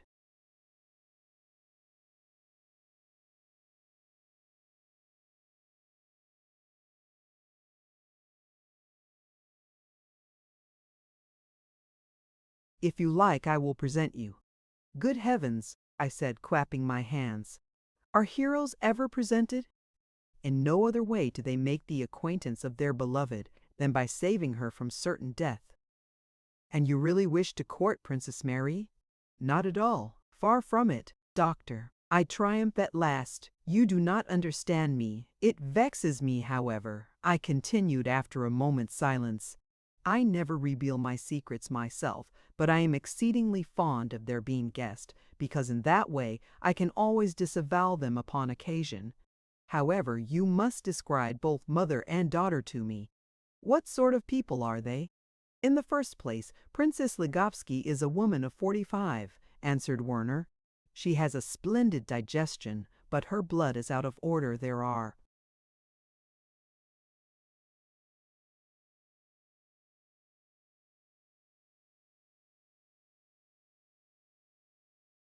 red spots on her cheeks.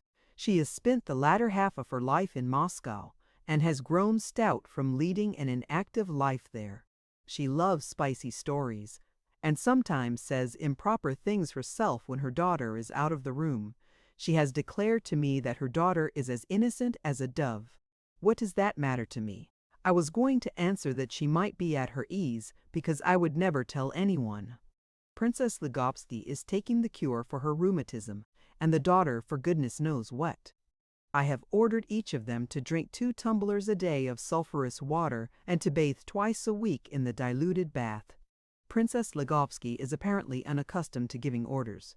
She cherishes respect for the intelligence and attainments of her daughter, who has read Byron in English and knows algebra in Moscow. Evidently, the ladies have entered upon the paths of erudition, and a good thing too.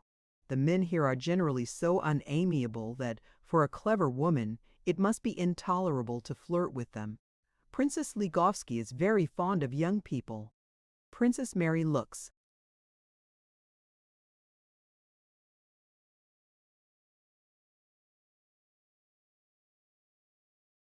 on them with a certain contempt, a Moscow habit. In Moscow they cherish only wits of not less than 40. You have been in Moscow, doctor? Yes, I had a practice there. Continue. But I think I have told everything. No, there is something else, Princess Mary, it seems. Loves to discuss emotions, passions, etc. She was in Petersburg for one winter, and disliked it, especially the society. No doubt she was coldly received. You have not seen anyone with them today. On the contrary, there was an aide-de-camp, a stiff guardsman, and a lady one.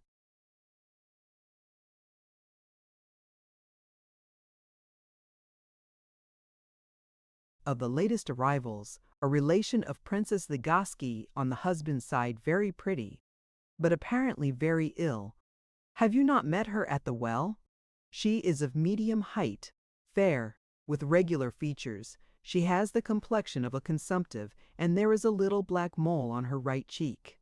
I was struck by the expressiveness of her face. "A mole," I muttered through my teeth. "Is it possible?" The doctor looked at me, and laying his hand on my heart, said triumphantly, "You know her." My heart was, in fact, beating more violently than usual. "It is your turn now to triumph," I said, "but I rely on you. You will not betray me. I have not seen her yet, but I am convinced that I recognize from your portrait a woman whom I loved in the old days.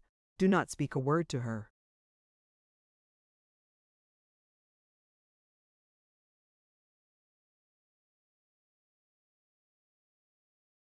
About me, if she asks any questions, give a bad report of me." "Be it so," said Werner, shrugging his shoulders. When he had departed, my heart was compressed with terrible grief. Has destiny brought us together again in the Caucasus? Or has she come hither on purpose, knowing that she would meet me? And how shall we meet? And then, is it she? My presentiments have never deceived me. There is not a man in the world over whom the past has acquired such a power as over me. Every recollection of bygone grief or joy strikes my soul with morbid effect and draws forth ever the same sounds. I am stupidly constituted. I forget nothing, nothing. After dinner, about 6 o'clock, I went on to the boulevard. It was crowded. The two princesses were sitting on a bench, surrounded by young men, who were vying with each other in paying them attention. I took up my position on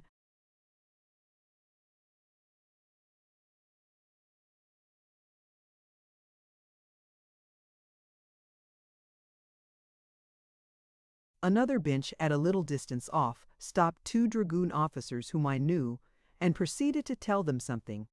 Evidently it was amusing, because they began to laugh loudly like a couple of madmen. Some of those who were surrounding Princess Mary were attracted to my side by curiosity, and gradually all of them left her and joined my circle. I did not stop talking. My anecdotes were clever to the point of absurdity. My jests at the expense of the queer people passing by, malicious to the point of frenzy. I continued to entertain the public till sunset. Princess Mary passed by me a few times, arm in arm with her mother, and accompanied by a certain lame old man. A few times her glance as it fell upon me expressed vexation, while endeavoring to express indifference. "What has he been telling you?" she inquired of one of the young men, who had gone back to her out of politeness. "No doubt a most interesting story, his own exploits in battle." This was said rather loudly, and probably with the intention of stinging me. "Aha," I thought to myself, "you are downright angry, my dear princess. Wait a while, there is more to follow." Grushnitsky kept following her like a beast of prey, and would not let her out of his sight. I wager that tomorrow he will ask somebody to present him to Princess Ligovsky. She will be glad, because she is bored. Chapter 3. 16th May. In the course of 2 days my affairs have gained ground tremendously. Princess Mary positively hates me. Already I have had repeated to me 2 or 3 epigrams on the subject of myself, rather caustic, but at the same time very flattering.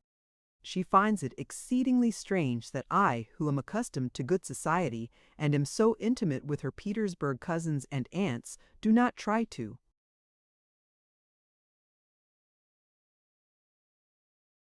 make her acquaintance. Every day we meet at the well and on the boulevard. I exert all my powers to entice away her adorers, glittering aides de camp, pale-faced visitors from Moscow, and others, and I almost always succeed. I have always hated entertaining guests. Now my house is full every day.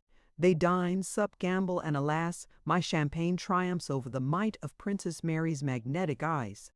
I met her yesterday in Chelkov's shop. She was bargaining for a marvelous Persian rug and implored her mother not to be niggardly. The rug would be such an ornament to her boudoir. I outbid her by 40 rubles and bought it over her head. I was rewarded with a glance in which the most delightful fury sparkled. About dinner time, I ordered my Circassian horse covered with that very rug, purposely to be led past her windows. Werner was with the princesses at the time, and told me that the effect of the scene was most dramatic. Princess Mary wishes to preach a crusade against me, and I have even noticed that already too.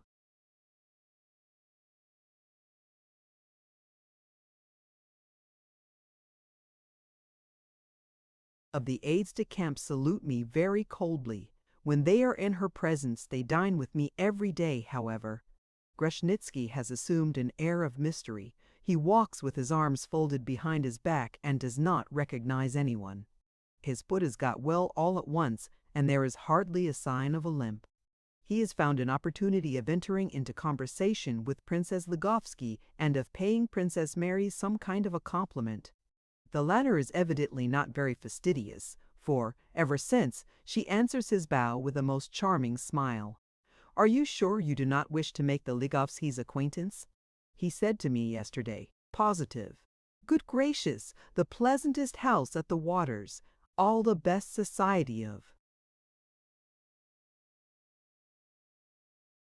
Pyatigorsk is to be found there. My friend, I am terribly tired of even other society than that of Pyatigorsk. So you visit the Ligovskis? Not yet. I have spoken to Princess Mary once or twice, but that is all. You know it is rather awkward to go and visit them without being invited, although that is the custom here. It would be a different matter if I was wearing epaulettes. Good heavens! Why, you are much more interesting as it is.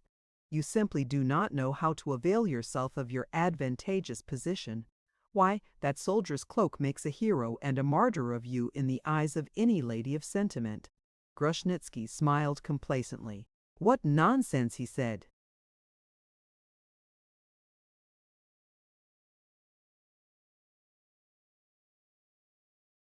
"I am convinced," I continued, "that Princess Mary is in love with you already." He blushed up to the ears and looked big. "Oh, vanity! Thou art the lever with which Archimedes was to lift the earthly sphere. You are always jesting," he said, pretending to be angry. "In the first place, she knows so little of me as yet. Women love only those whom they do not know. But I have no pretensions whatsoever to pleasing her. I simply wish to make the acquaintance of an agreeable household, and it would be extremely ridiculous if I were to cherish the slightest hope. With you now, for instance, it is a different matter. You Petersburg conquerors, you have but to look and women melt. But do you know, Pechorin, what Princess Mary said of you?" "What? She has spoken to you already about me? Do not rejoice too soon, though. The other day, by chance, I entered into conversation with her at the well. Her third word was, 'Who is that gentleman with such an unpleasant heavy glance?' He was with you when—" She blushed, and did not like to mention the day, remembering her own delightful little exploit. "You need not tell me what day it was," I answered. "It will ever be present to my memory. Pechorin, my friend, I cannot congratulate you. You are in her black books. And indeed, it is a pity, because Mary is a charming girl.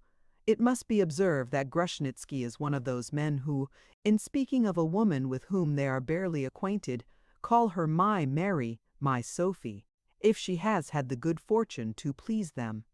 I assumed a serious air and answered,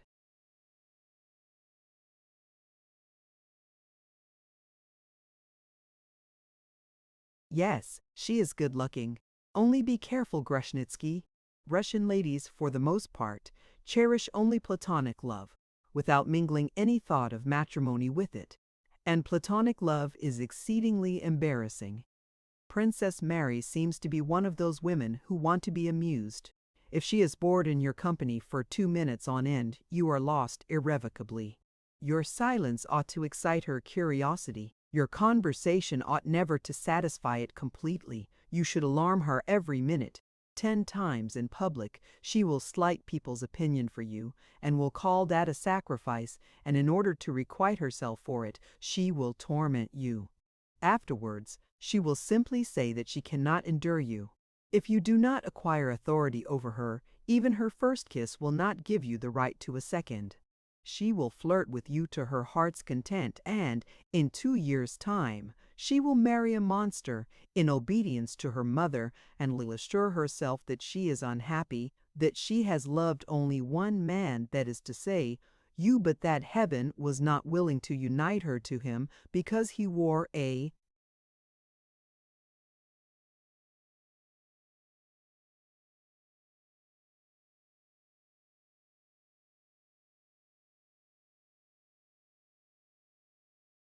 soldier's cloak, although beneath that thick gray cloak beat a heart, passionate and noble. Grushnitsky smote the table with his fist and fell to walking to and fro across the room. I laughed inwardly and even smiled once or twice, but fortunately he did not notice. It is evident that he is in love, because he has grown even more confiding than heretofore. Moreover, a ring has made its appearance on his finger, a silver ring with black enamel of local workmanship. It struck me as suspicious. I began to examine it, and what do you think I saw? The name Mary was engraved on the inside in small letters, and in a line with the name was the date on which she had picked up the famous tumbler. I kept my discovery a secret. I did not want to force confessions from him. I want him of his own accord to choose me as his confidant, and then I will enjoy myself. Today I rose late. I went to the well. I found nobody there. The day grew hot. White shaggy cloudlets were flitting rapidly from the snow-clad mountains, giving promise of a thunderstorm.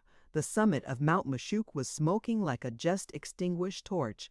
Gray wisps of cloud were coiling and creeping like snakes around it, arrested in their rapid sweep and, as it were, hooked to its prickly brushwood. The atmosphere was charged with electricity. I plunged into the avenue of the vines leading to the grotto. I felt low-spirited. I was thinking of the lady with the little mole on her cheek, of whom the doctor had spoken to me. Why is she here? I thought. And is it she? And what reason have I for thinking it is, and why am I so certain of it? Is there not many a woman with a mole on her cheek? Reflecting in such wise, I came right up to the grotto. I looked in, and I saw that a woman, wearing a straw hat and wrapped in a black shawl, was sitting on a stone seat in the cold shade of the arch. Her head was sunk upon her breast, and the hat covered her face. I was just about to turn back, in order not to disturb her meditations, when she glanced at me. "Vera!" I exclaimed involuntarily. She started and turned pale. "I knew that you were here," she said. I sat down beside her and took her hand. A long-forgotten tremor ran through my veins at the sound of that dear voice. She gazed into my face with her deep, calm eyes. Mistrust and something in the nature of reproach were expressed in her glance. "We have not seen each other for a long time," I said. "A long time, and we have both changed in many ways." "Consequently, you love me no longer?" "I am married," she said. Again. A few years ago, however, that reason also existed, but nevertheless, she plucked her hand away from mine and her cheeks flamed. "Perhaps you love your second husband?" She made no answer and turned her head away. "Or is he very jealous?" She remained silent. "What then?"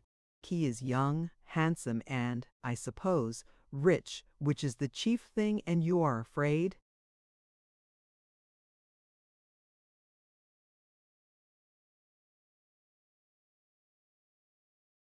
I glanced at her and was alarmed. Profound despair was depicted upon her countenance. Tears were glistening in her eyes. "Tell me," she whispered at length, "do you find it very amusing to torture me? I ought to hate you. Since we have known each other, you have given me naught but suffering." Her voice shook. She leaned over to me and let her head sink upon my breast. "Perhaps," I reflected, "it is for that very reason that you have loved me. Joys are forgotten, but sorrows never." I clasped her closely to my breast, and so we remained for a long time. At length our lips drew closer and became blent in a fervent, intoxicating kiss. Her hands were cold as ice, her head was burning. And hereupon we embarked upon one of those conversations which, on paper,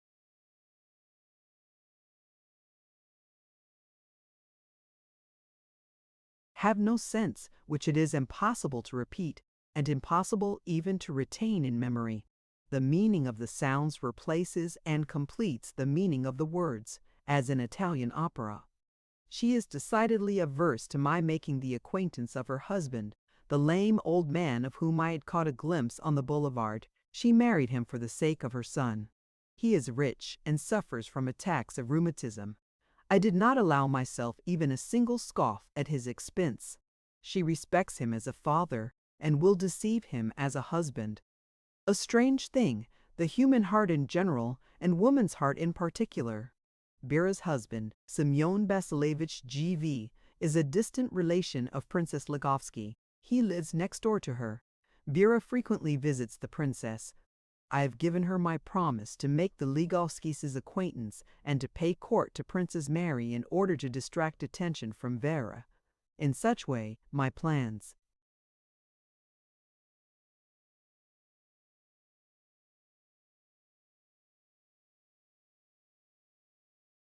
have been not a little deranged, but it will be amusing for me. Amusing!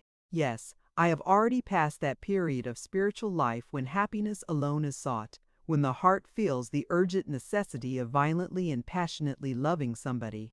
Now my only wish is to be loved, and that by very few. I even think that I would be content with one constant attachment, a wretched habit of the heart. One thing has always struck me as strange. I have never made myself the slave of the woman I have loved. On the contrary, I have always acquired an invincible power over her will and heart, without in the least endeavoring to do so. Why is this? Is it because I never esteem anything highly, and she has been continually afraid to let me out of her hands? Or is it the magnetic influence of a powerful organism? Or is it, simply, that I have never succeeded in meeting a woman of stubborn character? I must confess that in fact I do not love women who possess strength of character. What business have they with such a thing? Indeed, I remember now. Once and once only did I love a woman who had a firm will which I was never able to vanquish. We parted as enemies, and then, perhaps, if I had met her 5 years later, we would have parted otherwise. Vera is ill, very ill, although she does not admit it. I fear she has consumption, or that disease which is called fievre lenta, a quite un-Russian disease, and one for which there is no name in our language. The storm overtook us while in the grotto and detained us half an hour longer. Vera did not make me swear fidelity or ask whether I had loved others since we had parted. She trusted in me anew with all her former unconcern, and I will not deceive her. She is the only woman in the world whom it would never be within my power to deceive. I know that we shall soon have to part again, and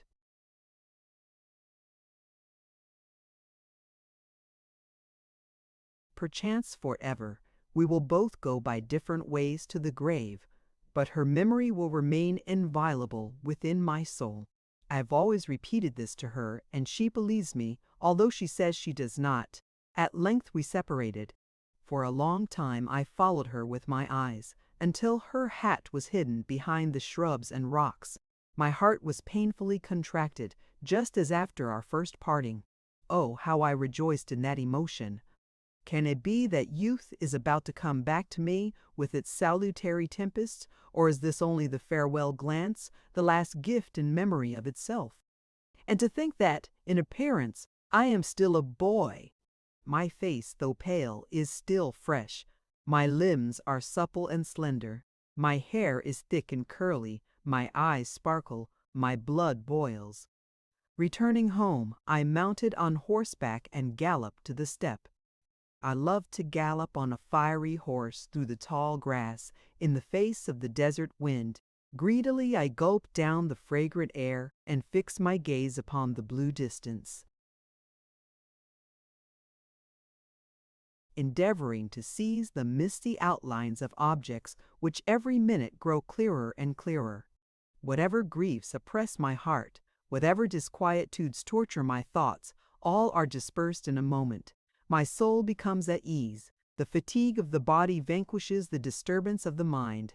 There is not a woman's glance which I would not forget at the sight of the tufted mountains illumined by the southern sun, at the sight of the dark blue sky, or in hearkening to the roar of the torrent as it falls from cliff to cliff. I believe that the Cossacks, yawning on their watchtowers, when they saw me galloping thus needlessly and aimlessly, were long tormented by that enigma, because from my dress, I am sure, they took me to be a Circassian. I have, in fact, been told that when riding on horseback, in my Circassian costume, I resemble a Kabardian, more than many a Kabardian himself. And, indeed, so far as regards that noble, warlike garb, I am a perfect dandy. I have not a single piece of gold lace too much. My weapon is costly but simply wrought. The fur on my cap is neither too long nor too short. My leggings and shoes are matched with all possible accuracy. My tunic is white, my Circassian jacket dark brown. I have long studied the mountaineer seat on horseback, and in no way is it possible to flatter my vanity so much as by acknowledging my skill in horsemanship in the Cossack mode. I keep 4 horses, 1 for myself and 3 for my friends, so that I may not be bored by having to roam about the fields all alone. They take my horses with pleasure and never ride with me. It was already 6 o'clock in the evening when I remembered that it was time to dine. My horse was jaded. I rode out onto the road leading from Pyatigorsk to the German colony to which the Society of the Watering Place frequently rides in Pequeny. The road meanders between bushes and descends into little ravines through which flow noisy brooks beneath the shade of tall grasses. All around, in an amphitheater, rise the blue masses of Mount Beshtau and the Zmyny, Zhelezhny, and Lissy mountains. 226. Descending into one of those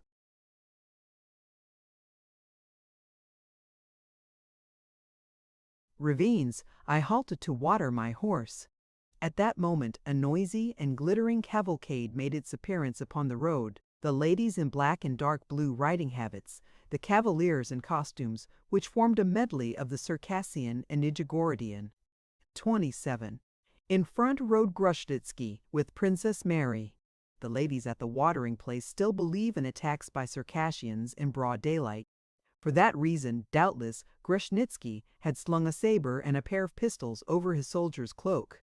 He looked ridiculous enough in that heroic attire. I was concealed from their sight by a tall bush, but I was able to see everything through the leaves, and to guess from the expression of their faces that the conversation was of a sentimental turn. At length they approached the slope. Grushnitsky took hold of the bridle of the princess's horse, and then I heard the conclusion of their conversation. "And you wish to remain all your life in the Caucasus?" said Princess Mary.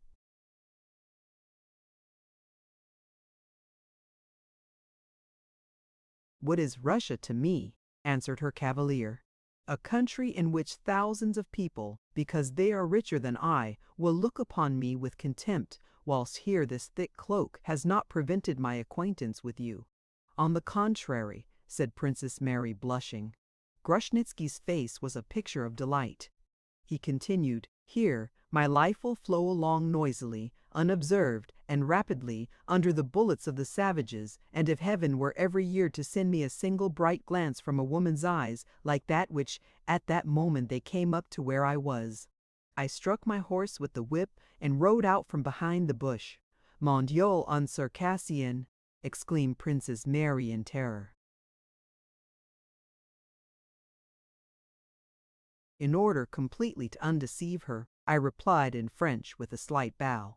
"Ni craindis rien, madame, et suis pas plus dangereux que votre cavalier." She grew embarrassed, but at what?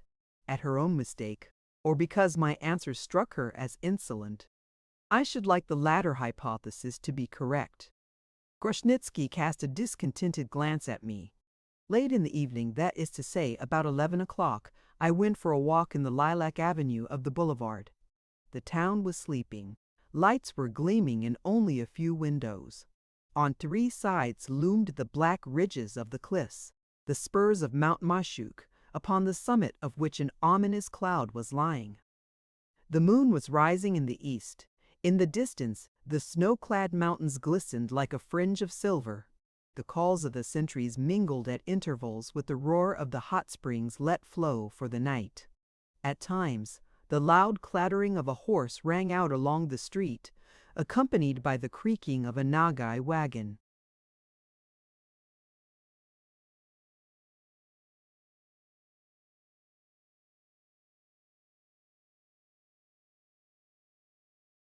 And the plaintive burden of a Tartar song. I sat down upon a bench and fell into a reverie.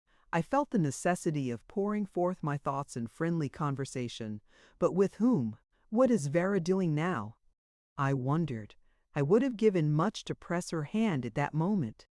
All at once I heard rapid and irregular steps.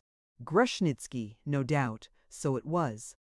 "Where have you come from?" "From Princess Ligovsky's," he said very importantly. "How well Mary does sing! Do you know?" I said to him. "I wager that she does not know that you are a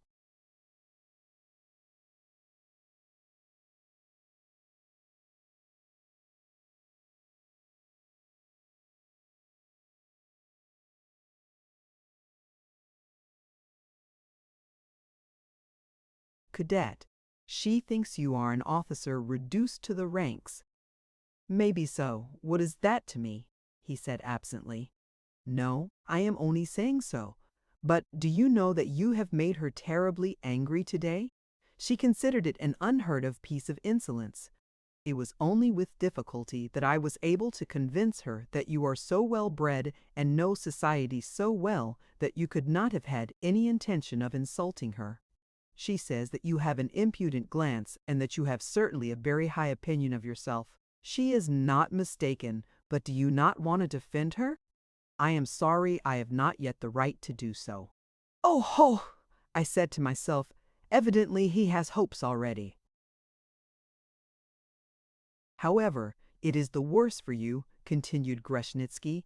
"It will be difficult for you to make their acquaintance now, and what a pity! It is one of the most agreeable houses I know." I smiled inwardly. "The most agreeable house to me now is my own," I said with a yawn, and I got up to go. "Confess, though, you repent?" "What nonsense! If I like, I will be at Princess Ligovsky's tomorrow evening." "We shall see.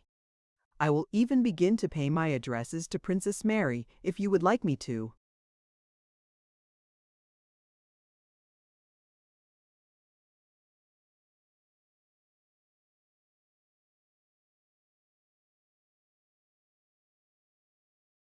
"Yes, if she is willing to speak to you. I am only awaiting the moment when she will be bored by your conversation. Goodbye." "Well, I am going for a stroll. I could not go to sleep now for anything. Look here, let us go to the restaurant instead. There is card playing going on there. What I need now is violent sensations. I hope you will lose." I went home. Chapter 4, 21st May. Nearly a week has passed, and I have not yet made the Ligovskys' acquaintance. I am awaiting a convenient opportunity. Grushnitsky follows.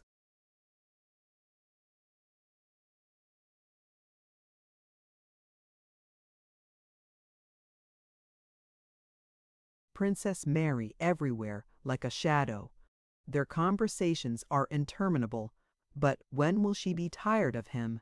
Her mother pays no attention because he is not a man who is in a position to marry. Behold the logic of mothers. I have caught 2 or 3 tender glances this must be put a stop to.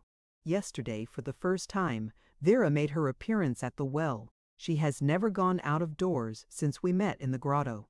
We let down our tumblers at the same time, and as she bent forward she whispered to me, "You are not going to make the Ligovskys' acquaintance. It is only there that we can meet."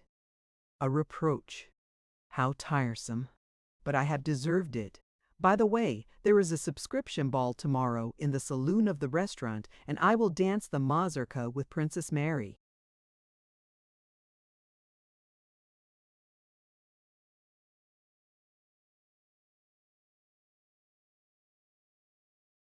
Chapter 5, 29th May. The saloon of the restaurant was converted into the assembly room of a nobles' club. The company met at 9 o'clock. Princess Ligovsky and her daughter were amongst the latest to make their appearance. Several of the ladies looked at Princess Mary with envy and malevolence because she dresses with taste. Those who look upon themselves as the aristocracy of the place concealed their envy and attached themselves to her train. What else could be expected? Wherever there is a gathering of women, the company is immediately divided into a higher and a lower circle. Beneath the window, amongst a crowd of people, stood Grushnitsky, pressing his face to the pane and never taking his eyes off his divinity. As she passed by, she gave him a hardly perceptible nod. He beamed like the sun. The first dance was a polonaise, after which the musicians struck up a waltz. Spurs began to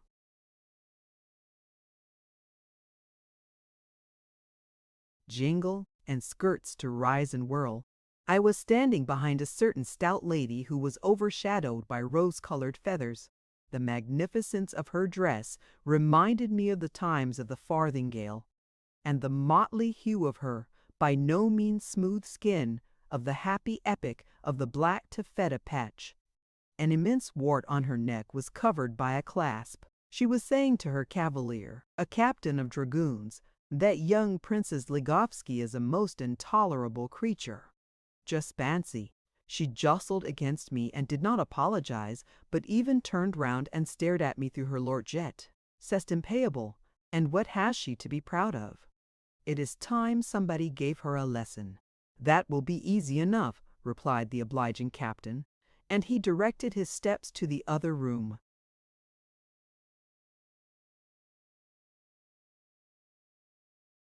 I went up to Princess Mary immediately, and, availing myself of the local customs which allowed one to dance with a stranger, I invited her to waltz with me. She was scarcely able to keep from smiling and letting her triumph be seen, but quickly enough she succeeded in assuming an air of perfect indifference and even severity. Carelessly she let her hand fall upon my shoulder, inclined her head slightly to one side, and we began to dance. I have never known a waist more voluptuous and supple. Her fresh breath touched my face. At times a lock of hair, becoming separated from its companions in the eddy of the waltz, glided over my burning cheek. I made 3 turns of the ballroom. She waltzes surprisingly well. She was out of breath. Her eyes were dulled. Her half-open lips were scarcely able to whisper the indispensable, "Merci, monsieur."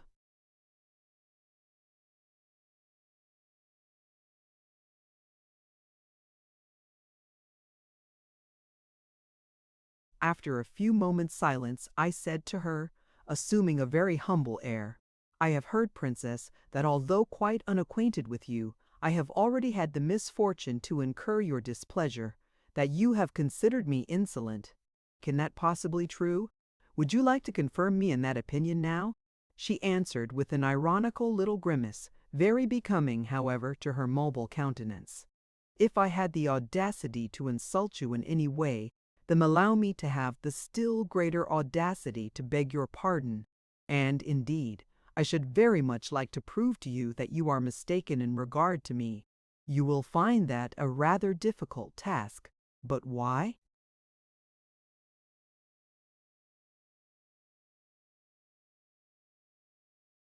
Because you never visit us, and, most likely, there will not be many more of these balls. That means, I thought, that their doors are closed to me forever.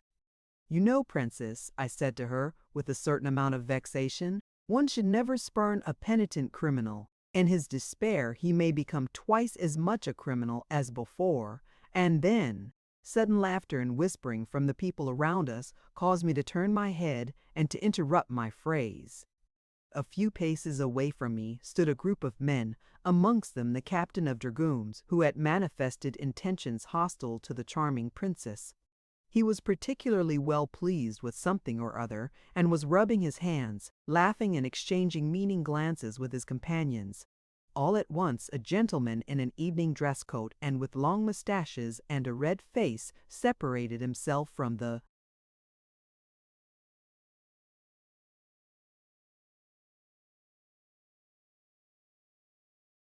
crowd and directed his uncertain steps straight towards Princess Mary. He was drunk.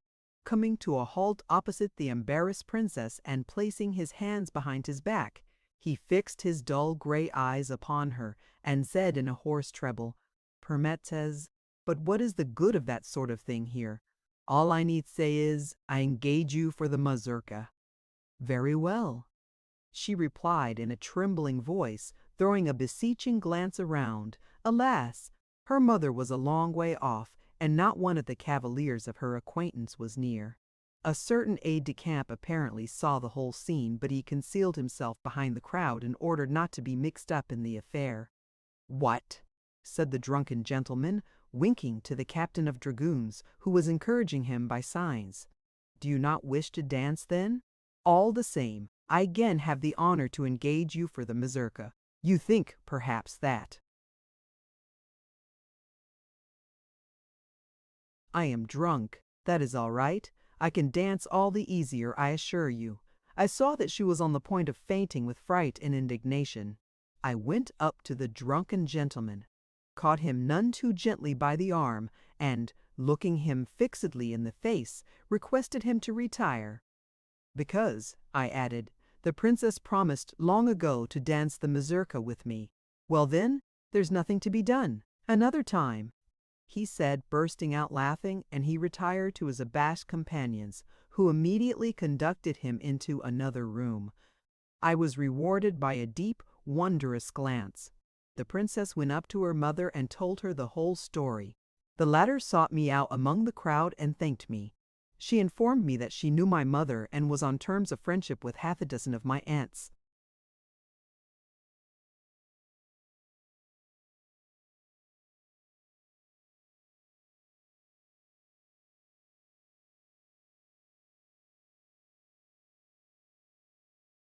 I do not know how it has happened that we have not made your acquaintance up to now, she added, but confess, you alone are to blame for that. You fight shy of everyone in a positively unseemly way. I hope the air of my drawing-room will dispel your spleen. Do you not think so? I uttered one of the phrases which everybody must have ready for such an occasion. The quadrilles dragged on a dreadfully long time. At last the music struck up from the gallery. Princess Mary and I took up our places. I did not once allude to the drunken gentleman, or to my previous behavior, or to Grushnitsky. The impression produced upon her by the unpleasant scene was gradually dispelled. Her face brightened up. She jested very charmingly. Her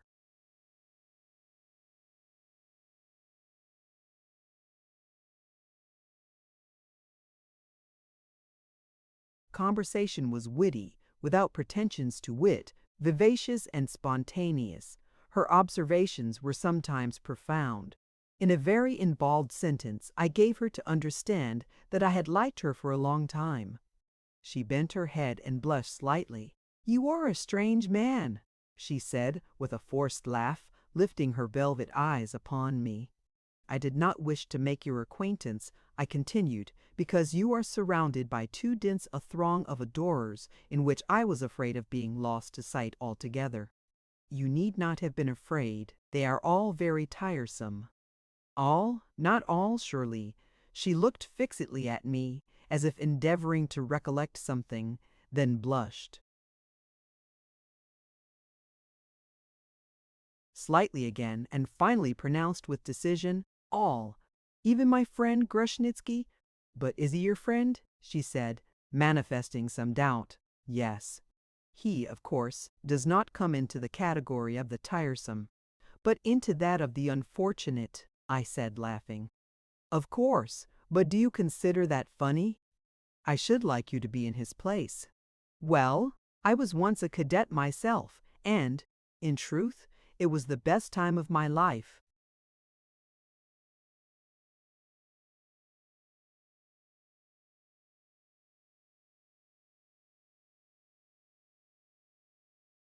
"Is he a cadet, then?"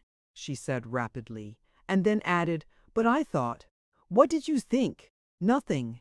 Who is that lady?" Thereupon the conversation took a different direction, and it did not return to the former subject.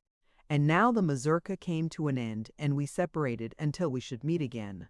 The ladies drove off in different directions. I went to get some supper, and met Werner. "Aha!" he said. "So it is you. And yet you did not wish to make the acquaintance of Princess Mary, otherwise than by saving her from certain death." "I have done better," I replied. "I have saved her from fainting at the ball."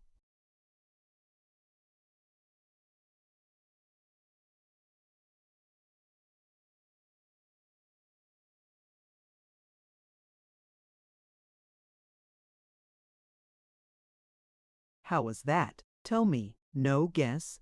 Oh, you, who guess everything in the world." Chapter 6, 30th May. About 7 o'clock in the evening, I was walking on the boulevard. Grushnitsky perceived me a long way off and came up to me. A sort of ridiculous rapture was shining in his eyes. He pressed my hand warmly and said in a tragic voice, "I thank you, Pechorin. You understand me." "No, but in any case it is not worth gratitude," I answered, not having in fact any good deed upon my conscience. "What? But yesterday. Have you forgotten? Mary has told me everything."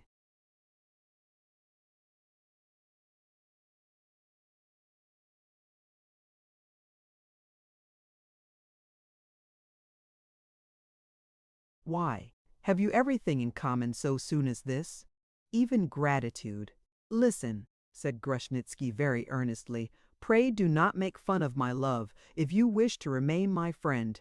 You see, I love her to the point of madness, and I hope she loves me too. I have a request to make of you. You will be at their house this evening. Promise me to observe everything. I know you are experienced in these matters. You know women better than I. Women! Women, who can understand them? Their smiles contradict their glances. Their words promise and allure, but the tone of their voice repels. At one time they grasp and divine in a moment our most secret thoughts. At another they cannot understand the clearest hints. Take Princess Mary, now. Yesterday her eyes, as they rested upon me, were blazing with passion. Today they are dull and cold. That is possibly the result of the waters, I replied. You see the bad side of everything. Materialist, he added contemptuously.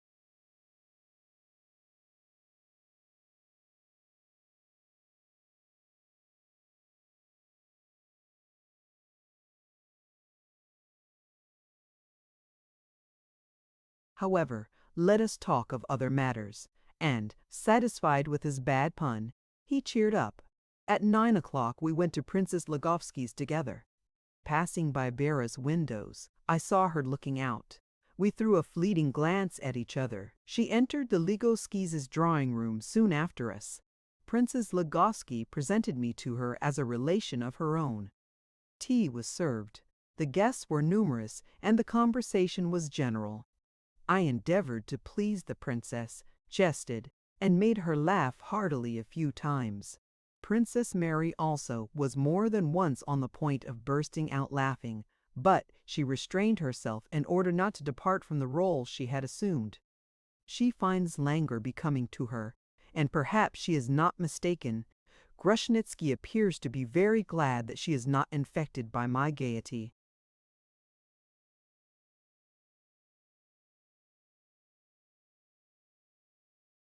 After tea, we all went into the drawing room. "Are you satisfied with my obedience, Vera?" I said as I was passing her. She threw me a glance full of love and gratitude. I have grown accustomed to such glances, but at one time they constituted my felicity. The princess seated her daughter at the pianoforte, and all the company begged her to sing. I kept silence, and, taking advantage of the hubbub, I went aside to the window with Vera, who wished to say something of great importance to both of us. It turned out to be nonsense. Meanwhile, my indifference was vexing Princess Mary, as I was able to make out from a single angry gleaming glance which she cast at me. "Oh!" I understand the method of conversation wonderfully well, mute but expressive, brief but forceful.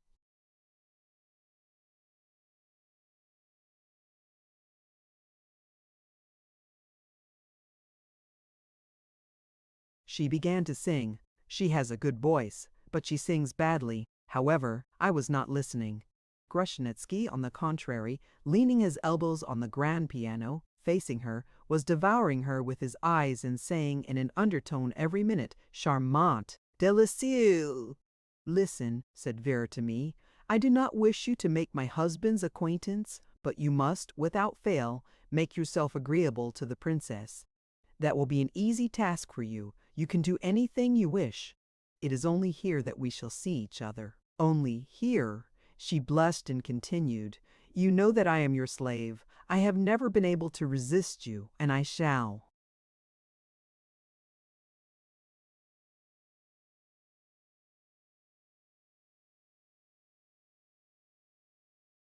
be punished for it. You will cease to love me. At least, I want to preserve my reputation, not for myself, that you know very well. Oh, I beseech you, do not torture me as before with idle doubts and feigned coldness. It may be that I shall die soon. I feel that I am growing weaker from day to day, and yet I cannot think of the future life. I think only of you. You men do not understand the delights of a glance, of a pressure of the hand. But as for me, I swear to you that, when I listen to your voice, I feel such a deep, strange bliss that the most passionate kisses could not take its place. Meanwhile, Princess Mary had finished her song. Murmurs of praise were to be heard all around. I went up to her after all the other guests and said something rather carelessly to her on the subject of her voice. She made a little grimace, pouting her lower lip, and dropped a very sarcastic curtsy.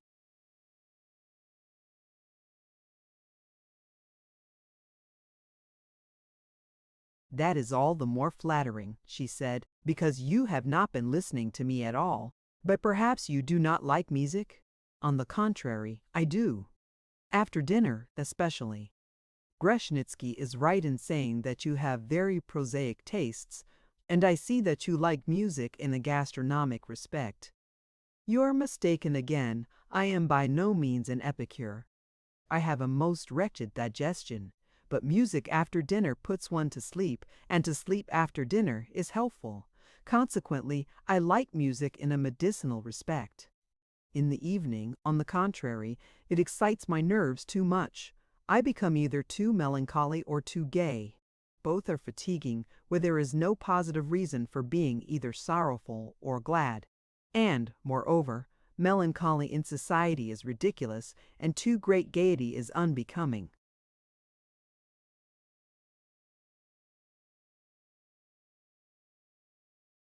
She did not hear me to the end, but went away and sat beside Grushnitsky, and they entered into a sort of sentimental conversation. Apparently the princess answered his sage phrases rather absent-mindedly and inconsequently, although endeavoring to show that she was listening to him with attention, because sometimes he looked at her in astonishment, trying to divine the cause of the inward agitation which was expressed at times in her restless glance. "But I have found you out, my dear princess. Have a care. You want to pay me back in the same coin. To wound my vanity you will not succeed. And if you declare war on me, I will be merciless." In the course of the evening, I purposely tried a few times to join in their conversation, but she met my remarks rather coldly, and, at last, I retired in pretended vexation. Princess Mary was triumphant, Grushnitsky likewise. Triumph, my friends, and be quick about it. You will not have long to.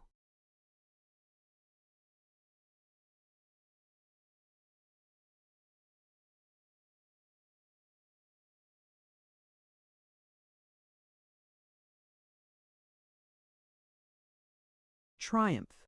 It cannot be otherwise. I have a presentiment. On making a woman's acquaintance, I have always unerringly guessed whether she would fall in love with me or not.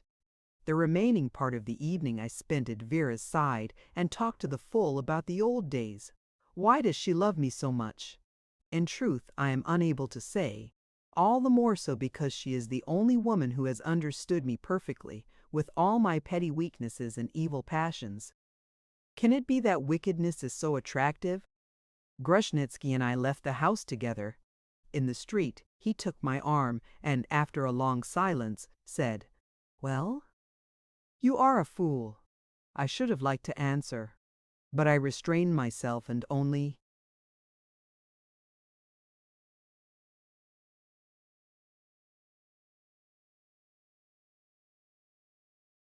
shrugged my shoulders. Chapter 7. 6th June. All these days I have not once departed from my system. Princess Mary has come to like talking to me. I have told her a few of the strange events of my life, and she is beginning to look on me as an extraordinary man. I mock at everything in the world, especially feelings, and she is taking alarm. When I am present, she does not dare to embark upon sentimental discussions with Grushnitsky, and already, on a few occasions, she has answered his sallies with a mocking smile. but every time that Grushnitsky comes up to her, I assume an air of meekness and leave the two of them together. On the first occasion she was glad, or tried to make it appear so. On the second, she was angry with me. On the third, with Grushnitsky. "You have very little vanity." She said to me yesterday, "What makes you think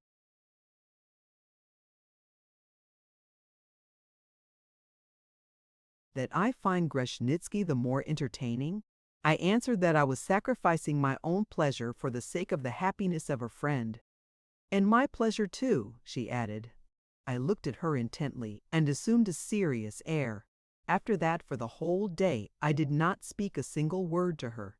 In the evening she was pensive. This morning, at the well, more pensive still. When I went up to her, she was listening absent-mindedly to Grushnitsky, who was apparently falling into raptures about nature, but so soon as she perceived me, she began to laugh at a most inopportune moment, pretending not to notice me. I went on a little further and began stealthily to observe her. She turned away from her companion and yawned twice. Decidedly, she had grown tired of Grushnitsky. I will not talk to her for another 2 days.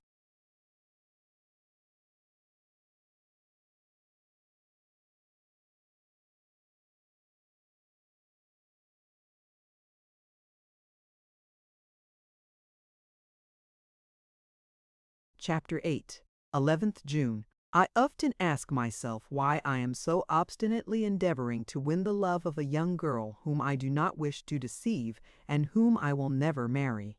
Why this woman like coquetry? Vera loves me more than Princess Mary ever will. Had I regarded the latter as an invincible beauty, I should perhaps have been allured by the difficulty of the undertaking. However, there is no such difficulty in this case. Consequently, my present feeling is not that restless craving for love which torments us in the early days of our youth, flinging us from one woman to another until we find one who cannot endure us.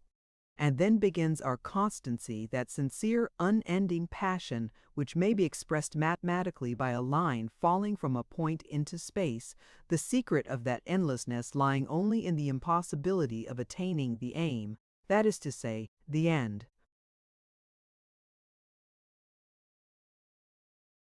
From what motive, then, am I taking all this trouble? Envy of Grushnitsky? Poor fellow, he is quite undeserving of it.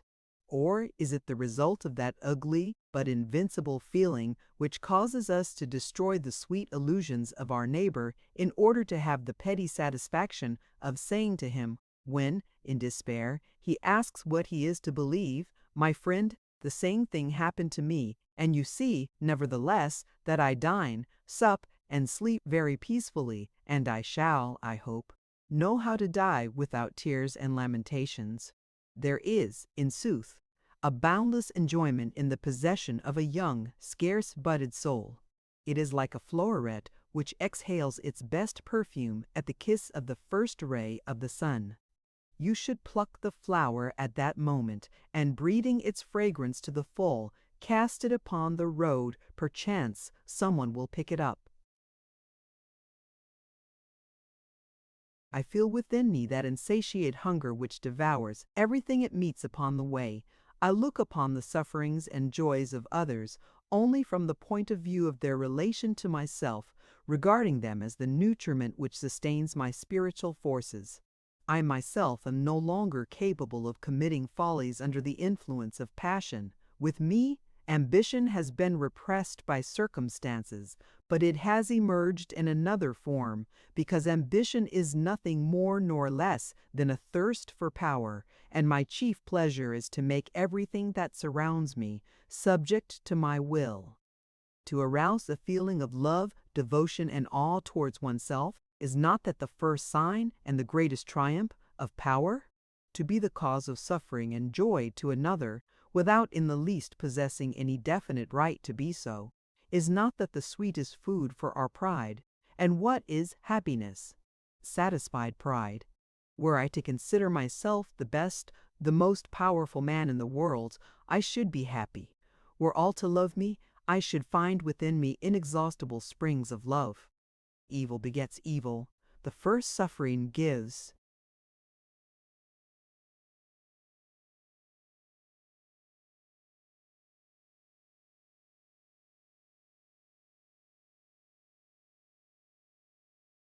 use the conception of the satisfaction of torturing another.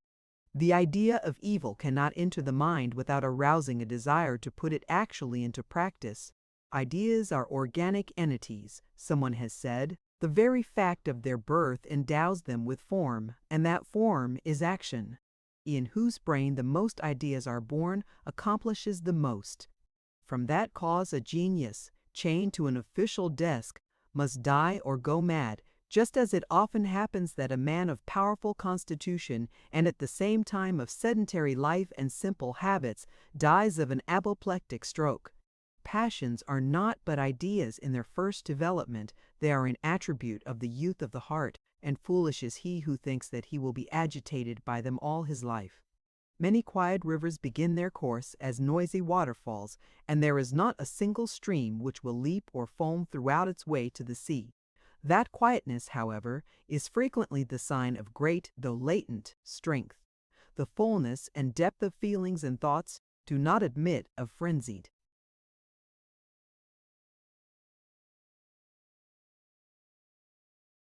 outbursts. In suffering and in enjoyment, the soul renders itself a strict account of all it experiences and convinces itself that such things must be. It knows that, but for storms, the constant heat of the sun would dry it up. It imbues itself with its own life pets and punishes itself like a favorite child. It is only in that highest state of self-knowledge that a man can appreciate the divine justice. On reading over this page, I observe that I have made a wide digression from my subject. But what matter? You see, it is for myself that I am writing this diary, and consequently anything that I jot down in it will in time be a valuable reminiscence for me. Grushnitsky has called to see me today. He flung himself upon my neck. He has been promoted to be an officer. We drank champagne. Dr. Werner came in after him.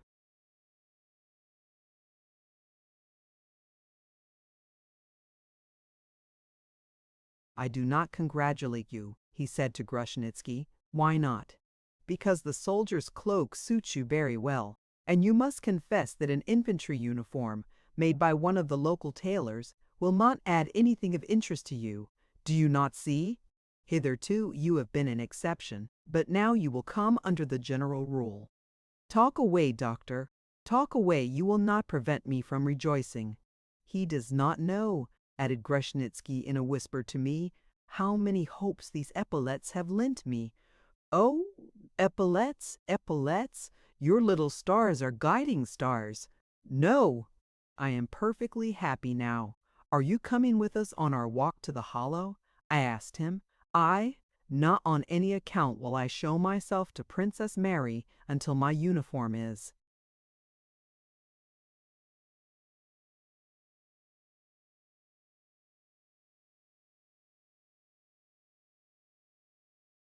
Finished. Would you like me to inform her of your happiness? No, please, not a word. I want to give her a surprise. Tell me, though, how are you getting on with her? He became embarrassed and fell into thought. He would gladly have bragged and told lies, but his conscience would not let him, and, at the same time, he was ashamed to confess the truth. What do you think? Does she love you? Love me? Good gracious, Pechorin, what ideas you do have! How could she possibly love me so soon? And a well-bred woman, even if she is in love, will never say so.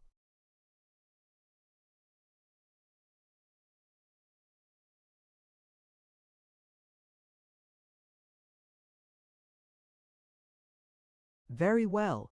And I suppose, in your opinion, a well-bred man should also keep silence in regard to his passion?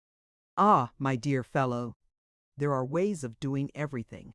Often things may remain unspoken, but yet may be guessed. That is true.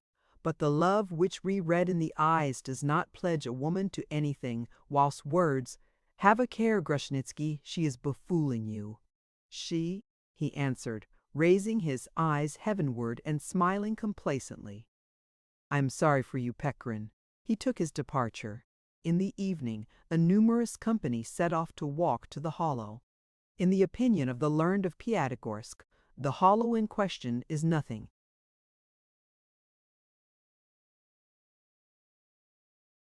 more nor less than an extinct crater.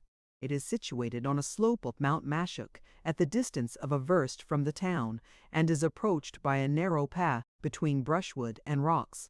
In climbing up the hill, I gave Princess Mary my arm, and she did not leave it during the whole excursion.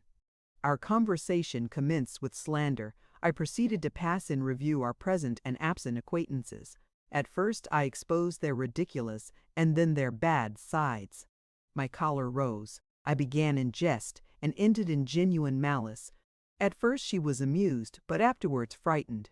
"You are a dangerous man," she said. "I would rather perish in the woods under the knife of an assassin than under your tongue. In all earnestness, I beg of you, when it comes into your mind to speak evil of me, take a knife instead and cut my throat. I think you would not find that a very difficult matter. Am I like an assassin, then?"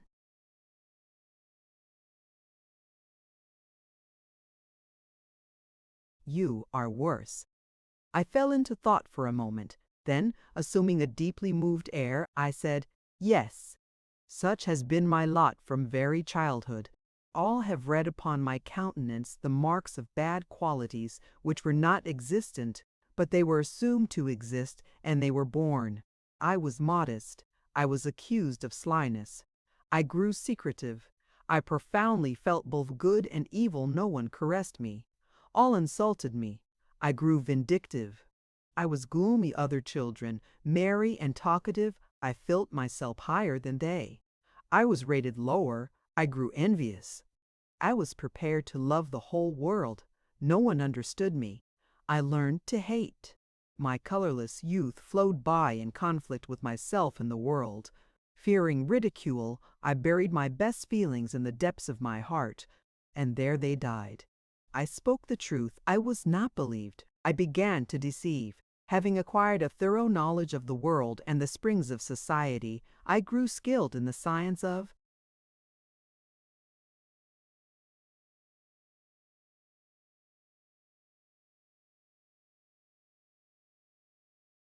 life, and I saw how others without skill were happy, enjoying gratuitously the advantages which I so unweariedly sought. Then despair was born within my breast, not that despair which is cured at the muzzle of a pistol, but the cold, powerless despair concealed beneath the mask of amiability and a good-natured smile. I became a moral cripple. One half of my soul ceased to exist. It dried up, evaporated, died, and I cut it off and cast it from me.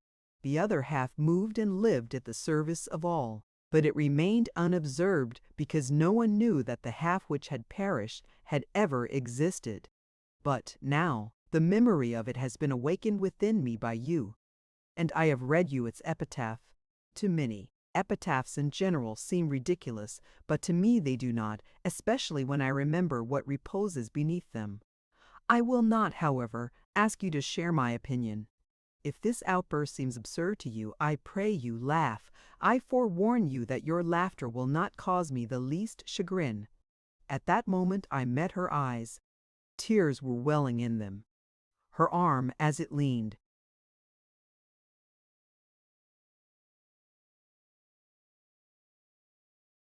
upon mine, was trembling. Her cheeks were aflame. She pitied me. Sympathy, a feeling to which all women yield so easily, had dug its talons into her inexperienced heart. During the whole excursion she was preoccupied and did not flirt with anyone, and that is a great sign. We arrived at the hollow. The ladies left their cavaliers, but she did not let go my arm. The witticisms of the local dandies failed to make her laugh. The steepness of the declivity beside which she was standing caused her no alarm, although the other ladies uttered shrill cries and shut their eyes. On the way back I did not renew our melancholy conversation, but to my idle questions and jests she gave short and absent-minded answers. "Have you ever been in love?" I asked her at length. She looked at me intently, shook her head, and again fell into a reverie. It was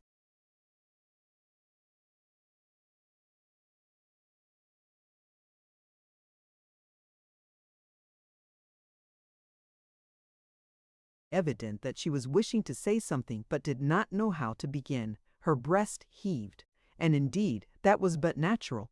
A muslin sleeve is a weak protection, and an electric spark was running from my arm to hers.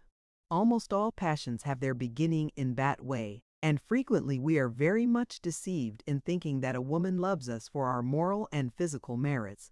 Of course, these prepare and predispose the heart for the reception of the holy flame, but for all that it is the first touch that decides the matter. "I have been very amiable today, have I not?" Princess Mary said to me with a forced smile when we had returned from the walk. We separated. She is dissatisfied with herself. She accuses herself of coldness. Oh, that is the chief triumph. Tomorrow she will be feeling a desire to recompense me. I know the whole proceeding by heart already. That is what is so tiresome. Chapter 9. 12th June. I have seen Vera today. She has begun to plague me with her jealousy. Princess Mary has taken it into her head, it seems, to confide the secrets of her heart to Vera. A happy choice, it must be confessed. "I can guess what all this is leading to," said Vera to me. "You had better simply tell me at once that you are in love with her." "But supposing I am not in love with her? Then why run after her, disturb her, agitate her imagination?" "Oh, I know you well. Listen, if you wish me to believe you, come to Kislovodsk in a week's time. We shall be moving thither the day after tomorrow. Princess Mary will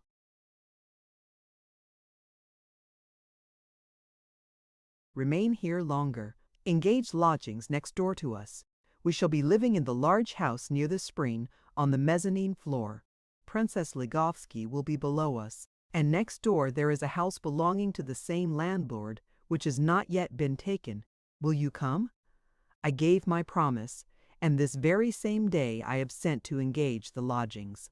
Grushnitsky came to me at 6 o'clock and announced that his uniform would be ready tomorrow, just in time for him to go to the ball in it. "At last I shall dance with her the whole evening through, and then I shall talk to my heart's content," he added. "When is the ball?"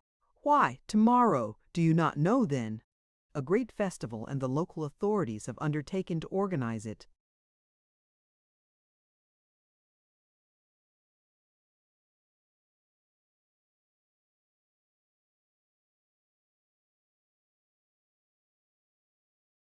"Let us go to the boulevard." "Not on any account, in this nasty cloak." "What? Have you ceased to love it?" I went out alone, and meeting Princess Mary, I asked her to keep the mazurka for me. She seemed surprised and delighted.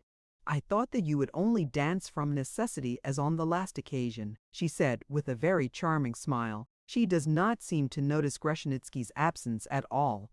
"You will be agreeably surprised tomorrow," I said to her. "At what?"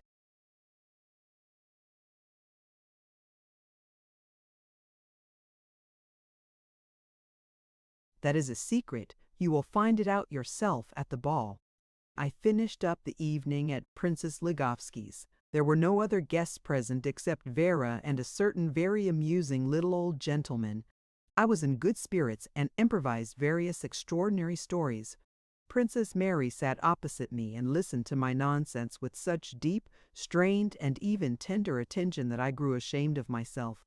What had become of her vivacity, her coquetry, her caprices, her haughty mien, her contemptuous smile, her absent-minded glance? Vera noticed everything, and her sickly countenance was a picture of profound grief. She was sitting in the shadow by the window, buried in a wide armchair. I pitied her. Then I related the whole dramatic story of our acquaintanceship, our love concealing it all, of course under fictitious names.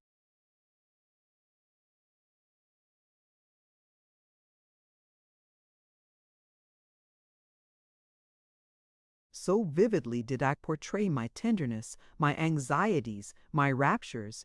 In so favorable a light did I exhibit her actions and her character that involuntarily she had to forgive me for my flirtation with Princess Mary. She rose, sat down beside us, and brightened up, and it was only at 2 o'clock in the morning that we remembered that the doctors had ordered her to go to bed at 11. Chapter 10's 13th June. Half an hour before the ball, Grushnitsky presented himself to me in the full splendor of the uniform of the line infantry. Attached to his third button was a little bronze chain, on which hung the double lorgnette. Epaulets of incredible size were bent backwards and upwards in the shape of a cupid's wings. His boots creaked. In his left hand he held cinnamon-colored kid gloves and a forage cap, and with his right he kept every moment twisting his frizzled tuft of hair up into tiny curls. Complacency and at the same time a certain diffidence were depicted upon his face. His festal appearance and proud gait would have made me burst out laughing if such a proceeding had been in accordance with my intentions. He threw his cap and gloves on the table and began to pull down the skirts of his coat and to put himself to rights before the looking-glass. An enormous black handkerchief, which was twisted into a very high stiffener for his cravat and the bristles of which supported his chin, stuck out an inch over his collar. It seemed to him to be rather small, and he drew it up as far as his ears. As a result of that hard work, the collar of his uniform being very tight and uncomfortable, he grew red in the face. "They say you have been courting my princess terribly these last few days," he said, rather carelessly and without looking at me. "Where are we fools to drink tea?" 271. I answered, repeating a pet phrase of one of the cleverest roves of past times, once celebrated in song by Pushkin. "Tell me, does my uniform fit me well? Oh, the cursed Jew, how it cuts me under the armpits. Have you got any scent?" "Good gracious, what more do you want? You are reeking of rose pomade as it is. Never mind, give me some." He poured half a phial over his cravat, his pocket handkerchief, his sleeves. "You are going to dance?" he asked. "I think not. I am afraid I shall have to lead off the mazurka with Princess Mary, and I scarcely know a single figure." "Have you asked her to dance the mazurka with you?" "Not yet. Mind you are not forestalled." "Just so indeed," he said, striking his forehead. "Goodbye. I will go and wait for her at the entrance." He seized his forage cap and ran. Half an hour later, I also set off. The street was dark and deserted. Around the assembly rooms, or inn, whichever you prefer, people were thronging. The windows were lighted up. The strains of the regimental band were borne to me on the evening breeze. I walked slowly. I felt melancholy. Can it be possible, I thought, that my sole mission on earth is to destroy?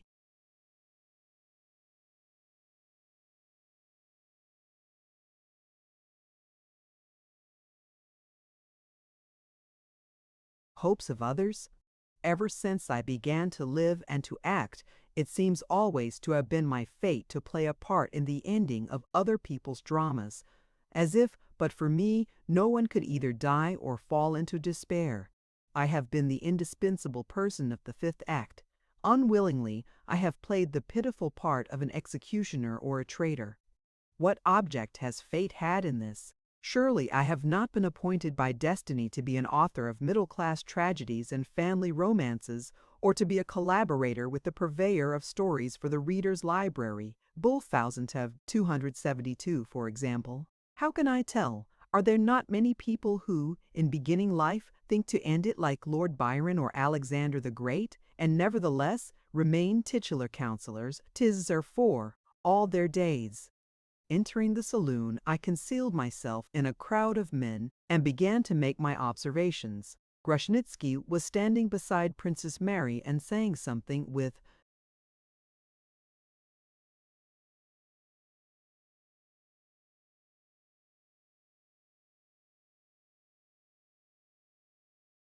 great warmth. She was listening to him absent-mindedly and looking about her, her fan laid to her lips.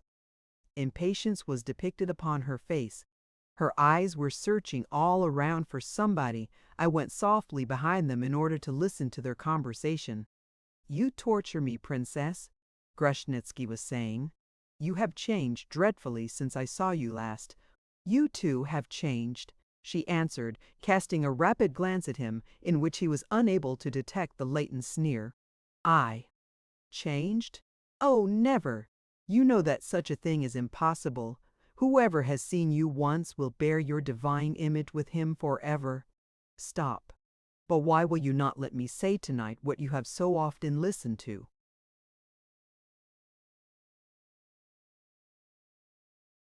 With condescension, and just recently too? Because I do not like repetitions, she answered, laughing. Oh, I have been bitterly mistaken. I thought, fool that I was, that these epaulets, at least, would give me the right to hope. No, it would have been better for me to have remained forever in that contemptible soldier's cloak, to which, probably, I was indebted for your attention. As a matter of fact, the cloak is much more becoming to you. At that moment I went up and bowed to Princess Mary. She blushed a little and went on rapidly. Is it not true, Monsieur Pechorin, that the grey cloak suits Monsieur Grusnitsky much better?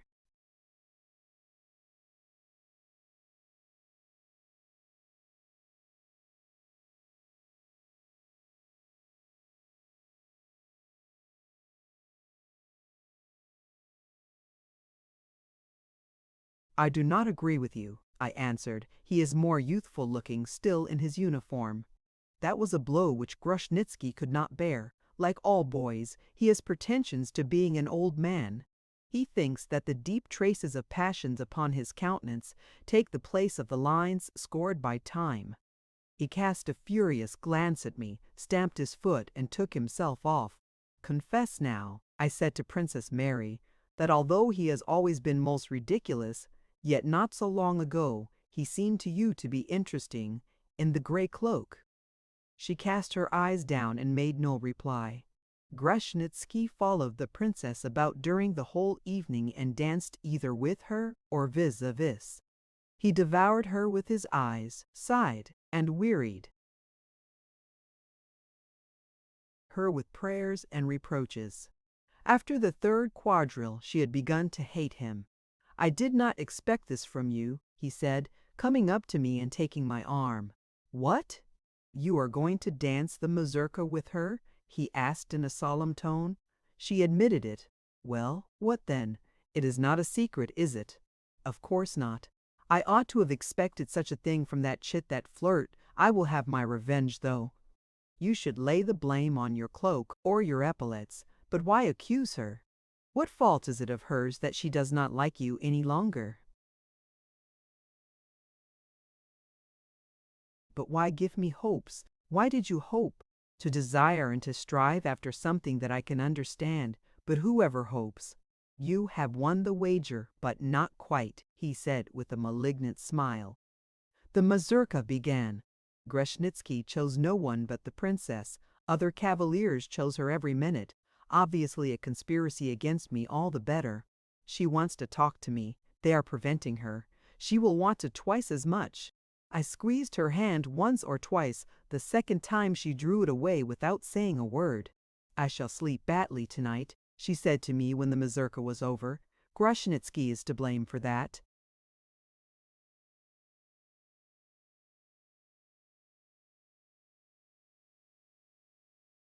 Oh no, and her face became so pensive, so sad, that I promised myself that I would not fail to kiss her hand that evening.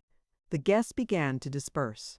As I was handing Princess Mary into her carriage, I rapidly pressed her little hand to my lips. The night was dark and nobody could see. I returned to the saloon very well satisfied with myself. The young men, Grushnitsky amongst them, were having supper at the large table. As I came in, they all fell silent. Evidently they had been talking about me. Since the last ball, many of them have been sulky with me, especially the captain of dragoons, and now, it seems, a hostile gang is actually being formed against me, under the command of Grushnitsky. He wears such a proud and courageous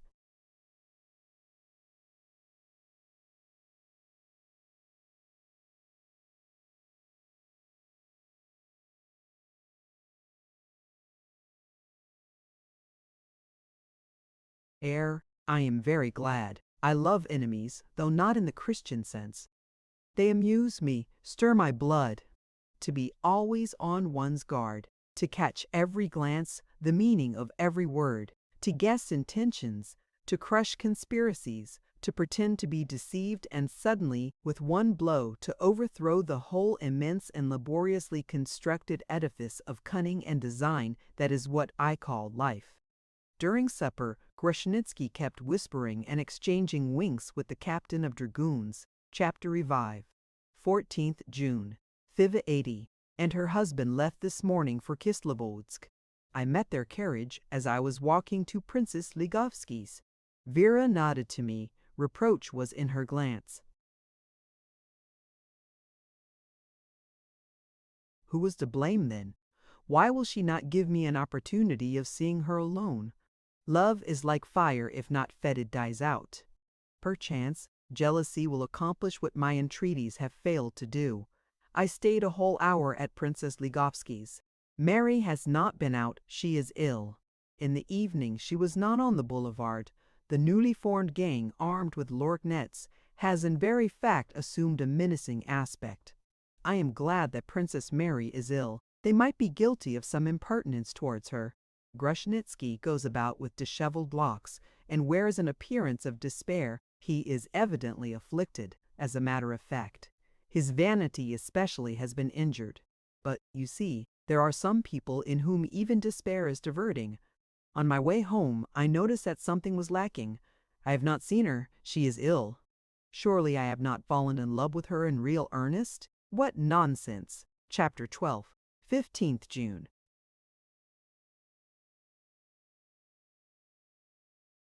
11 o'clock in the morning, the hour at which Princess Ligovsky is usually perspiring in the Ermolov baths, I walked past her house.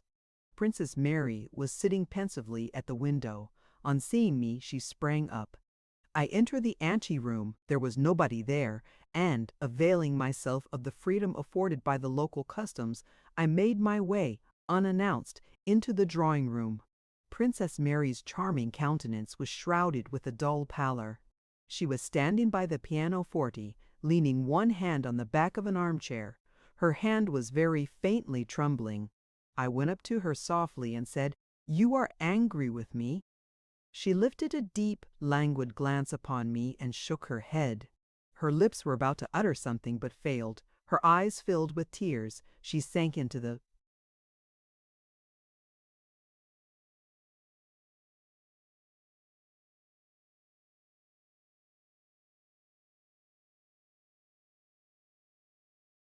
armchair and buried her face in her hands.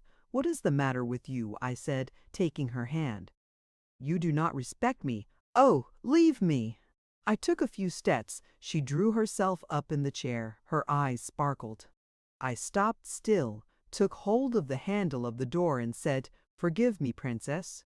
I have acted like a madman. It will not happen another time. I shall see to that. But how can you know what has been taking place hitherto within my soul? That you will never learn, and so much the better for you. Farewell." As I was going out, I seemed to hear her weeping. I wandered on foot about the environs of Mount Moshuk till evening, fatigued myself terribly, and on arriving home, flung myself on my bed, utterly exhausted. Werner came to see me. "Is it true," he asked, "that you are going to marry Princess Mary?" "What? The whole town is saying so. All my patients are occupied with that important piece of news, but you know what these patients are. They know everything." "This is one of Grushnitsky's tricks," I said to myself. To prove the falsity of these rumors, doctor, I may mention as a secret that I am moving to Kislovodsk tomorrow. And Princess Mary too.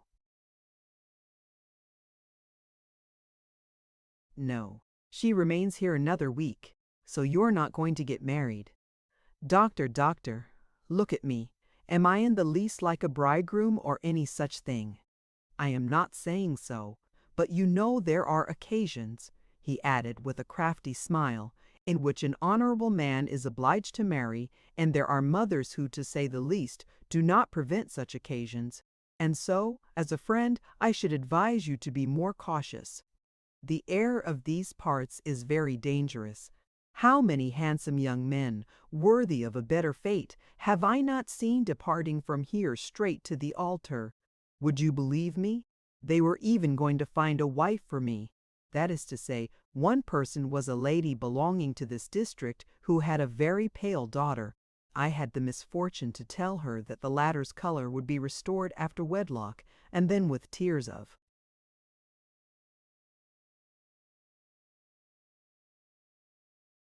gratitude she offered me her daughter's hand and the whole of her own fortune, 50 souls, 28, I think.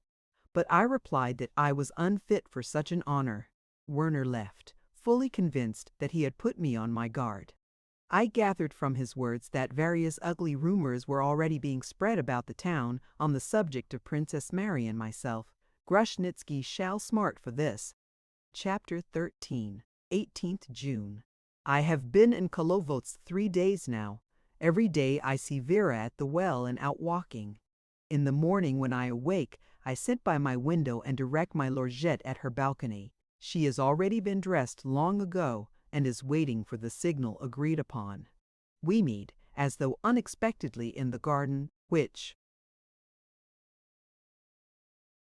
slopes down from our houses to the well. The life-giving mountain air has brought back her color and her strength. Not for nothing is Narzan called the spring of heroes. The inhabitants aver that the air of Kislovods predisposes the heart to love, and that all the romances which have had their beginning at the foot of Mount Mashuk find their consummation here. And, in very fact, everything here breathes of solitude. Everything has an air of secrecy. The thick shadows of the linden avenues, bending over the torrent which falls, noisy and foaming, from flag to flag and cleaves itself away between the mountains, now becoming clad with verdure, the mist-filled, silent ravines with their ramifications straggling away in all directions, the freshness of the aromatic air, laden with the fragrance of the tall southern grasses of the Wehatidic Hausapkala. On this side, the ravine is wider and becomes converted into a verdant dell, through which winds the dusty road. Every time I look at it, I seem to see a carriage coming along and a rosy little face looking out of the carriage window. Many carriages have already driven by, but still there is no sign of that particular one. The village which lies behind the fortress has become populous. In the restaurant, built upon a hill a few paces distant from my lodgings, lights are beginning to flash in the evening through the double row of poplars. Noise and the jingling of glasses resound till late at night. In no place are such quantities of Caucasian wine and mineral waters drunk as here, and many are willing to mix the two, but that is a thing I never do. Every day Grushnitsky and his gang are to be found brawling in the inn, and he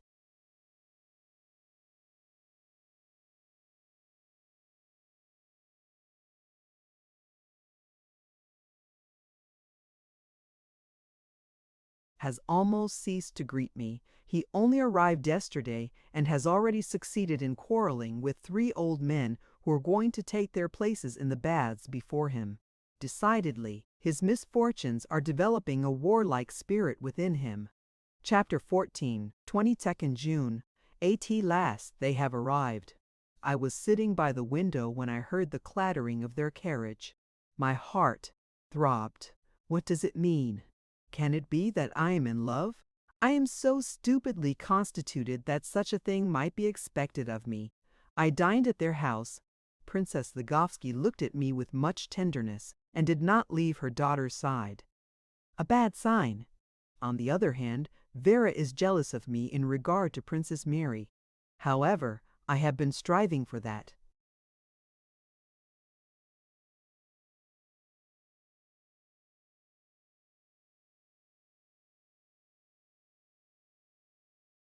Good fortune. What will not a woman do in order to chagrin her rival? I remember that once a woman loved me simply because I was in love with another woman. There is nothing more paradoxical than the female mind. It is difficult to convince a woman of anything. They have to be led into convincing themselves. The order of the proofs by which they demolish their prejudices is most original. To learn their dialectic, it is necessary to overthrow in your own mind every scholastic rule of logic. For example, the usual way, this man loves me, but I am married, therefore I must not love him. The woman's way, I must not love him because I am married, but he loves me therefore. A few dots here, because reason has no more to say. But, generally, there is something to be said by the tongue and the eyes, and after these, the heart if.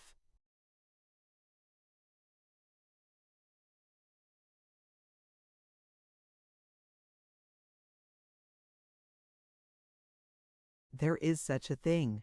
What if these notes should one day meet a woman's eye? Slander, she will exclaim indignantly. Ever since poets have written and women have read them, for which the poet should be most deeply grateful, women have been called angels, so many times that, in very truth, in their simplicity of soul, they have believed the compliment, forgetting that, for money, the same poets have glorified Nero as a demigod. It would be unreasonable were I to speak of women with such malignity, I who have loved nothing else in the world, I who have always been ready to sacrifice for their sake a base ambition, life its no, all that I say about them is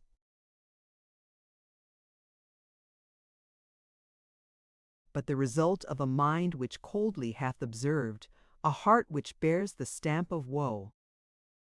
29.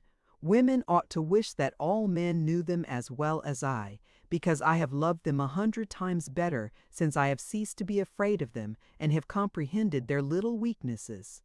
By the way, the other day Werner compared women to the enchanted forest of which Tasso tells in his Jerusalem Delivered.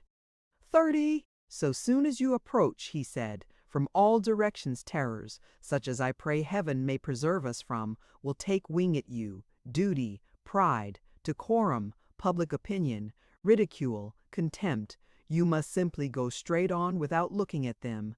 Gradually the monsters disappear, and before you opens a bright and quiet glade, in the midst of which blooms the green myrtle.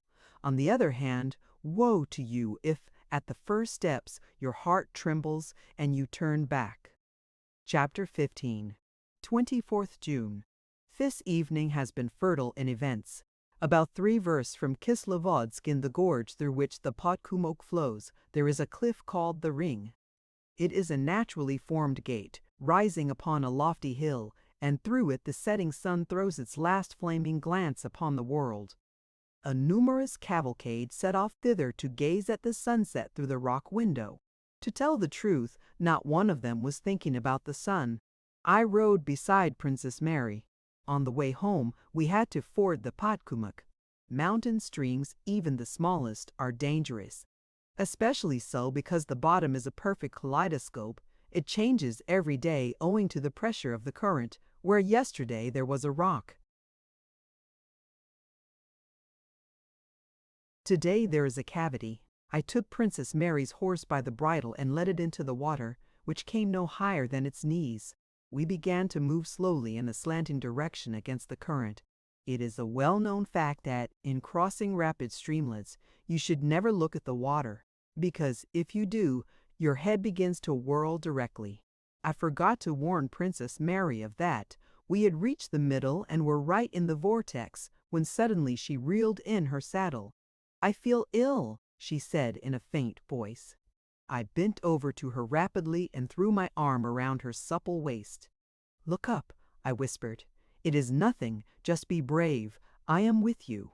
She grew better. She was about to disengage herself from my arm, but I clasped her tender soft finger in a still closer embrace. My cheek almost touched hers.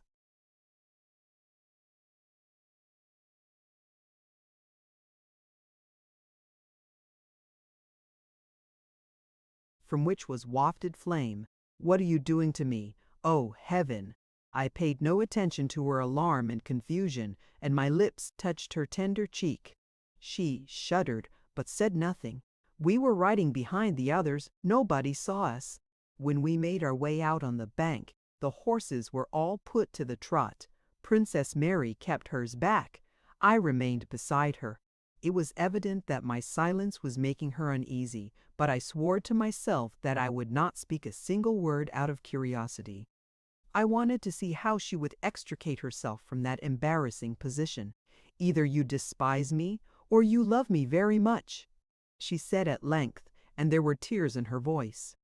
"Perhaps you want to laugh at me, to excite my souling.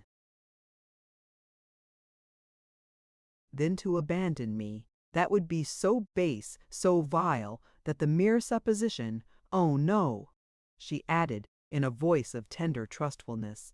"There is nothing in me which would preclude respect. Is it not so? Were presumptuous action. I must forgive you for it, because I permitted it. Answer, speak, I want to hear your voice." There was such womanly impatience in her last words that, involuntarily, I smiled. Happily it was beginning to grow dusk. I made no answer. "You are silent," she continued. "You wish, perhaps, that I should be the first to tell you that I love you." I remained silent. "Is that what you wish?" she continued, turning rapidly towards me. There was something terrible in the determination of her glance and voice. "Why?" I answered, shrugging my shoulders.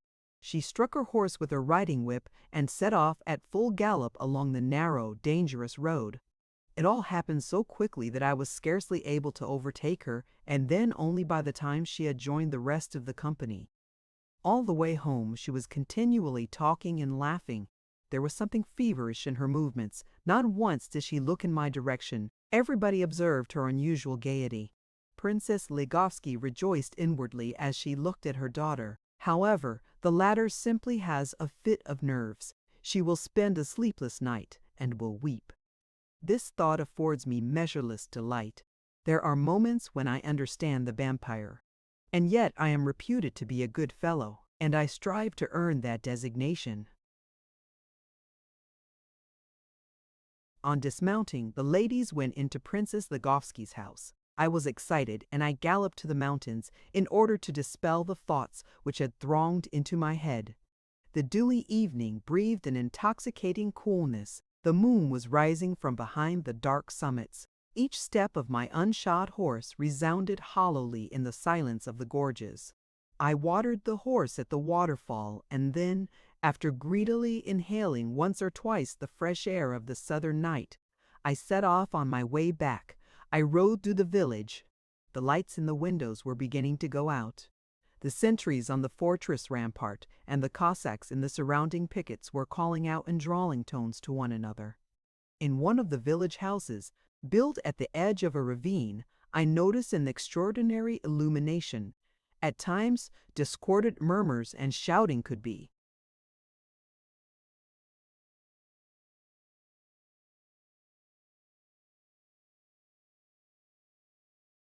heard, proving that a military carouse was in full swing. I dismounted and crept up to the window. The shutter had not been made fast, and I could see the banqueters and catch what they were saying. They were talking about me. The captain of dragoons, flushed with wine, struck the table with his fist, demanding attention.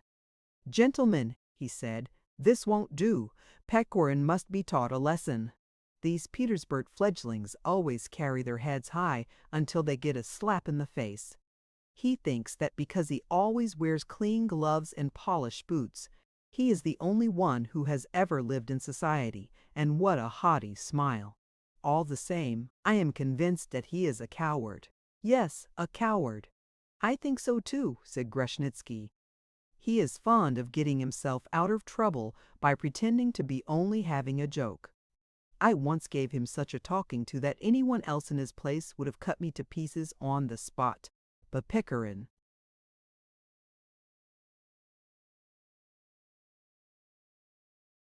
turned it all to the ridiculous side.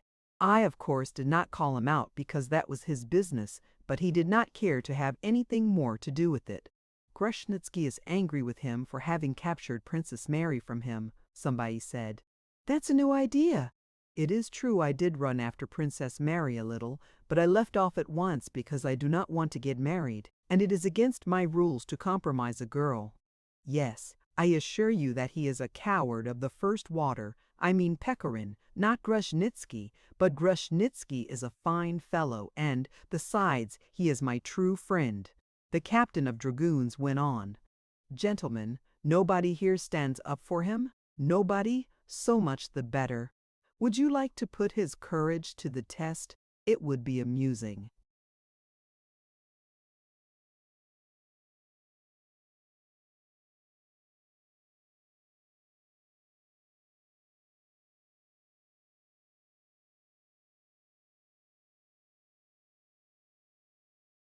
We would. But how? Listen here then, Grushnitsky in particular is angry with him, therefore to Grushnitsky falls the chief part. He will pick a quarrel over some silly trifle or other, and will challenge Pechorin to a duel. Wait a bit. Here's where the joke comes in. He will challenge him to a duel. Very well. The whole preceding challenge, preparations, conditions will be as solemn and awe-inspiring as possible. I will see to that. I will be your second, my poor friend. Very well. Only here is the rub. We will put no bullets in the pistols. I can answer for it that Pechorin will turn coward. I will place them 6 paces apart. Devil take it. Are you agreed, gentlemen? Splendid idea. Agreed. And why not? Came from all sides. And you, Grushnitsky?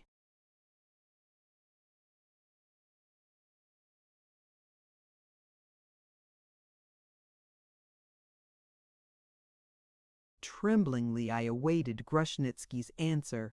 I was filled with cold rage at the thought that, but for an accident, I might have made myself the laughing-stock of those fools. If Grushnitsky had not agreed, I should have thrown myself upon his neck.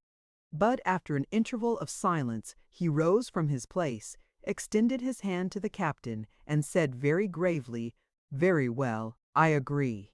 It would be difficult to describe the enthusiasm of that honorable company. I returned home, agitated by 2 different feelings. The first was sorrow. Why do they all hate me? I thought, why? Have I affronted anyone? No. Can it be that I am one of those men the mere sight of whom is enough to create animosity? And I felt a venomous rage gradually filling my soul.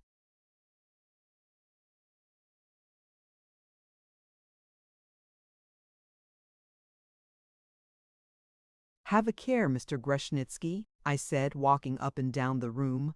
I am not to be jested with like this. You may pay dearly for the approbation of your foolish comrades. I am not your toy. I got no sleep that night. By daybreak I was as yellow as an orange. In the morning I met Princess Mary at the well. "You are ill," she said, looking intently at me. "I did not sleep last night." "Nor I either." "I was accusing you, perhaps groundlessly. But explain yourself. I can forgive you everything." "Everything. Everything. Only speak the truth, and be quick. You see, I have been."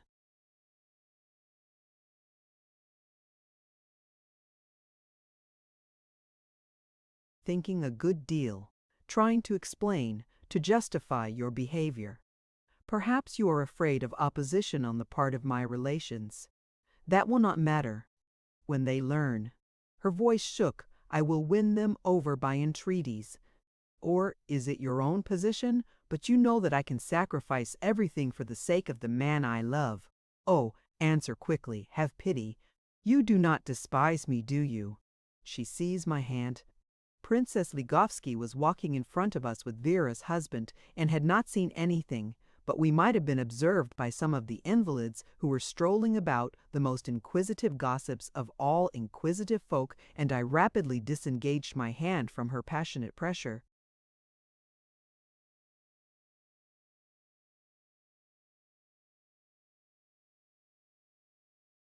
"I will tell you the whole truth," I answered. "I will not justify myself nor explain my actions. I do not love you." Her lips grew slightly pale. "Leave me," she said in a scarcely audible voice. I shrugged my shoulders, turned round, and walked away. Chapter 16. 25th June. I sometimes despise myself. Is not that the reason why I despise others also? I have grown incapable of noble impulses. I am afraid of appearing ridiculous to myself. In my place, another would have offered Princess Mary son Quaritz a fortune, but over me the word marry has a kind of magical power. However passionately I love a woman, if she only gives me to feel that I have to marry her, then farewell, love. My heart is turned to stone, and nothing will warm it anew. I am prepared for any other sacrifice but that. My life 20 times over, nay, my honor I would stake on the fortune of a card, but my freedom I will never sell. Why do I prize it so highly? What is there in it to me? For what am I preparing myself? What do I hope for from the future? In truth, absolutely nothing. It is a kind of innate dread, an inexplicable prejudice. There are people, you know, who have an unaccountable dread of spiders, beetles, mice. Shall I confess it? When I was but a child, a certain old woman told my fortune to my mother. She predicted for me death from a wicked wife. I was profoundly struck by her words at the time. An irresistible repugnance to marriage was born within my soul. Meanwhile, something tells me that her prediction will be realized. I will try, at all events, to arrange that it shall be realized as late in life as possible. Chapter 15, 26 June.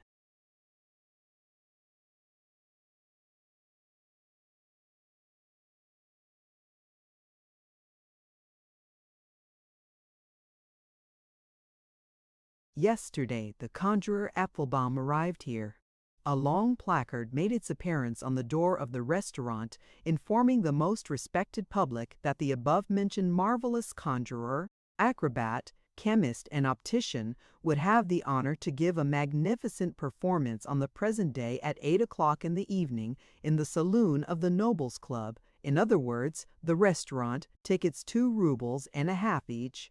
Everyone intends to go and see the marvelous conjurer.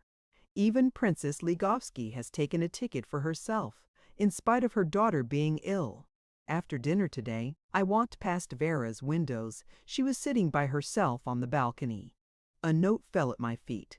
Come to me at 10 o'clock this evening by the large staircase. My husband has gone to Pyatigorsk and will not return before tomorrow morning. My servants and maids will not be at home. I have distributed tickets to all of them, and to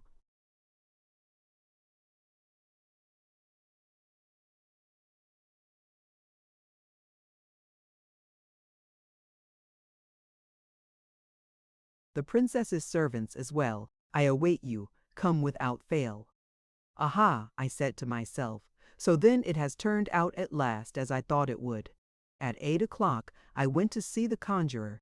The public assembled before the stroke of 9. The performance began. On the back rows of chairs I recognized Vera's and Princess Ligovsky's men-servants and maids. They were all there, every single one. Grosznitsky, with his lorgnette, was sitting in the front row, and the conjurer had recourse to him every time he needed a handkerchief, a watch, a ring, and so forth. For some time past, Grosznitsky has ceased to bow to me, and today he has looked at me rather insolently once or twice. It will all be remembered to him when we come to settle our scores. Before 10 o'clock had struck, I stood up and went out. It was dark outside, pitch dark. Cold, heavy clouds were lying on the summit of the surrounding mountains, and only at rare intervals did the dying breeze rustle the tops of the poplars which surrounded the restaurant. People were crowding at the windows. I went down the mountain and, turning in under the gate, I hastened my pace. Suddenly, it seemed to me that somebody was following my steps. I stopped and looked round. It was impossible to make out anything in the darkness. However, out of caution, I walked round the house, as if taking a stroll. Passing Princess Mary's windows, I again heard steps behind me. A man wrapped in a cloak ran by me. That rendered me uneasy, but I crept up to the flight of steps and hastily mounted the dark staircase. A door opened, and a little hand seized mine. "Nobody has seen you," said Vera in a whisper, clinging to me. "Nobody."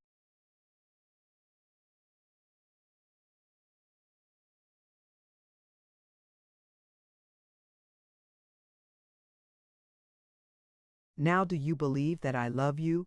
Oh, I have long hesitated, long tortured myself. But you can do anything you like with me. Her heart was beating violently. Her hands were cold as ice. She broke out into complaints and jealous reproaches. She demanded that I should confess everything to her, saying that she would bear my faithlessness with submission, because her sole desire was that I should be happy. I did not quite believe that, but I calmed her with oaths, promises, and so on. So you will not marry Mary? You do not love her? But she thinks. Do you know, she is madly in love with you, poor girl. About 2 o'clock in the morning, I opened the window and, tying 2 shawls together, I let myself down from the upper balcony to the lower, holding on by the pillar. A light was still burning in Princess Mary's room. Something drew me towards that window. The curtain was not quite drawn, and I was able to cast a curious glance into the interior of the room. Mary was sitting on her bed, her hands crossed upon her knees. Her thick hair was gathered up under a lace-frilled nightcap, her white shoulders were covered by a large crimson kerchief, and her little feet were hidden in a pair of many-colored Persian slippers. She was sitting quite still, her head sunk upon her breast. On a little table in front of her was an open book, but her eyes, fixed and full of inexpressible grief, seemed for the 100th time to be skimming the same page whilst her thoughts were far away. At that moment somebody stirred behind a shrub. I leaped from the balcony onto the sward. An invisible hand seized me by the shoulder. "Aha!" said a rough voice. "Caught. I'll teach you to be entering princesses' rooms at night." "Hold him fast!" exclaimed another, springing out from a corner.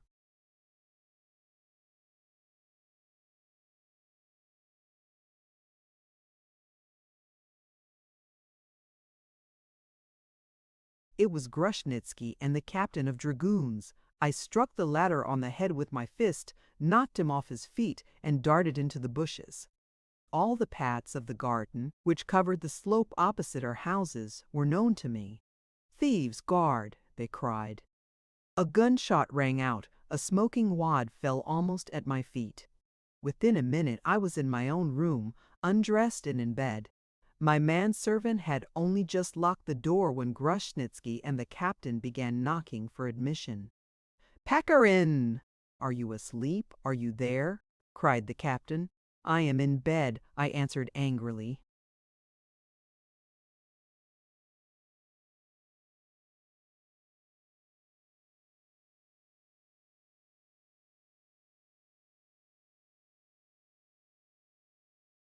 "Get up, thieves, Circassians." "I have a cold," I answered. "I am afraid of catching a chill." They went away. I had gained no useful purpose by answering them.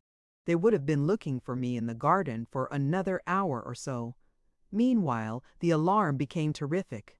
A Cossack galloped up from the fortress. The commotion was general. Circassians were looked for in every shrub, and of course, none were found. Probably, however, a good many people were left with the firm conviction that, if only more courage and dispatch had been shown by the garrison, at least a score of brigands would have failed to get away with their lives. Chapter 50, 27th June. This morning, at the well, the sole topic of conversation was the nocturnal.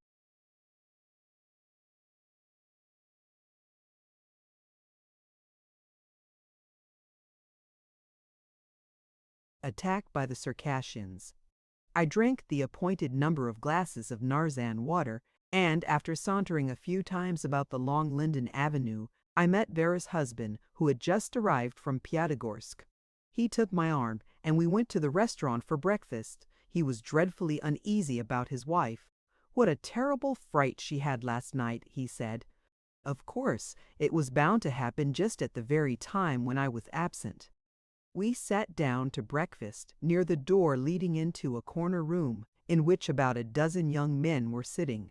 Grushnitsky was amongst them. For the second time destiny provided me with the opportunity of overhearing a conversation which was to decide his fate. He did not see me, and consequently it was impossible for me to suspect him of design, but that only magnified his fault in my eyes. "Is it possible, though, that they were really Circassians?" somebody said. "Did anyone see them?" "I will tell you the whole truth," answered Grushnitsky. "Only please do not betray me." This is how it was. Yesterday, a certain man, whose name I will not tell you, came up to me and told me that at 10 o'clock in the evening he had seen somebody creeping into the Ligovskis' house. I must observe that Princess Ligovsky was here and Princess Mary at home, so he and I set off to wait beneath the windows and waylay the lucky man. I confess I was frightened, although my companion was very busily engaged with his breakfast. He might have heard things which he would have found rather displeasing if Grushnitsky had happened to guess the truth. But blinded by jealousy, the latter did not even suspect it. So, do you see? Grushnitsky continued. We set off, taking with us a gun, loaded with blank cartridge, so as just to give him a fright. We waited in the garden till 2 o'clock. At length goodness knows indeed where he appeared from, but he must have come out by the glass door which is behind the pillar. It was not out of the window that he came, because the window had remained unopened. At length, I say, we saw someone getting down from the balcony. What do you think of Princess Mary, eh? Well, I admit, it is hardly what you might expect from Moscow ladies. After that, what can you believe? We were going to seize him, but he broke away and darted like a hare into the shrubs. Thereupon I fired at him. There was a general murmur of incredulity. You do not believe it? He continued. I give you my word of honor as a gentleman that it is all perfectly true, and, in proof, I will tell you the man's name if you like. Tell us, who was he? Came from all sides.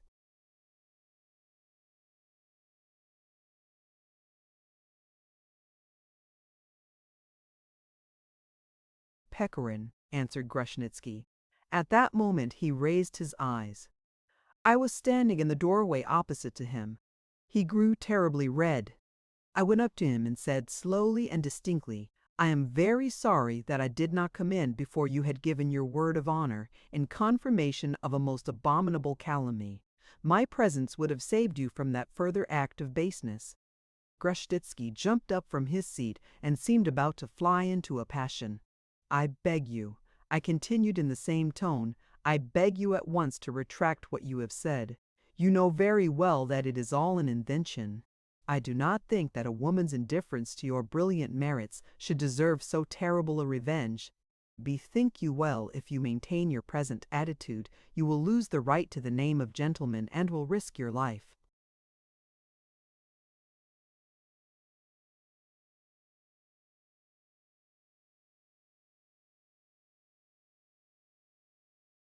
Grushnitsky stood before me in violent agitation, his eyes cast down. But the struggle between his conscience and his vanity was of short duration.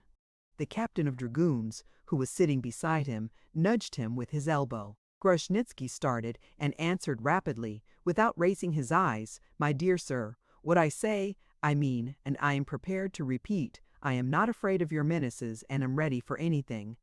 The latter you have already proved, I answered coldly, and taking the captain of dragoons by the arm, I left the room. What do you want? Asked the captain. You are Grushnitsky's friend and will no doubt be his second? The captain bowed very gravely.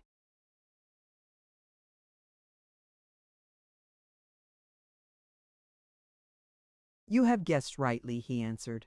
Moreover, I am bound to be his second, because the insult offered to him touches myself also. I was with him last night, he added, straightening up his stooping figure. Ah, so it was you whose head I struck so clumsily. He turned yellow in the face, then blue. Suppressed rage was portrayed upon his countenance. I shall have the honor to send my second to you today, I added, bowing adieu to him very politely without appearing to have noticed his fury. On the restaurant steps I met Vera's husband. Apparently he had been waiting for me.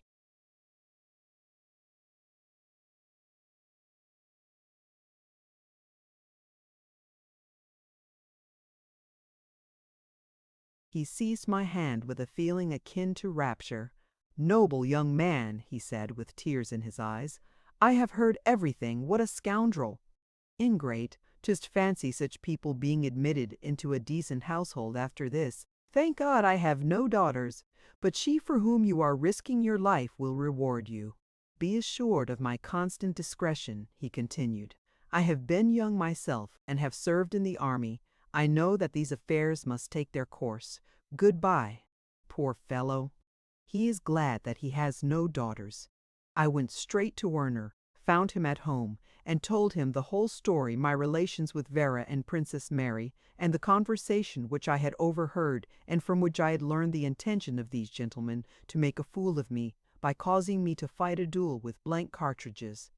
But now, the affair had gone beyond the bounds of jest. They probably had not expected that it would turn out like this. The doctor consented to be my second. I gave him a few directions with regard to the conditions of the duel. He was to insist upon the affair being managed with all possible secrecy, because, although I am prepared at any moment to face death, I am not in the least disposed to spoil for all time my future in this world. After that I went home. In an hour's time the doctor returned from his expedition. There is indeed a conspiracy against you, he said. I found the captain of dragoons at Grushnitsky's, together with another gentleman whose surname I do not remember. I stopped a moment in the anteroom in order to take off my galoshes. They were squabbling and making a terrible uproar. On no account will I agree, Grushnitsky was saying. He has insulted me publicly. It was quite a different thing before.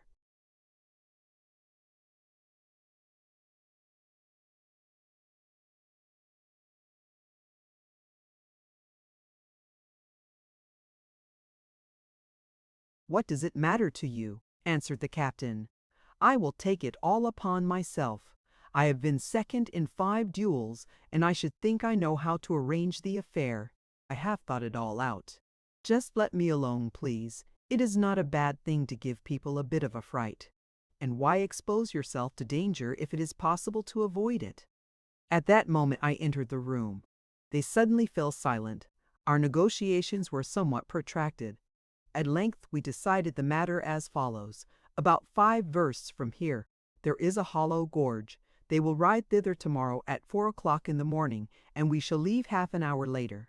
You will fire at 6 paces. Grushnitsky himself demanded that condition.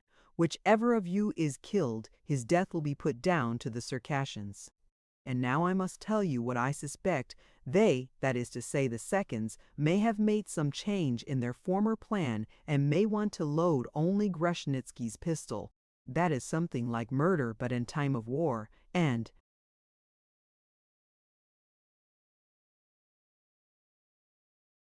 especially in Asiatic warfare, such tricks are allowed. Grushnitsky, however, seems to be a little more magnanimous than his companions. What do you think? Ought we not to let them see that we have guessed their plan? Not on any account, doctor. Make your mind easy. I will not give in to them. But what are you going to do then? That is my secret. Mind you are not caught. 6 paces, you know. Doctor, I shall expect you tomorrow at 4 o'clock. The horses will be ready. Goodbye. I remained in the house until the evening, with my door locked. A manservant came to invite me to Princess Ligovski's.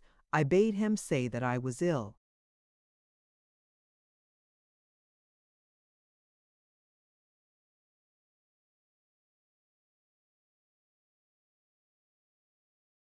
At 2 o'clock in the morning I cannot sleep. Yet sleep is what I need if I am to have a steady hand tomorrow. However, at 6 paces it is difficult to miss. Aha, Mr. Grushnitsky, your wiles will not succeed. We shall exchange roles. Now it is I who shall have to seek the signs of latent terror upon your pallid countenance. Why have you yourself appointed these fatal 6 paces? Think you that I will tamely expose my forehead to your aim? No, we shall cast lots. And then what if his luck should prevail?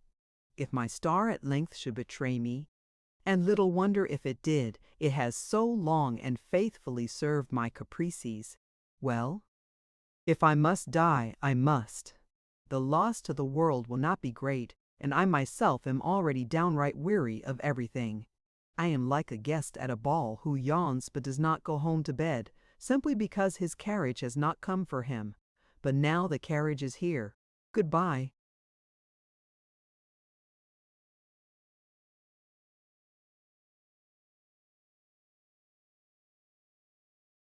my whole past life I live again in memory, and involuntarily I ask myself, why have I lived, for what purpose was I born? A purpose there must have been, and surely mine was an exalted destiny, because I feel that within my soul are powers immeasurable. But I was not able to discover that destiny. I allowed myself to be carried away by the allurements of passions, inane and ignoble. From their crucible I issued hard and cold as iron, but gone forever was the glow of noble aspirations, the fairest flower of life. And, from that time forth, how often have I not played the part of an axe in the hands of fate? Like an implement of punishment, I have fallen upon the head of doomed victims, often without malice, always without pity. To none has my love brought happiness, because I have never sacrificed anything for the sake of those I have loved. For myself alone, I have loved for my own pleasure. I have only satisfied the strange craving of my heart, greedily draining their feelings, their tenderness, their joys, their sufferings, and I have never been able to sate myself. I am like one who, spent with hunger, falls asleep in exhaustion and sees before him sumptuous viands and sparkling wines.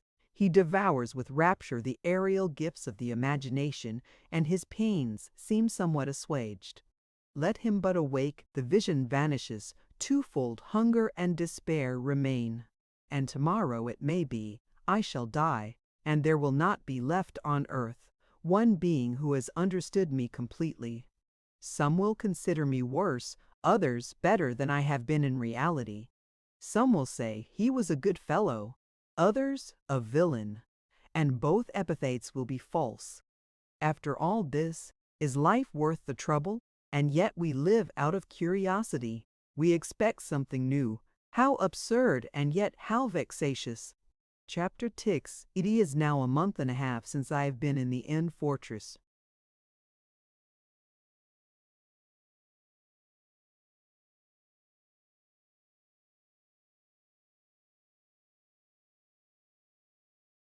Maxim Maximych is out hunting. I am alone. I am sitting by the window. Gray clouds have covered the mountains to the foot. The sun appears through the mist as a yellow spot. It is cold. The wind is whistling and rocking the shutters. I am bored. I will continue my diary, which has been interrupted by so many strange events. I read the last page over. How ridiculous it seems. I thought to die. It was not to be. I have not yet drained the cup of suffering, and now I feel that I still have long to live. How clearly and how sharply have all these bygone events been stamped upon my memory. Time has not effaced a single line, a single shade.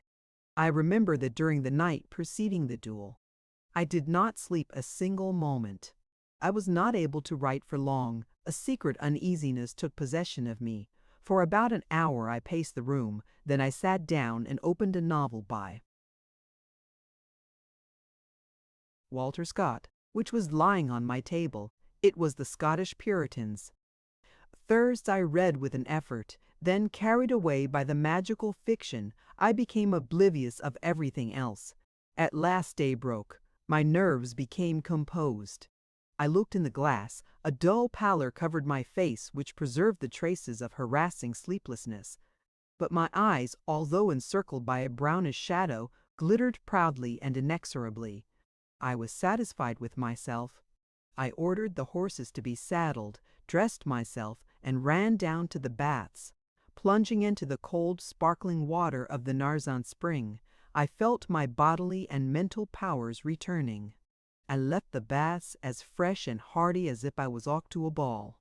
After that, who shall say that the soul is not dependent upon the body? On my return, I found the doctor at my rooms. He was wearing gray riding breeches, a jacket, and a Circassian cap.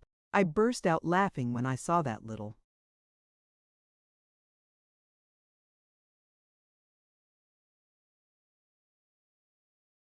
figure under the enormous, shaggy cap. Werner has a by no means warlike countenance, and on that occasion it was even longer than usual. "Why so sad, doctor?" I said to him. Have you not 100 times, with the greatest indifference, escorted people to the other world? Imagine that I have a bilious fever. I may get well. Also, I may die. Both are in the usual course of things. Try to look on me as a patient, afflicted with an illness with which you are still unfamiliar, and then your curiosity will be aroused in the highest degree. You can now make a few important physiological observations upon me. Is not the expectation of a violent death itself a real illness? The doctor was struck by that idea, and he brightened up. We mounted our horses. Werner clung on to his bridle with both hands, and we set off. In a trice we had galloped past the fortress, through the village, and had ridden into the gorge. Our winding road was half overgrown with tall grass, and was intersected every moment by a noisy brook which we had to ford, to the great despair of the doctor, because each time his horse would stop in the water. A morning more fresh and blue I cannot remember. The sun had scarce shown his face from behind the green summits, and the blending of the first warmth of his rays with the dying coolness of the night produced on all my feelings a sort of sweet languor. The joyous beam of the young day had not yet penetrated the gorge. It gilded only the tops of the cliffs which overhung us on both sides.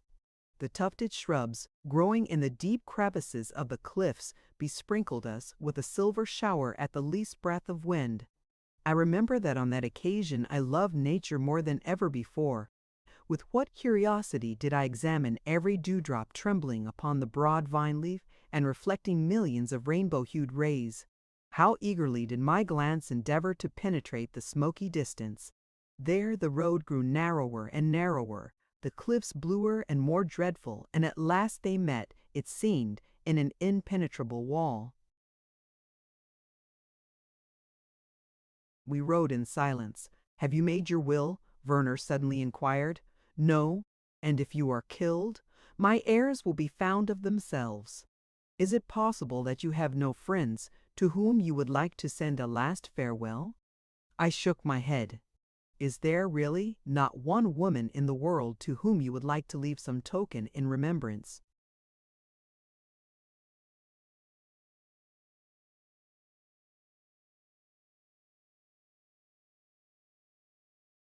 "Do you want me to reveal my soul to you, doctor?"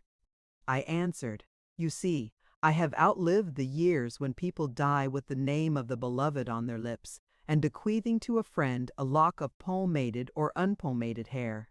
When I think that death may be near, I think of myself alone. Others do not even do as much. The friends who tomorrow will forget me, or, worse, will utter goodness knows what falsehoods about me, the women who, while embracing another, will laugh at me in order not to arouse his jealousy of the deceased, let them go. Out of the storm of life I have borne away only a few ideas and not one feeling. For a long time now I have been living not with my heart, but with my head. I weigh, analyze my own passions and actions with severe curiosity but without sympathy. There are two personalities within me. One lives in the complete sense of the word, the other reflects and judges him.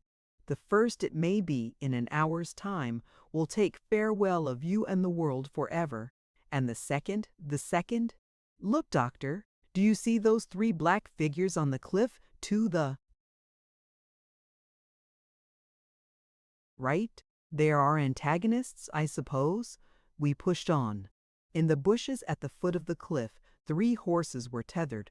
We tethered ours there too, and then we clambered up the narrow path to the ledge on which Grushnitsky was awaiting us, in company with the captain of dragoons and his other second, whom they called Ivan Ignatievich. His surname I never heard. "We have been expecting you for quite a long time," said the captain of dragoons with an ironical smile. I drew out my watch and showed him the time. He apologized, saying that his watch was fast. There was an embarrassing silence for a few moments. At length the doctor interrupted it. "It seems to me," he said, turning to Grushnitsky, "that as you have both shown your readiness to fight, and thereby paid the debt due to the conditions of honor, you might be able to come to an explanation and finish the affair amicably. I am ready. I said. The captain winked to Grushnitsky, and the latter, thinking that I was losing courage, assumed a haughty air, although, until that moment, his cheeks had been covered with a dull pallor. For the first time since our arrival, he lifted his eyes on me. But in his glance there was a certain disquietude which evinced an inward struggle. "Declare your conditions," he said, "and anything I can do for you, be assured."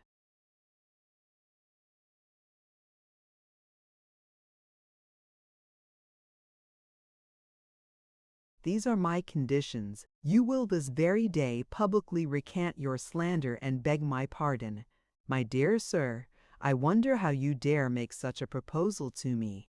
What else could I propose? "We will fight." I shrugged my shoulders. "Be it so, only bethink you that one of us will infallibly be killed." "I hope it will be you, and I am so convinced of the contrary." He became confused, turned red, and then burst out into a forced laugh.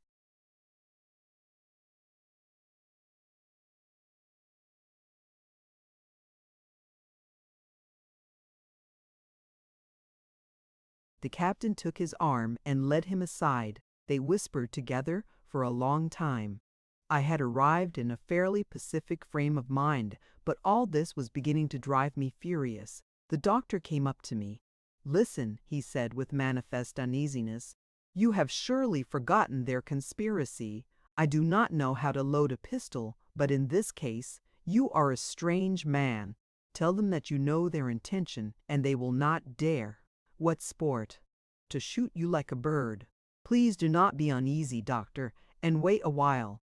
I shall arrange everything in such a way that there will be no advantage on their side." Let them whisper. "Gentlemen, this is becoming tedious," I said to them loudly. "If we are to fight, let us fight. You had time yesterday to talk as much as you wanted to."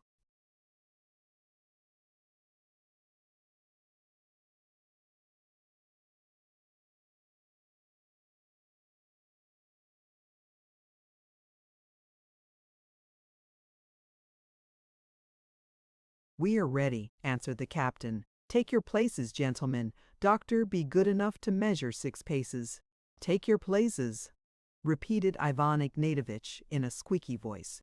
"Excuse me," I said. "One further condition.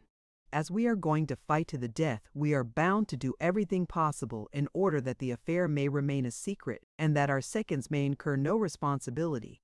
Do you agree, Clyde? Well then, this is my idea. Do you see that narrow ledge on the top of the perpendicular cliff on the right? It must be 30 fathoms, if not more, from there to the bottom, and down below, there are sharp rocks. Each of us will stand right at the extremity of the ledge in such manner even a slight wound will be mortal. That ought to be in accordance with your desire, as you yourselves."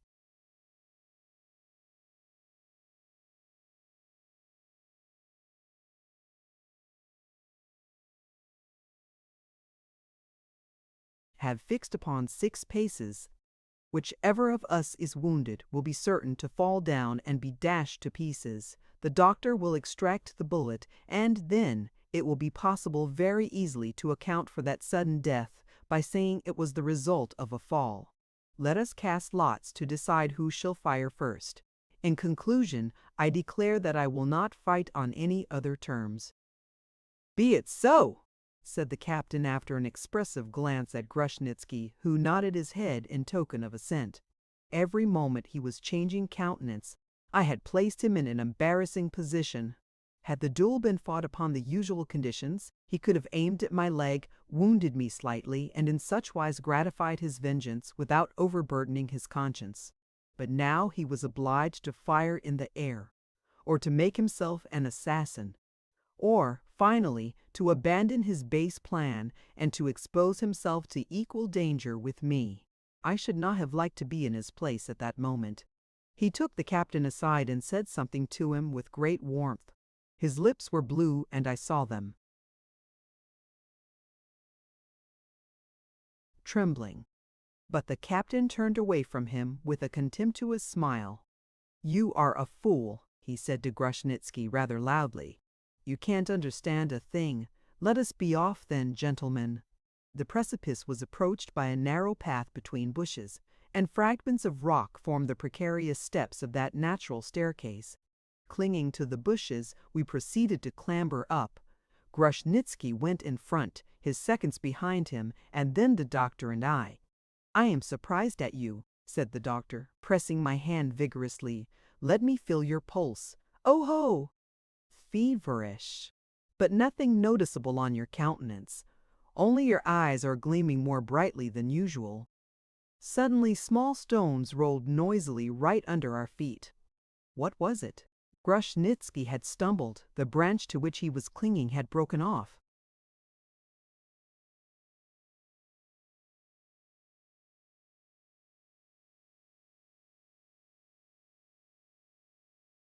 And he would have rolled down on his back if his seconds had not held him up.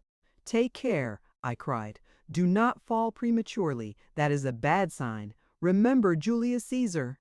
Chapter X. And now we had climbed to the summit of the projecting cliff. The ledge was covered with fine sand, as if on purpose for a duel.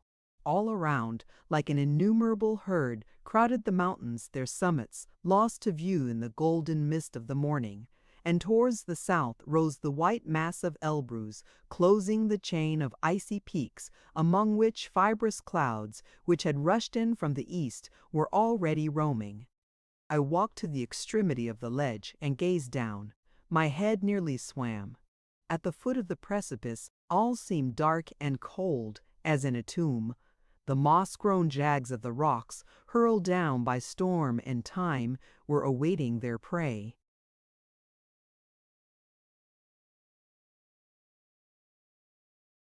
The ledge on which we were to fight formed an almost regular triangle. 6 paces were measured from the projecting corner, and it was decided that whichever had first to meet the fire of his opponent should stand in the very corner with his back to the precipice. If he was not killed, the adversaries would change places.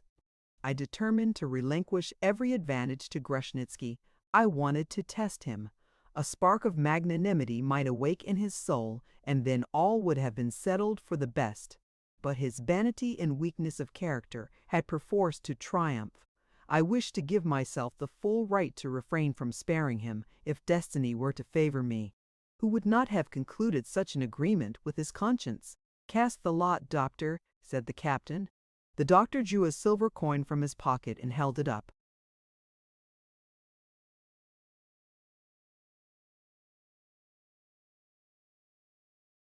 "Tail!" cried Grushnitsky hurriedly, like a man suddenly aroused by a friendly nudge. "Head!" I said. The coin spun in the air and fell, jingling. We all rushed towards it. "You are lucky," I said to Grushnitsky. "You are to fire first. But remember that if you do not kill me, I shall not miss. I give you my word of honor." He flushed up. He was ashamed to kill an unarmed man. I looked at him fixedly. For a moment it seemed to me that he would throw himself at my feet, imploring forgiveness. But how to confess so base a plot? One expedient only was left to him: to fire in the air. I was convinced that he would fire in the air. One consideration alone might prevent him doing so: the thought that I would demand a second duel.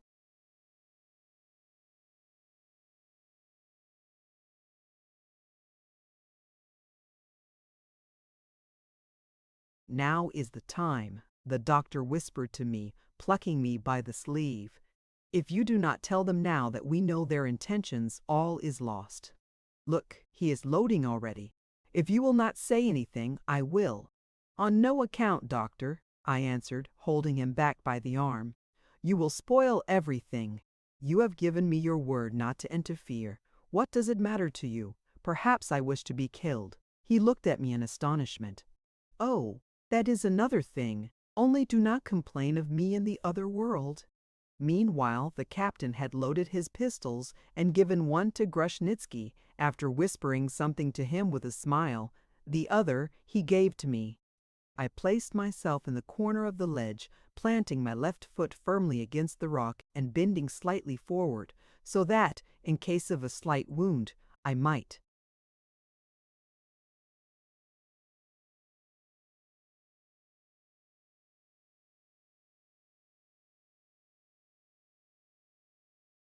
not fall over backwards. Grushnitsky placed himself opposite me and at a given signal began to raise his pistol. His knees shook.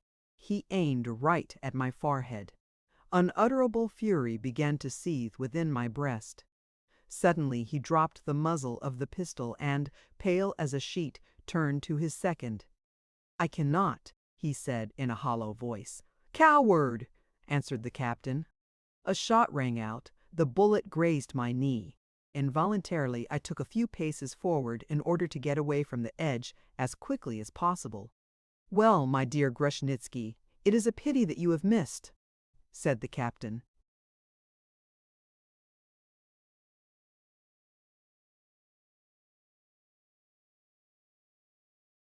"Now it is your turn. Take your stand.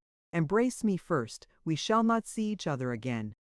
They embraced. The captain could scarcely refrain from laughing. "Do not be afraid," he added, glancing cunningly at Grushnitsky. "Everything in this world is nonsense. Nature is a fool, fate a turkey hen, and life a cope." 31. After that tragic phrase, uttered with becoming gravity, he went back to his place. Ivan Ignatievich, with tears, also embraced Grushnitsky, and there the latter remained alone, facing me. Ever since then, I have been trying to explain to myself what sort of feeling it was that was boiling within my breast at that moment. It was the vexation of injured vanity and contempt and wrath engendered at the thought that the man now looking at me with such confidence, such quiet insolence, had, 2 minutes before, been about to kill me like a dog, without exposing himself to the least danger. Because had I been,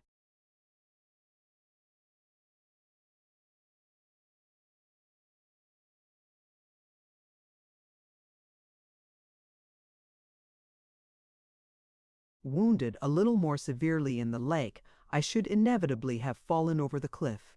For a few moments I looked him fixedly in the face, trying to discern thereon even a slight trace of repentance, but it seemed to me that he was restraining a smile. "I should advise you to say a prayer before you die," I said. "Do not worry about my soul any more than your own. One thing I beg of you, be quick about firing." "And you do not recant your slander? You do not beg my forgiveness?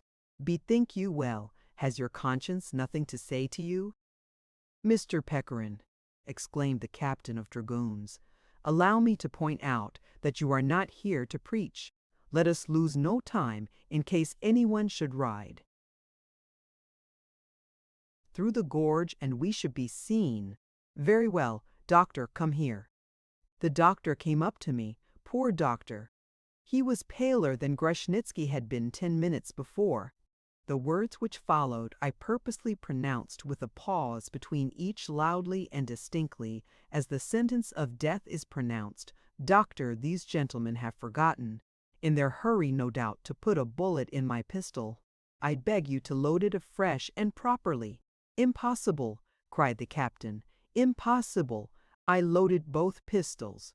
Perhaps the bullet is rolled out of yours. That is not my fault, and you have no right to load again. No right at all. It is altogether against the rules. I shall not allow it."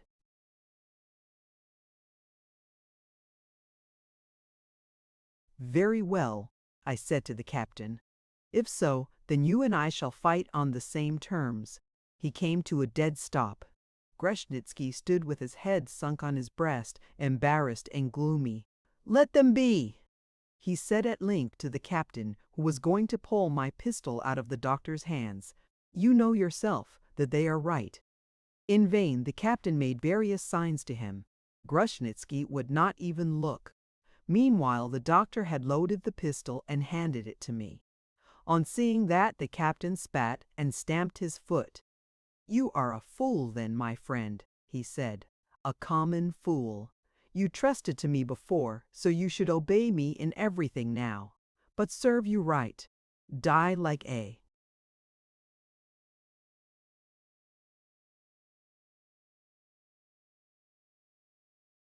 fly." He turned away, muttering as he went, "But all the same, it is absolutely against the rules." "Grushnitsky," I said, "there is still time. Recant your slander, and I will forgive you everything. You have not succeeded in making a fool of me. My self-esteem is satisfied. Remember, we were once friends." His face flamed, his eyes flashed. "Fire," he answered. "I despise myself and I hate you. If you do not kill me, I will lie in wait for you some night and cut your throat. There is not room on the earth for both of us." I fired.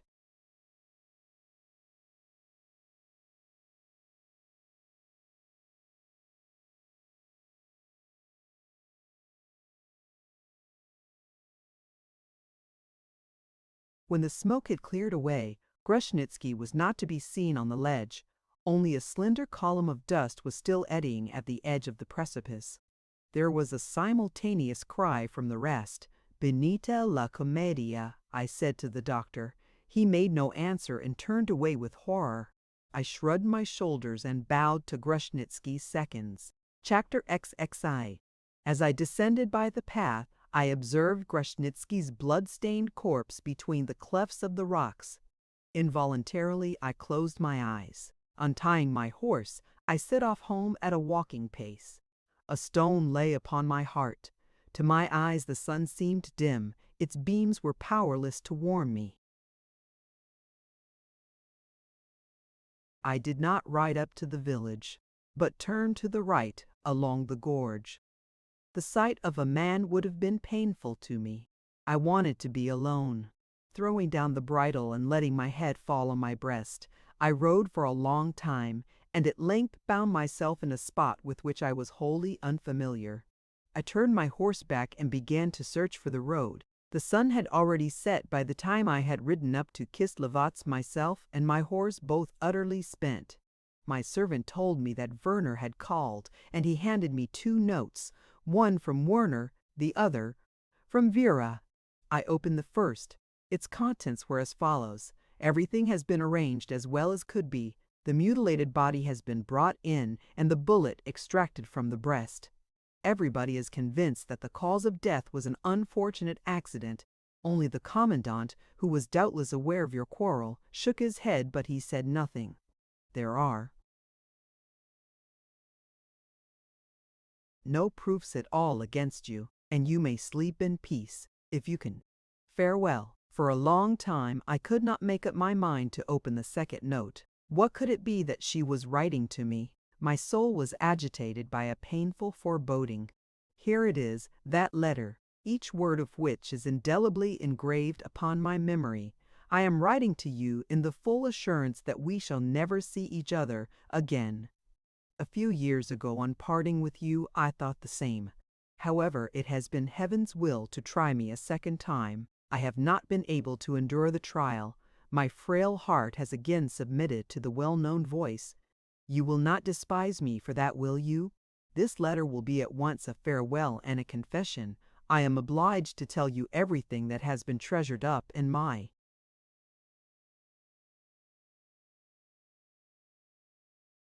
heart since it began to love you. I will not accuse you. You have acted towards me as any other man would have acted. You have loved me as a chattel, as a source of joys, disquietudes, and griefs, interchanging one with the other, without which life would be dull and monotonous. I have understood all that from the first, but you were unhappy, and I have sacrificed myself, hoping that some time you would appreciate my sacrifice, that some time you would understand my deep tenderness, unfettered by any conditions. A long time has elapsed since then. I have fathomed all the secrets of your soul, and I have convinced myself that my hope was vain. It has been a bitter blow to me, but my love has been grafted with my soul. It has grown dark, but has not been extinguished. We are parting forever, yet you may be sure that I shall never love another. Upon you my soul has exhausted all its treasures, its tears, its hopes. She who has once loved you cannot look without a certain disdain upon other men, not because you have been better than they, oh no, but in your nature there is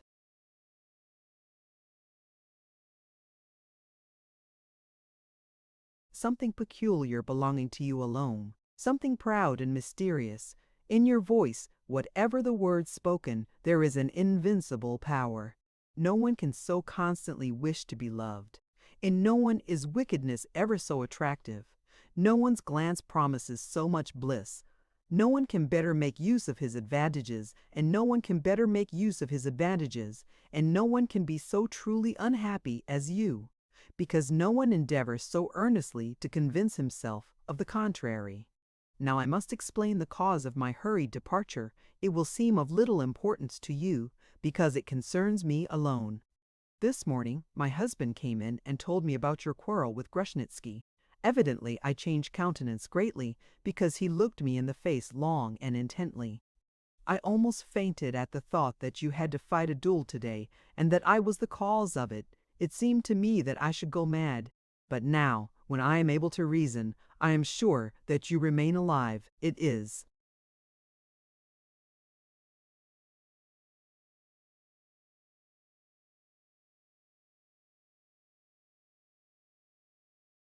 impossible that you should die, and I not with you. Impossible. My husband walked about the room for a long time. I do not know what he said to me. I do not remember what I answered. Most likely I told him that I loved you.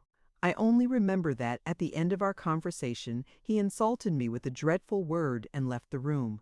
I heard him ordering the carriage. I have been sitting at the window 3 hours now awaiting your return. But you are alive, you cannot have died. The carriage is almost ready. Goodbye, goodbye. I have perished, but what matter? If I could be sure that you will always remember me, I no longer say love, no. Only remember, goodbye. They are coming. I must hide this letter. You do not love Mary, do you? You will not marry her? Listen, you must offer me that sacrifice. I had lost everything in the world for you. Like a madman, I sprang on the steps, jumped on my Circassian horse, which was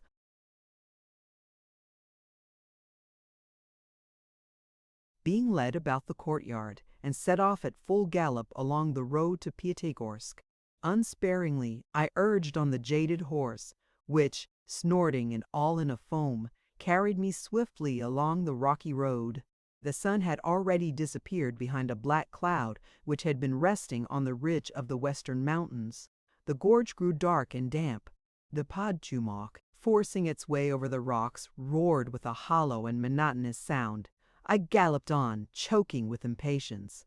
The idea of not finding Vera in Pyatigorsk struck my heart like a hammer.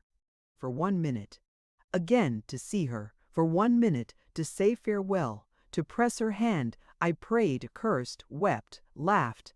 No, nothing could express my anxiety, my despair. Now that it seemed possible that I might be about to lose her forever, Vera became dearer to me than aught in the world, dearer than life, honor, happiness. God knows what strange, what mad plans swarmed in my head. Meanwhile I still galloped, urging on my horse without pity. And, now, I began to notice that he was breathing more heavily. He had already stumbled once or twice on level ground. I was 5 versts from Essentuki, a Cossack village where I could change horses. All would have been saved had my horse been able to hold out for another 10 minutes. But suddenly, in lifting himself out of a little gully where the road emerges from the mountains at a sharp turn, he fell to the ground. I jumped down promptly. I tried to lift him up. I tugged at his bridle in vain. A scarcely audible moan burst through his clenched teeth. In a few moments he expired. I was left on the steppe, alone. I had lost my last hope. I endeavored to walk. My legs sank under me. Exhausted by the anxieties of the day and by sleeplessness, I fell upon the wet grass and burst out crying like a child. For a long time I lay motionless and wept bitterly, without attempting to restrain my tears and sobs. I thought my breast would burst. All my firmness, all my coolness, disappeared like smoke. My soul grew powerless, my reason silent.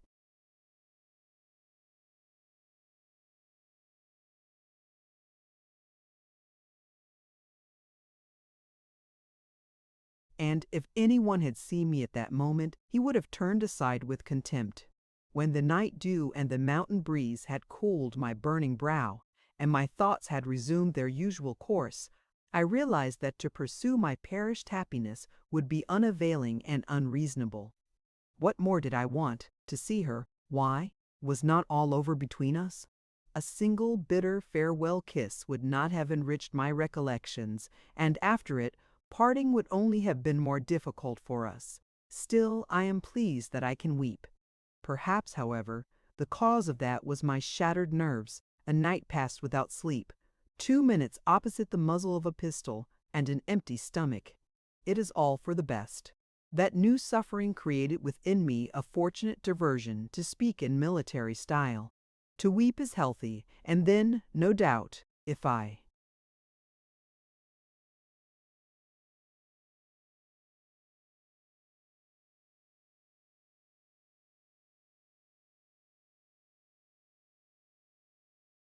had not written as I did and had not been obliged to walk 15 versts on my way back, sleep would not have closed my eyes on that night either. I returned to Kislebodsk at 5 o'clock in the morning, threw myself on my bed, and slept the sleep of Napoleon after Waterloo. By the time I awoke it was dark outside.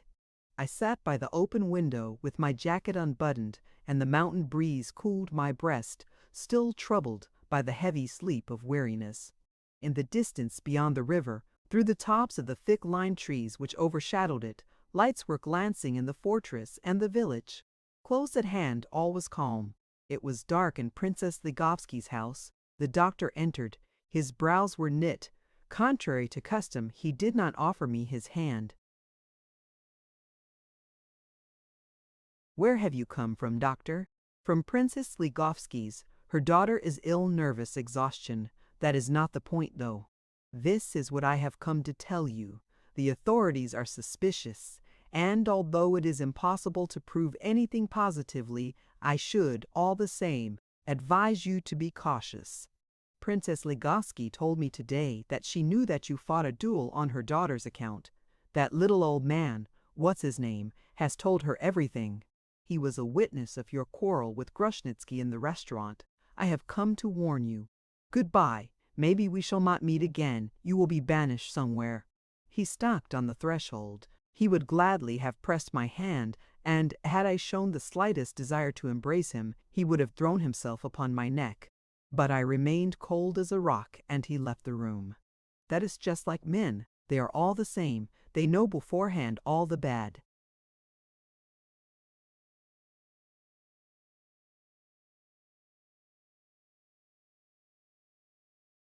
Points of an act, they help, they advise, they even encourage it, seeing the impossibility of any other expedient, and then they wash their hands of the whole affair and turn away with indignation from him who has had the courage to take the whole burden of responsibility upon himself.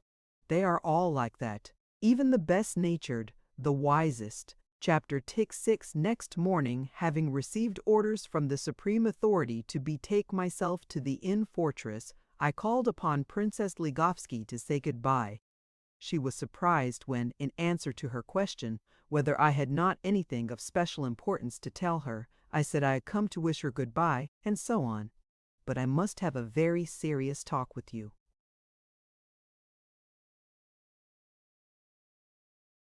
I sat down in silence. It was clear that she did not know how to begin. Her face grew livid. She tapped the table with her plump fingers. At length, in a broken voice, she said, "Listen, Monsieur Pechorin. I think that you are a gentleman."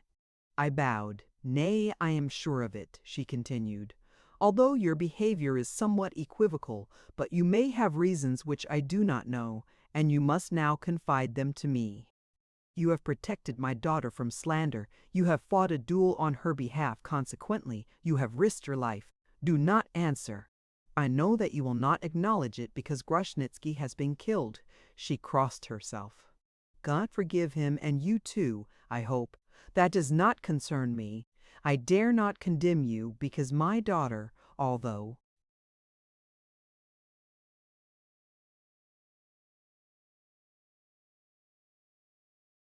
innocently, has been the cause. She has told me everything. Everything, I think. You have declared your love for her. She has admitted hers to you. Here Princess Legoski sighed heavily. But she is ill, and I am certain that it is no simple illness. Secret grief is killing her. She will not confess, but I am convinced that you are the cause of it. Listen, you think perhaps that I am looking for rank or immense wealth. Be undeceived. My daughter's happiness is my sole desire. Your present position is unenviable, but it may be bettered. You have means. My daughter loves you. She has been brought up in such a way that she will make her husband a happy man. I am wealthy. She is my only child. Tell me, what is keeping you back? You see, I ought not to be saying all this to you, but I rely upon your heart, upon your honor. Remember, she is my only daughter, my only one. She burst into tears.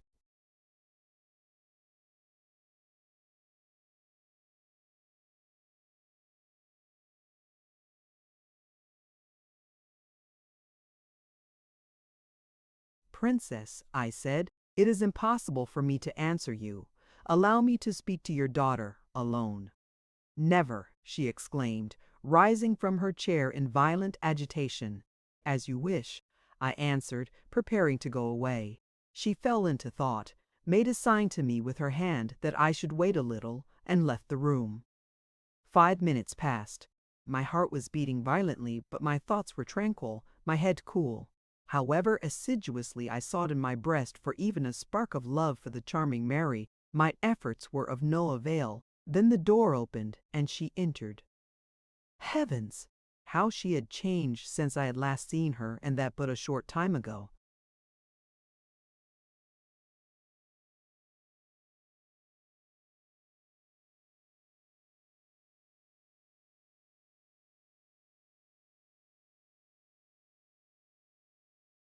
When she reached the middle of the room, she staggered. I jumped up, gave her my arm, and led her to a chair. I stood facing her. We remained silent for a long time. Her large eyes, full of unutterable grief, seemed to be searching in mine for something resembling hope. Her wan lips vainly endeavored to smile. Her tender hands, which were folded upon her knees, were so thin and transparent that I pitied her. Princess, I said, you know that I have been making fun of you. You must despise me. A sickly flush suffused her cheeks. Consequently, I continued, you cannot love me. She turned her head away, leaned her elbows on the table, covered her eyes with her hand, and it seemed to me that she was on the point of tears. Oh, God, she said almost inaudibly. The situation was growing intolerable. Another minute and I should have fallen at her feet. So you see yourself, I said in as firm a voice as I could command, and with a forced smile, you see yourself that I cannot marry you. Even if you wished it now, you would soon repent. My conversation with your mother has compelled me to explain myself to you so frankly and so brutally. I hope that she is under a delusion. It will be easy for you to undeceive her. You see, I am playing a most pitiful and ugly role in your eyes, and I even admit it. That is the utmost I can do for your sake. However bad an opinion you may entertain of me, I submit to it. You see that I am base in your sight, am I not? Is it not true that, even if you have loved me, you would despise me from this moment? She turned round to me. She was pale as marble, but her eyes were sparkling.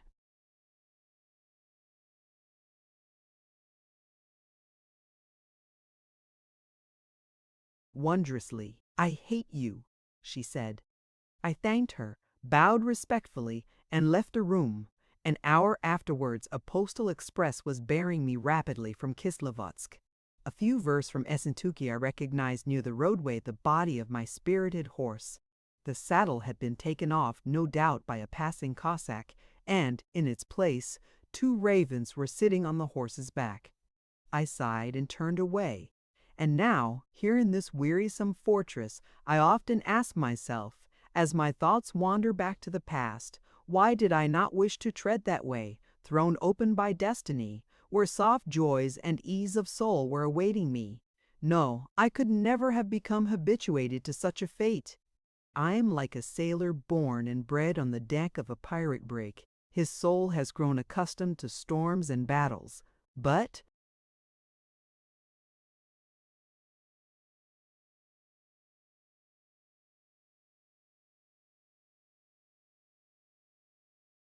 Once let him be cast upon the shore, and he chafes, he pines away. However invitingly the shady groves allure, however brightly shines the peaceful sun, the livelong day he paces the sandy shore, hearkens to the monotonous murmur of the onrushing waves, and gazes into the misty distance.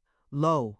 Yonder, upon the pale line dividing the blue deep from the gray clouds, is there not glancing the longed-for sail, at first like the wing of a seagull, but little by little severing itself from the foam of the billows and, with even course, drawing nigh to the desert harbor. Appendix prefaced to the second edition by the author. The preface to a book serves the double purpose of prologue and epilogue. It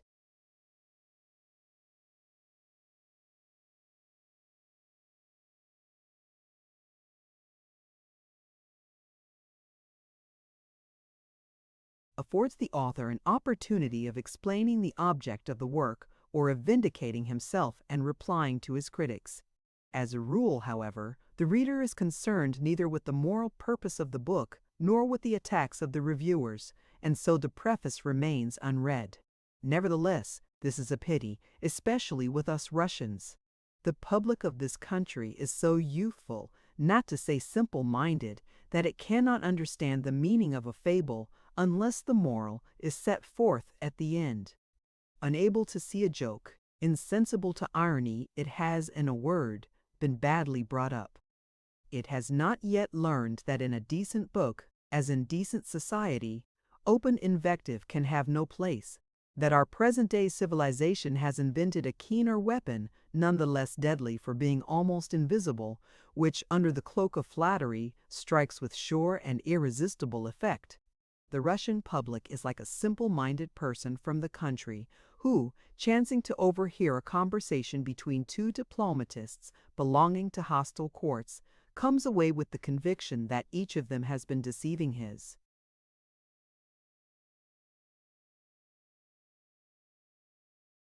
government in the interest of a most affectionate private friendship. The unfortunate effects of an over-literal acceptation of words by certain readers and even reviewers have recently been manifested in regard to the present book. Many of its readers have been dreadfully, and in all seriousness, shocked to find such an immoral man as Pechorin set before them as an example. Others have observed with much acumen that the author has painted his own portrait and those of his acquaintances. What a stale and wretched jest! But Russia, it appears, has been constituted in such a way that absurdities of this kind will never be eradicated. It is doubtful whether, in this country, the most ethereal of fairy tales would escape the reproach of attempting offensive personalities. Pechorin, gentlemen, is in fact a portrait, but not of one man only. He is a composite portrait made up of all the vices which flourish, full grown amongst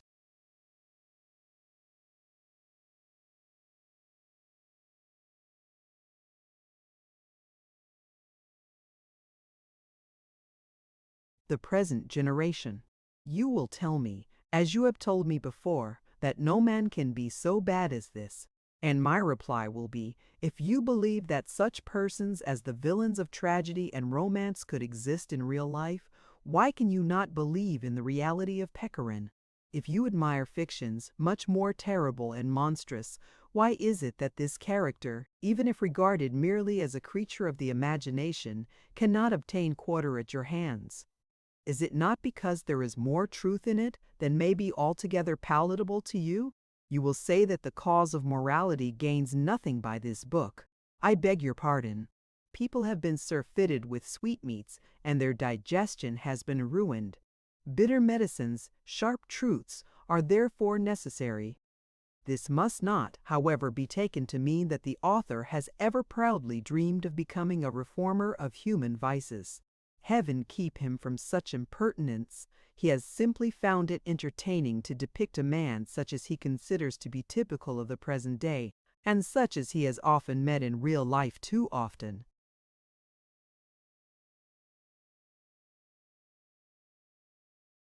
Indeed, unfortunately both for the author himself and for you. Suffice it that the disease has been pointed out. How it is to be cured, God alone knows. Footnotes. Footmont, a retail shop and tavern combined. Footnote 2. A verst is a measure of length, about 3,500 English feet. Footnote 3. Ermolov, i.e. General Ermolov, i.e. General Ermolov. Russians have three names: Christian name, patronymic, and surname.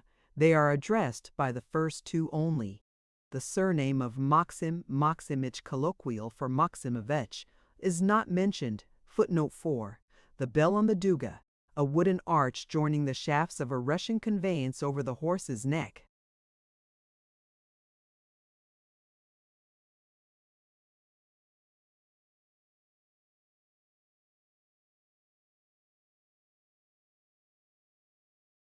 Footnote 5. Rodot footfoot. Footnote 6. A kind of beer made from millet. Footnote 7. i.e. acknowledging Russian supremacy. Footnote 8. A kind of two-stringed or three-stringed guitar. Footnote 9. Good, very good. Footnote 10. Turkish for black eye. Footnote 9. Tudnote 11. No. Footnote 12. A particular kind of ancient and valued saber. Footnote 13. King, a title of the Sultan of Turkey. Footnote 14.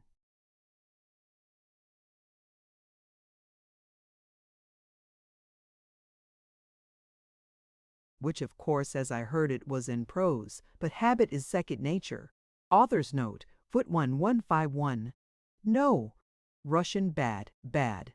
Footnote 15. Krestov is an adjective meaning of the cross. Crest equals cross, and of course is not the Russian for Christoph. Footnote 16. A legendary Russian hero whose whistling knocked people down.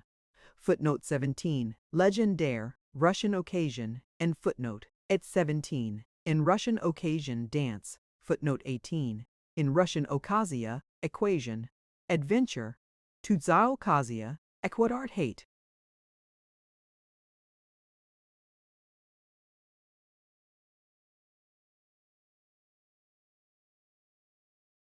Footnote 20. Thou is the form of address used in speaking to an intimate friend, etc. Pechorin had used the more formal you.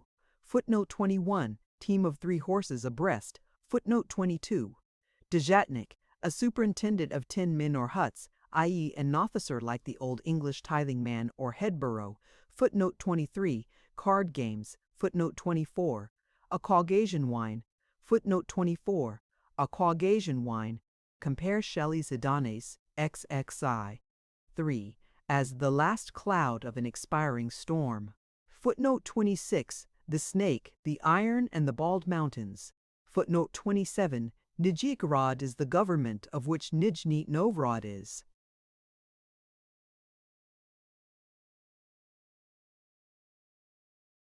The capital. Footnote 271. A popular phrase, equivalent to, how should I think of doing such a thing? Footnote 272, published by Sinkovsky, and under the censorship of the government. Footnote 273, civil servants of the 9th, the lowest class. Footnote 28, civil servants of the 9th, the lowest class. Footnote 28, i.e. serfs. Footnote 29, Pushkin, Eugene Onegin. Footnote 30, Candle Phi Thurn, Pent Quaints Gal. Son fantasmi inganin volebi jardi. Footnote 301. None of the Waverley novels, of course, bears this title. The novel referred to is doubtless Old Mortality, on which Bellini's opera I Puritani di Scozia is founded. Footnote 31. Popular phrases equivalent to men are fools, fortune is blind, and life is not worth a straw.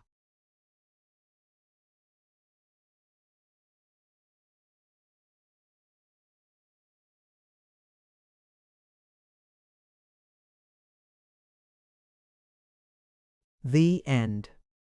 Thank you for listening to this story. I hope you enjoyed the journey, the characters, and the world they carried with them.